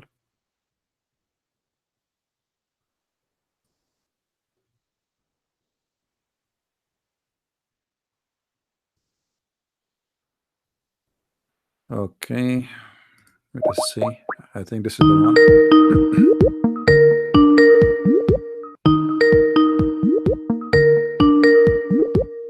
Hello. Hello, my friend. How are you? You Yeah, called. good. You called me. Yourself? You called me. Yes. All right. Are you a Muslim? Pardon? Are you a Muslim? Oh, no. Okay. Well, I thought you're a Muslim. I'm very disappointed again. All right. How can I help you, my friend? Well, the thing is, there have been a lot of issues going on, especially because you're talking about Speaker's Corner. So I wanted to make an input and say that there are a lot of issues in place, and that I would love for you to address some of them. Like what? Like, for instance, because a lot of people get into a debate and they discuss the story about Jesus. For instance, in the Bible, they say that Jesus attacked. He believes in attacking people, and the verse that gets taken out of context, Matthew, I believe You see, isn't it? whatever verse people they wanna quote. The question Yeah. is, how many Jesus he killed? How many Matthew he killed? How many Peter he killed? Because if this is what the verse meant, then they should be killing people, right? So Exactly. it's a very That's my stupid point. argument, because the one who says something, then why they don't do it? Then I mean, it doesn't make sense. So Exactly. obviously Jesus never killed anyone, and Jesus said, "Love your enemy." Yeah. So you can take things, you can play with it. However, anyone can take any verse from the Bible and can search for the interpretation, which is done by the Christians, not by a Hindu or a Muslim or an atheist, and then you will know the meaning. The same for me. When I try to understand Islam, I don't go and make interpretation of my own. I go and I read the interpretation of the verse according to Muslim scholars to understand what the Muslims believe in this, what it's meant for them, not what it's meant for me. So Muslims, obviously, they have a double standard. As simple as that. If we are a person, people who believe in killing, you know, then why the Christian don't burn all Islamic countries in 2 seconds? We can do it. I mean, Exactly. they are no match for us in a second to destroy all the Muslim worlds. Russia alone can do the business. So why Yeah. didn't do it? You know, where is the Christian who believe in killing all mankind who don't believe in Jesus? Show me where. You know, why we don't do it? It's true. Actually, Muslims today, they live under the wings of Christian nations. As simple as that. Every day, actually, they get humiliated. Just yesterday, Trump, he said, we are the one who protects Saudi Arabia. It's true. I challenge anyone to say it's not true. Who is the one who protect all those Muslim countries? Why in the middle of Turkey? Turkey is 80 million population, but yet they need the NATO and they need the American base, army base, to be all over Turkey. Why you need them? Christian Prince, sorry to interrupt. But I believe that, look, at the end of the day, Muslims, they take the Bible out of context all the time. Every single time they take it out of context. They're deceptive, they're liars. It's the same thing over and over and over and over again. Every single one you meet, the same lies, deception. No problem, they can do The that. thing is, they say a lot of things like, when it comes to talking about oh Jesus, or talking about God, oh your God shits, your God sleeps, your God needs to eat. But what they forget is that they're talking about the same so-called God. They're saying that it's their God as well. You know, when a Muslim he says that You see what I mean? It doesn't make Jesus he sense. go to the bathroom. Can you show me a verse that he did? Exactly, that's what I'm saying. You know, I want to see it. When a Muslim he says that, I want to see it where it says that Jesus he do that. And in the same time, where in the Quran it says that Allah don't shit. Any Muslim can show me where it says in the Quran Allah don't shit. Allah have a body, have a physical body. All right. But if they feel that it's disrespectful to say that about their God, right? That their God Forget about what they feel. The spirit. then why would they say Care? that about ours? You It's see, supposed to be the same the God, whole point isn't it? is to make You you see what I mean? to make you suspect your belief. So they say things which is it might be showing Stupid. disrespect, but this is not the point. The point is to make you say to yourself, what kind of God this God is? You know, okay. But here Yeah. we go. What kind of God your God is?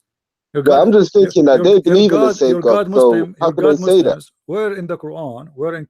In the Quran it says, "Qul huwa Allahu ahad, Allahu samad."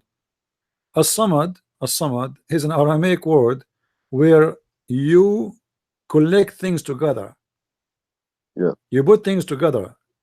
Until now, if you go in the Middle East, especially those who are still using the Aramaic language, they have like, do you know like the things which have a hole where kids they put the coins in it?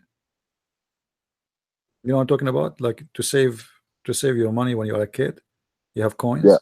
This is they Yeah. call it masmuda, samad. So you collect things for the bad days. So Allahu samad, how Allah is one, and then he's a collection. Yeah.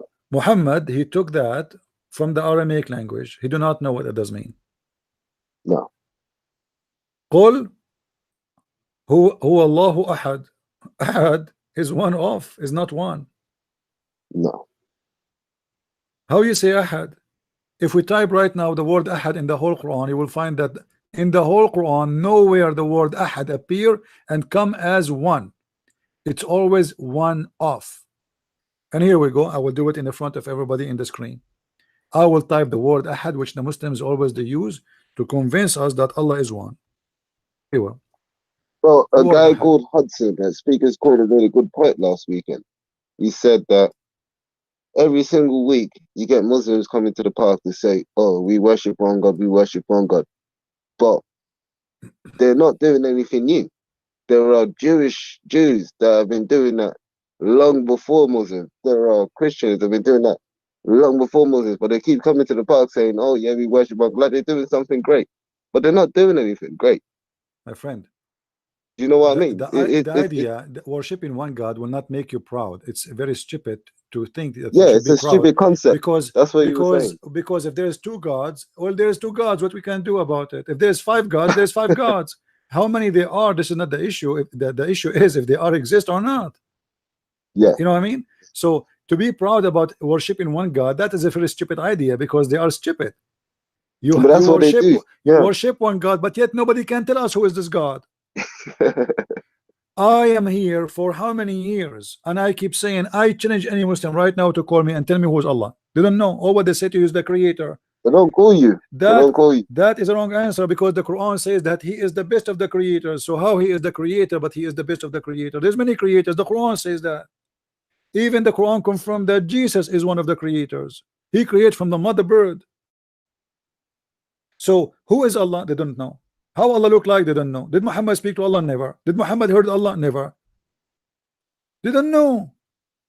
Well, Christian Prince, one point I like to address, and something that I don't feel like ever really gets addressed in Speaker's Corner, is the fact that they say that is everything started from Judaism, and then it went into Christianity, and then Islam came after to because all the previous information has been corrupted, so on, whatever. I believe that if that is the case, if you look at the Quran, all of the information is completely contradictory to the text that came beforehand. Man is made in the image of God, it says. The Quran says man is not made in the image of God. The Bible says Jesus died on the cross. Islam says Jesus did not die on the cross. So how could that be text? And from, First of all, my friend, the Quran you see what I confirmed. mean? Yeah, I know. I get what you are saying. It's right. But you know how the Muslim they say that the information before Islam is corrupt, when the Quran, as an example, it says that قل من كان عدو جبريل فإنه نزله على قلبك بإذن الله مصدقا لما بين يديه مصدقا لما بين يديه, confirming what is between his hand. How he Right. is confirming what is between his hand if it's Yeah. corrupt? Yeah. Huh? Any Muslim have an answer? So he is confirming what is, and look at the Muslim translation, they say confirming what is went before it. Yeah. Trying to make it look like not clear, but the fact it Yeah. says what is between now their hands and what went before them still is what is between their hands, because how Yeah. you can confirm it unless it exists? Yeah, because they also like to describe Jesus and say that Jesus came like with a good news, like he came with a book, just like Moses did. But Jesus did not come with a book. Jesus was the book. That's why it said that Jesus was the Word, because he was the direct word of God, not as if Jesus came with a book to give you like Muhammad. It's not the exact same thing. No. But they always like to do that. They're messing everything up. So if that is if the Islam is the truth, then why is it that everything is different from the previous? And also one thing as well, if Islam is the truth, why is it that after Islam everything is good for like maybe nearly 2,000 years? Everything is good. And then Islam comes around and all of a sudden all the books that came beforehand are corrupted, and then there's no original book anymore. No, you see, And you ask no, any Muslim yeah, to produce the original book, yeah, they but don't know where you it see, is. only ignorant, only stupid Muslims, they will say that books before Islam is corrupted because the Quran confirmed the opposite. As an example, chapter 2 verse number 41, speaking about the Jews books, saying to them that why you don't believe in what I sent to you, which means the Quran, which is confirming what is with you. Do you see it? Do you Yeah, see it on the screen? yeah, Okay. This I'm saying only stupid Muslims who they are ignorant, they will say that the Bible and the Torah were corrupt, because the Quran says that Allah he sent his book confirming what is with you. yeah, So how he confirm it if it's corrupt? So now the yeah. question will be, the Bible was corrupt after Islam or before Islam? Obviously cannot be corrupt before, because as you see, he's confirming it. Yeah. Then the problem will be as the following: the Muslim, they say the reason for Islam to come because the book is corrupt. But how could it be corrupt No, let us say, after Islam let us comes? say, You let us see say, what I mean? let us Islam say, comes and then all of a sudden it's corrupt. Beforehand it wasn't corrupt. Islam comes all of a sudden, and then now we say, just oh, listen, my they friend. say, where's the original book? Listen, my friend. The original book is in front of you. The Quran says confirming what is with you. So Muhammad, he witnessed the original book. Okay. Why Muhammad did not save the original book and he's confirming? How he can confirm without even copying a copy? Secondly, when a Muslim he says to you that your book is corrupt, I want you to do this, my friend. Don't debate them about that. Say to them, you are talking about the book which is sent by Allah is corrupt.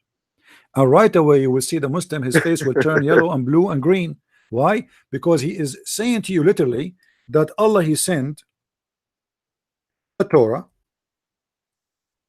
and the Injil, and then Allah, he could not protect his book. So what's your business? The Muslim is confirming to us in the Quran, as an example, chapter 3 verse number 3, that the Torah and the Injil is the books of Allah. And yet a stupid Muslim, he will say to us that the book of Allah is corrupt. So what's my business? What's my problem? He's accusing his God. He's accusing his religion. He's not accusing mine. Are you getting my point, my friend? Yeah, I get your point. As Yeah, long yeah. as long the Muslim agree that this is the book of Allah, so what's my business? Why I need to defend it? Laugh at them and say, yeah, the book of the books of Allah is corrupt. Thank you very much. And this is why we should not trust Allah. In the Yeah. same second, the Muslim, he will change the topic. He don't want to talk about it no more because you just get him busted. Yeah. Showed him how stupid the idea to speak about the Torah and the Bible is to be corrupt, because those are supposedly the book of Allah, and yet he is saying to us, Allah books is corrupt. Thank you very much. Allah cannot be God. You just confirmed to me that Allah cannot be God, because the God who sent his books and then he cannot protect it, he is not God. And he is trying hard to prove to you that your books is corrupt. Yeah. But the fact he's trying to prove to you that Islam is stupid by saying that statement, because he forgot that the books he's talking about is not your books, is the book of Allah. You see, when a Muslim accuse you of corrupted books, it's not the same as someone is an atheist, or someone is a Hindu, or somebody is a Buddha, because he believes that the books you have is a corrupted version of the book of the true God of Islam, right? So the question here will be, and you should ask a Muslim about that, our books, which is the book sent by Allah, is it corrupted by the will of Allah or against his will? If the Muslim he say against his will, it's mean Allah, he cannot protect his book and his will, it doesn't matter. If he says by his will, that's mean Allah is the devil, because he sent his books to be corrupted anyway. So why you blame me? Yeah. Is that the will of Allah, Muslims?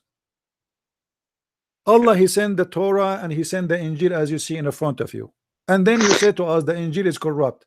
That is my problem. point is that it can't be the same religion. If, for instance, you got a 9-year-old girl having sex with a grown-up man, you've never you know, the ethic like, of you know what I Islam mean? is totally different story. Obviously, Yeah. we don't have the same religion, we don't have the same God, but you see, when you have a scam, he use good names in order to scam you. Yeah, of course. You know, like if you are, They'll use your own name. They'll use your own name, your own God, let's to say, say that I want you to give me your credit card number. So what I would do, I will say to you, hey, I am a hacker, give me your card. No, I will call you, says I am from the tax department, and we found some issues with your tax, and you need to pay us, etc. Oh, please, you know, I don't have. Okay, give us your card. So he have to make you believe that he is coming from legitimate place. Yeah. And this is why Background, Muhammad, he used the Torah, and he used the name of Jesus, and he used the name of Mary to convince you that he is not a scam. But the fact, the ethic of Muhammad prove that he's a scam, because as an example, the Quran said to the Muslims, don't approach your wife when they have their period. And then the hadith says that Aisha, she said that each time the wives of Muhammad, they have their period, the Prophet, he ordered them to wrap a sheet around them and he fondled them. How you say to the men, don't approach your wife when they have their period, and then you do it? Where is the ethic? How you say that you have to be the Muslim? They say that the Prophet, he taught the Muslims, if you see a woman, put your head down. Don't. How you say that? And then the Prophet, we see the story, Muhammad going to the house of his own son, and he flirt with the wife. Not only he look, he flirt, he speak. Yeah. showing his desire to sleep with her, and later he Sleep with take her, her. And then Yeah. he made a verse in the Quran saying Allah told him that she is your wife, that's it, you will take her. Yeah. How somebody he teach people good manner, and yet And then he does the he exact do the opposite. opposite. Yeah. So Muhammad is a very false man. The Quran Yeah. prove it, you know. And let us say Muhammad was a perfect man. He have nothing wrong with him, which is absolutely will be funny to That's believe right. in. Yeah, he went to a mountain Then to try to kill himself. how So the that's not a Muslims safe person, will is it? explain? Forget about all the violence. Forget about child molestation. Forget about killing the wife of the husband of Safiya, and forget all the crimes he did. What kind of God he say women have a sperm coming from her ribs? Okay, you know Muhammad is a good guy, and the Quran is not a corrupt book, and the Bible is whatever you want to say. Okay, now let us focus in this stupid book. We have a book says that man has sperm coming from the backbone, and women have a sperm coming from the ribs. Explain that to me. How this Yeah. happened? Obviously, Right. this can't be from God. God will not say such a stupid thing. What kind of God he will say that you know you know the baby is created in 3 stages, and those stages, one of them you will be as a sperm for 40 days. Yeah. I mean, this is Rubbish. God is a crazy God, you know. What kind I of mean, at the end of the day, everything? when it comes down to um the Quran, it's just not detailed enough. Do you know what? It would have done itself a lot more favor if the Quran was more detailed. Like if it said the backbone and the ribs, and it started to talk about, let's say, potentially protein and all the nutrients that, and then it develops, and if it gives you the story, it will do the Quran a lot more favor. But the Quran just, it makes claims, No, but no, it my doesn't friend, you are have enough wrong. You are detail wrong. If the to no, you are wrong, my friend. You see, stupid person, the more he talk, the more he do poo-poo. right. And more details mean more poo-poo. No, I don't believe it. I'm just No, no, no. saying, for instance, I'm telling you, Muhammad is not for his benefit to make more details. Actually, me myself, I wish he gave more details because we will love more. okay, It's right, going to right. be I the see what you opposite mean. Yeah, because yeah, you yeah. know because Okay, when I'm with you. there's a stupid guy, you know, Yeah, like listen, if me and I'm with you, you. I'm if with you. me and you, we go to the most, let us say, high nuclear facility in the world, and we wear glasses, and we wear a robe, white robe, and we sound like a scientist. Yeah, Nobody will know that we know nothing about nuclear as long we no. don't talk. Do you agree? As long as you don't talk, yes, The exactly. Yeah, second you yeah, start talking, they will kick you out. yeah. Okay. True. And this is the point. Muhammad is a nuclear scientist, but he talk. And this is the problem. The more he talk, the more he do poo-poo. Yes. The more he talks, the more So shit he's. you are saying to me, that the problem they don't have details. The problem is in the details, my friend. It's not in that more detail. The details what we have already is disaster. And this is why It the is. Muslims they hate the hadith, because the hadith is full of details. It's full of details, and it messes them up all the time. You know, Like the Muhammad, muddy pool of water. let us say Muhammad, he decided to go to visit NASA. Okay, Yeah. Dr. Muhammad, Prophet Muhammad, he knows everything. And NASA now, they are waiting for Prophet Muhammad to visit them. And then Muhammad, he entered NASA. And he was quiet.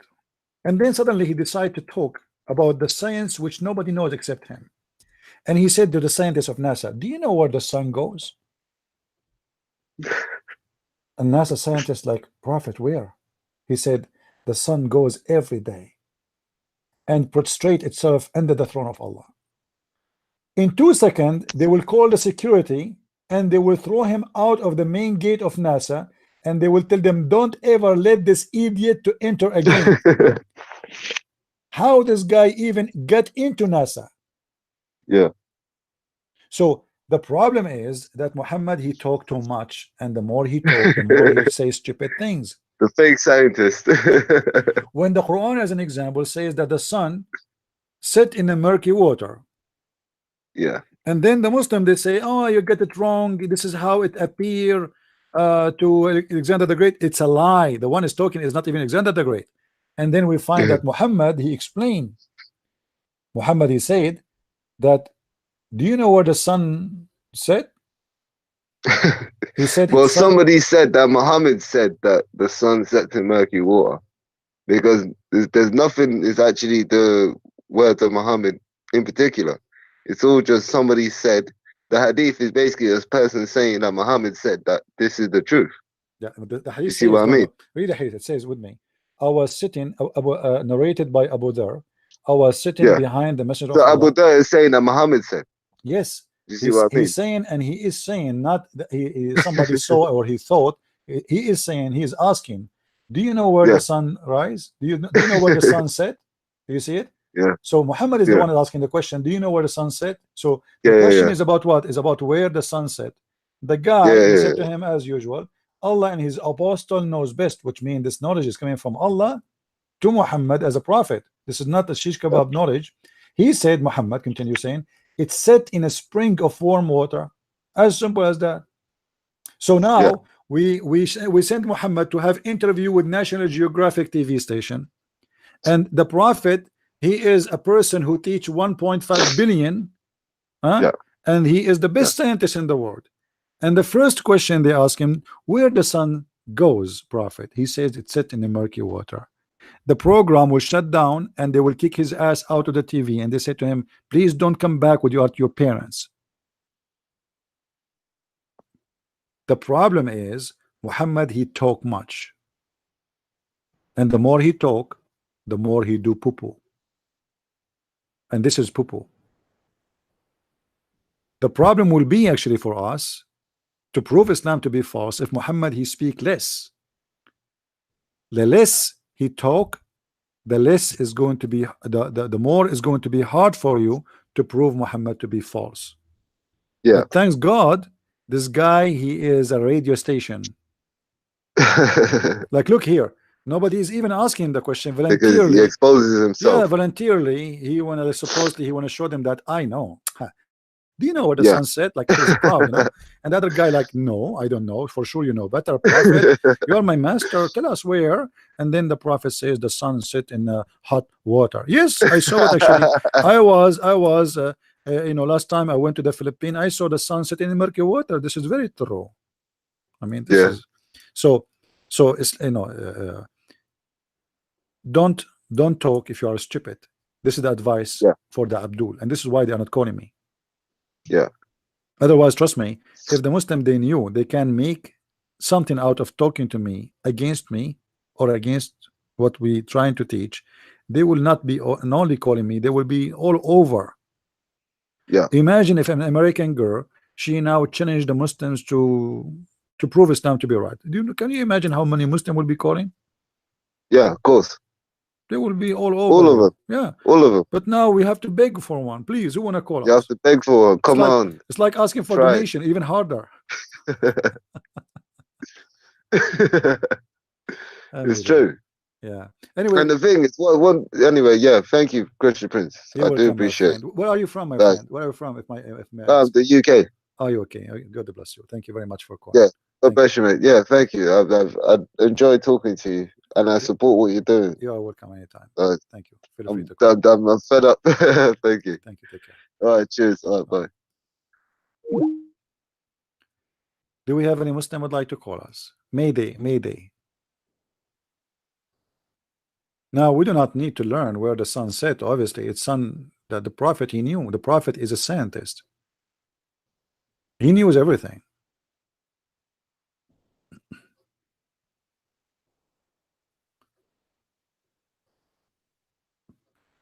Any Muslim would like to call us?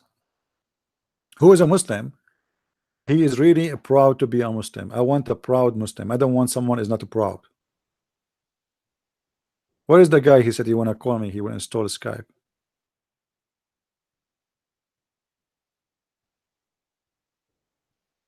By the way, if you call me and you fight and defend Islam, Allah obviously will give you extra reward, extra versions.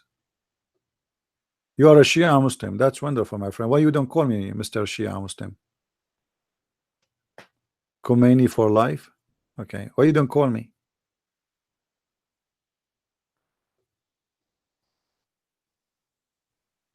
Call me. Tell us about the Shia.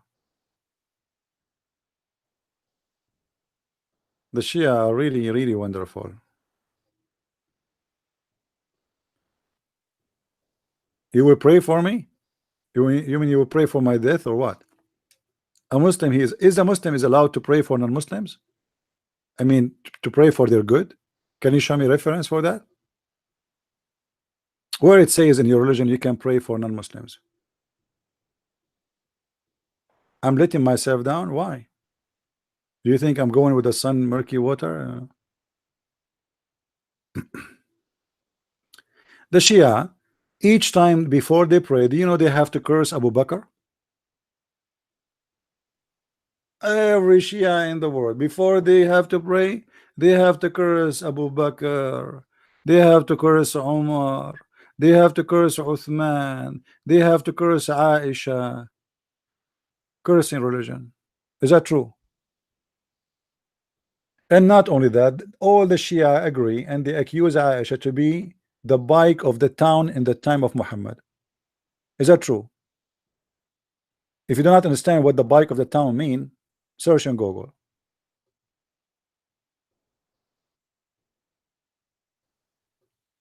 Unrelated text? What unrelated text? What unrelated text? There is a Shia scholar. His name is Yasser al-Habib. He can search his video right now in YouTube, and he have tons of videos about the corruption of the Quran, about Aisha, she was a prostitute, about she killed Muhammad, what, and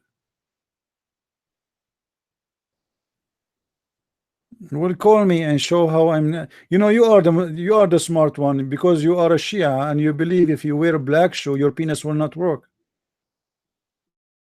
Is that right? Show us how smart that believe. I mean, how you believe in this.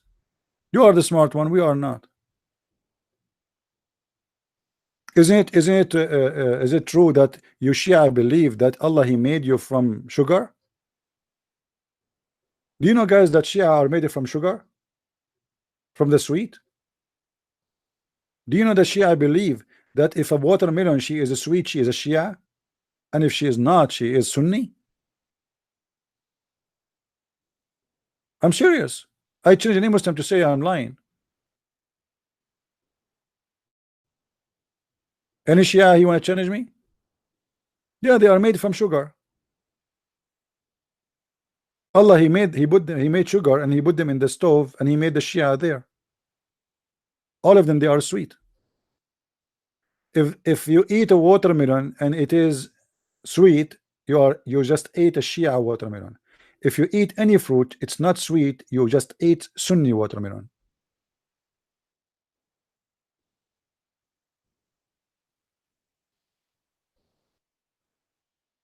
Any Abdul?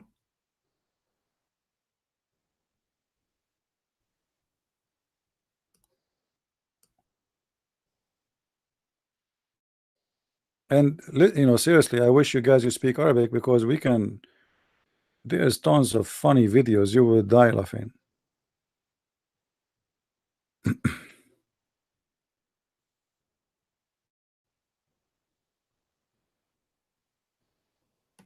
The Shia believe that if you sleep in the bathroom when you are taking a shower, you are washing your body, if you sleep, you will go out and your ass will disappear. The meat in your ass will go. And if you clean your feet, like on all days they have like rocks to clean to move the dead skin in the bottom of your feet. If you do that, according to the Shia, their Imam Ali told them that you will have, what the disease is called, the one make very bad holes in your skin. I don't know what they call it in English, right?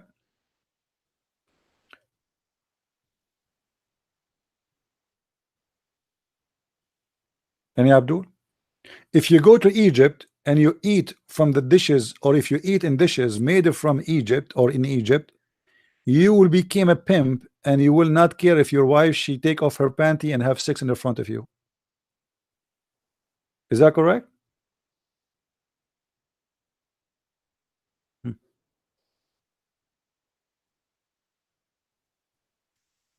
Even by the way, the Shia, they believe that if you drink the piss of the Imam, and eat their shit. Their piss and their shit is like perfume and like musk. It tastes so good. And the one who drink it and he eat it, he must go to heaven. It's a reward from Allah. And I challenge the Shia to say I'm lying. Any Shia here?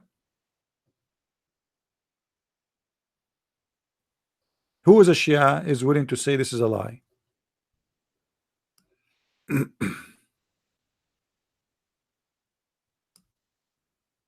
Anyone?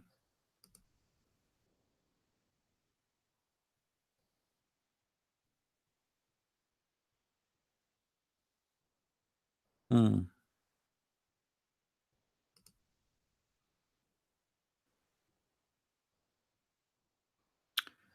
Let me show you the book so people will not say I'm making things up. Hold on.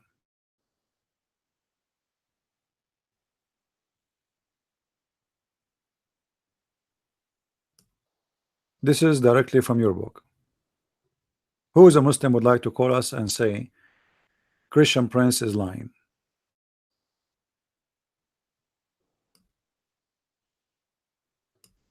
As you see, this is the reference in front of you.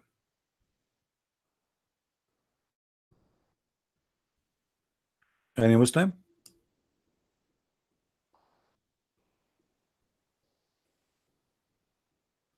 Hello?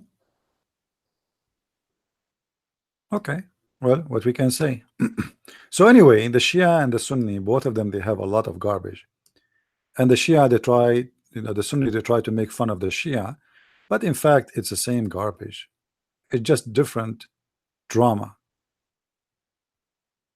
You know.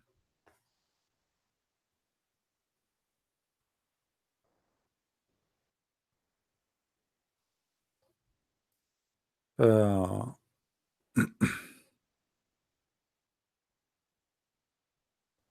I don't know. If I read for you, you will go crazy with this stupidity. Do you know that if you look at your wife vagina, you will go blind?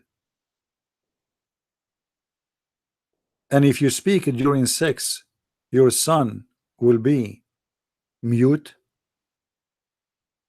So like when you do sex with your wife, don't talk. Don't talk. Don't ever say a word. Otherwise, your son will be mute and will be deaf. That is science, isn't it? Any Shia, he have an objection?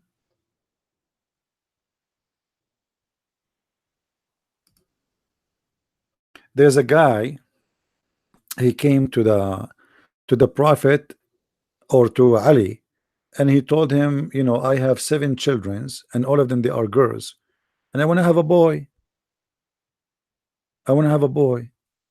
So what he told him to do, he told him, when you have sex with her, make her bend over, and then spank her 7 times, and each time you spank her, say the name of Muhammad or Ahmad, and then you will have a boy. And then the story continues saying that this guy, he did that exactly, and then after that he gets 7 boys.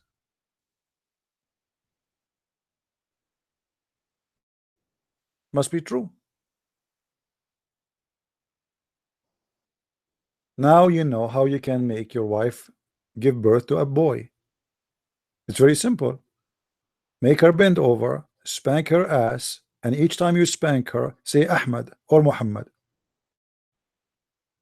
Ahmad,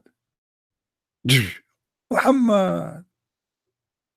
Your wife, after 9 months, she will deliver a boy.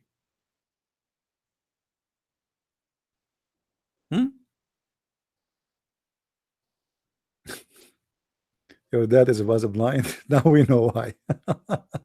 I mean, can't your dad keep his mouth shut, man? I mean, or don't look. Sorry. So when the Shia, they say to you, we don't believe in the same garbage the Sunni they believe, they have more stupid garbage, trust me. Actually, when I don't have anything to do, I mean, like I want just to have entertainment for a comedy, there's a channel, it's called Khuzba'alat Shia, which will mean the stupidity and the lies of the Shia, made by Sunni. And they have endless numbers of videos of Muslim Shia teaching videos, in the mosque.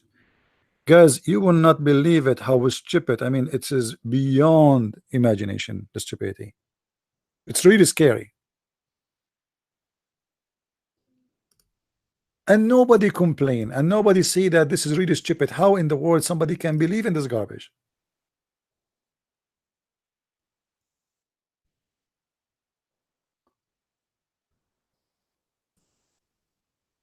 If you speak Arabic, you can search for that channel and you will see what I'm talking about.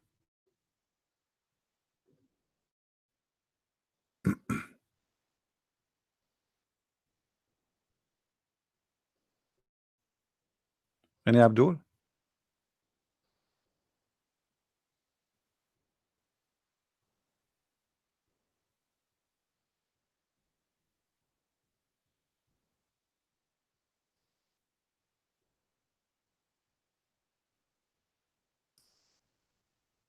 So today we don't have any Muslim.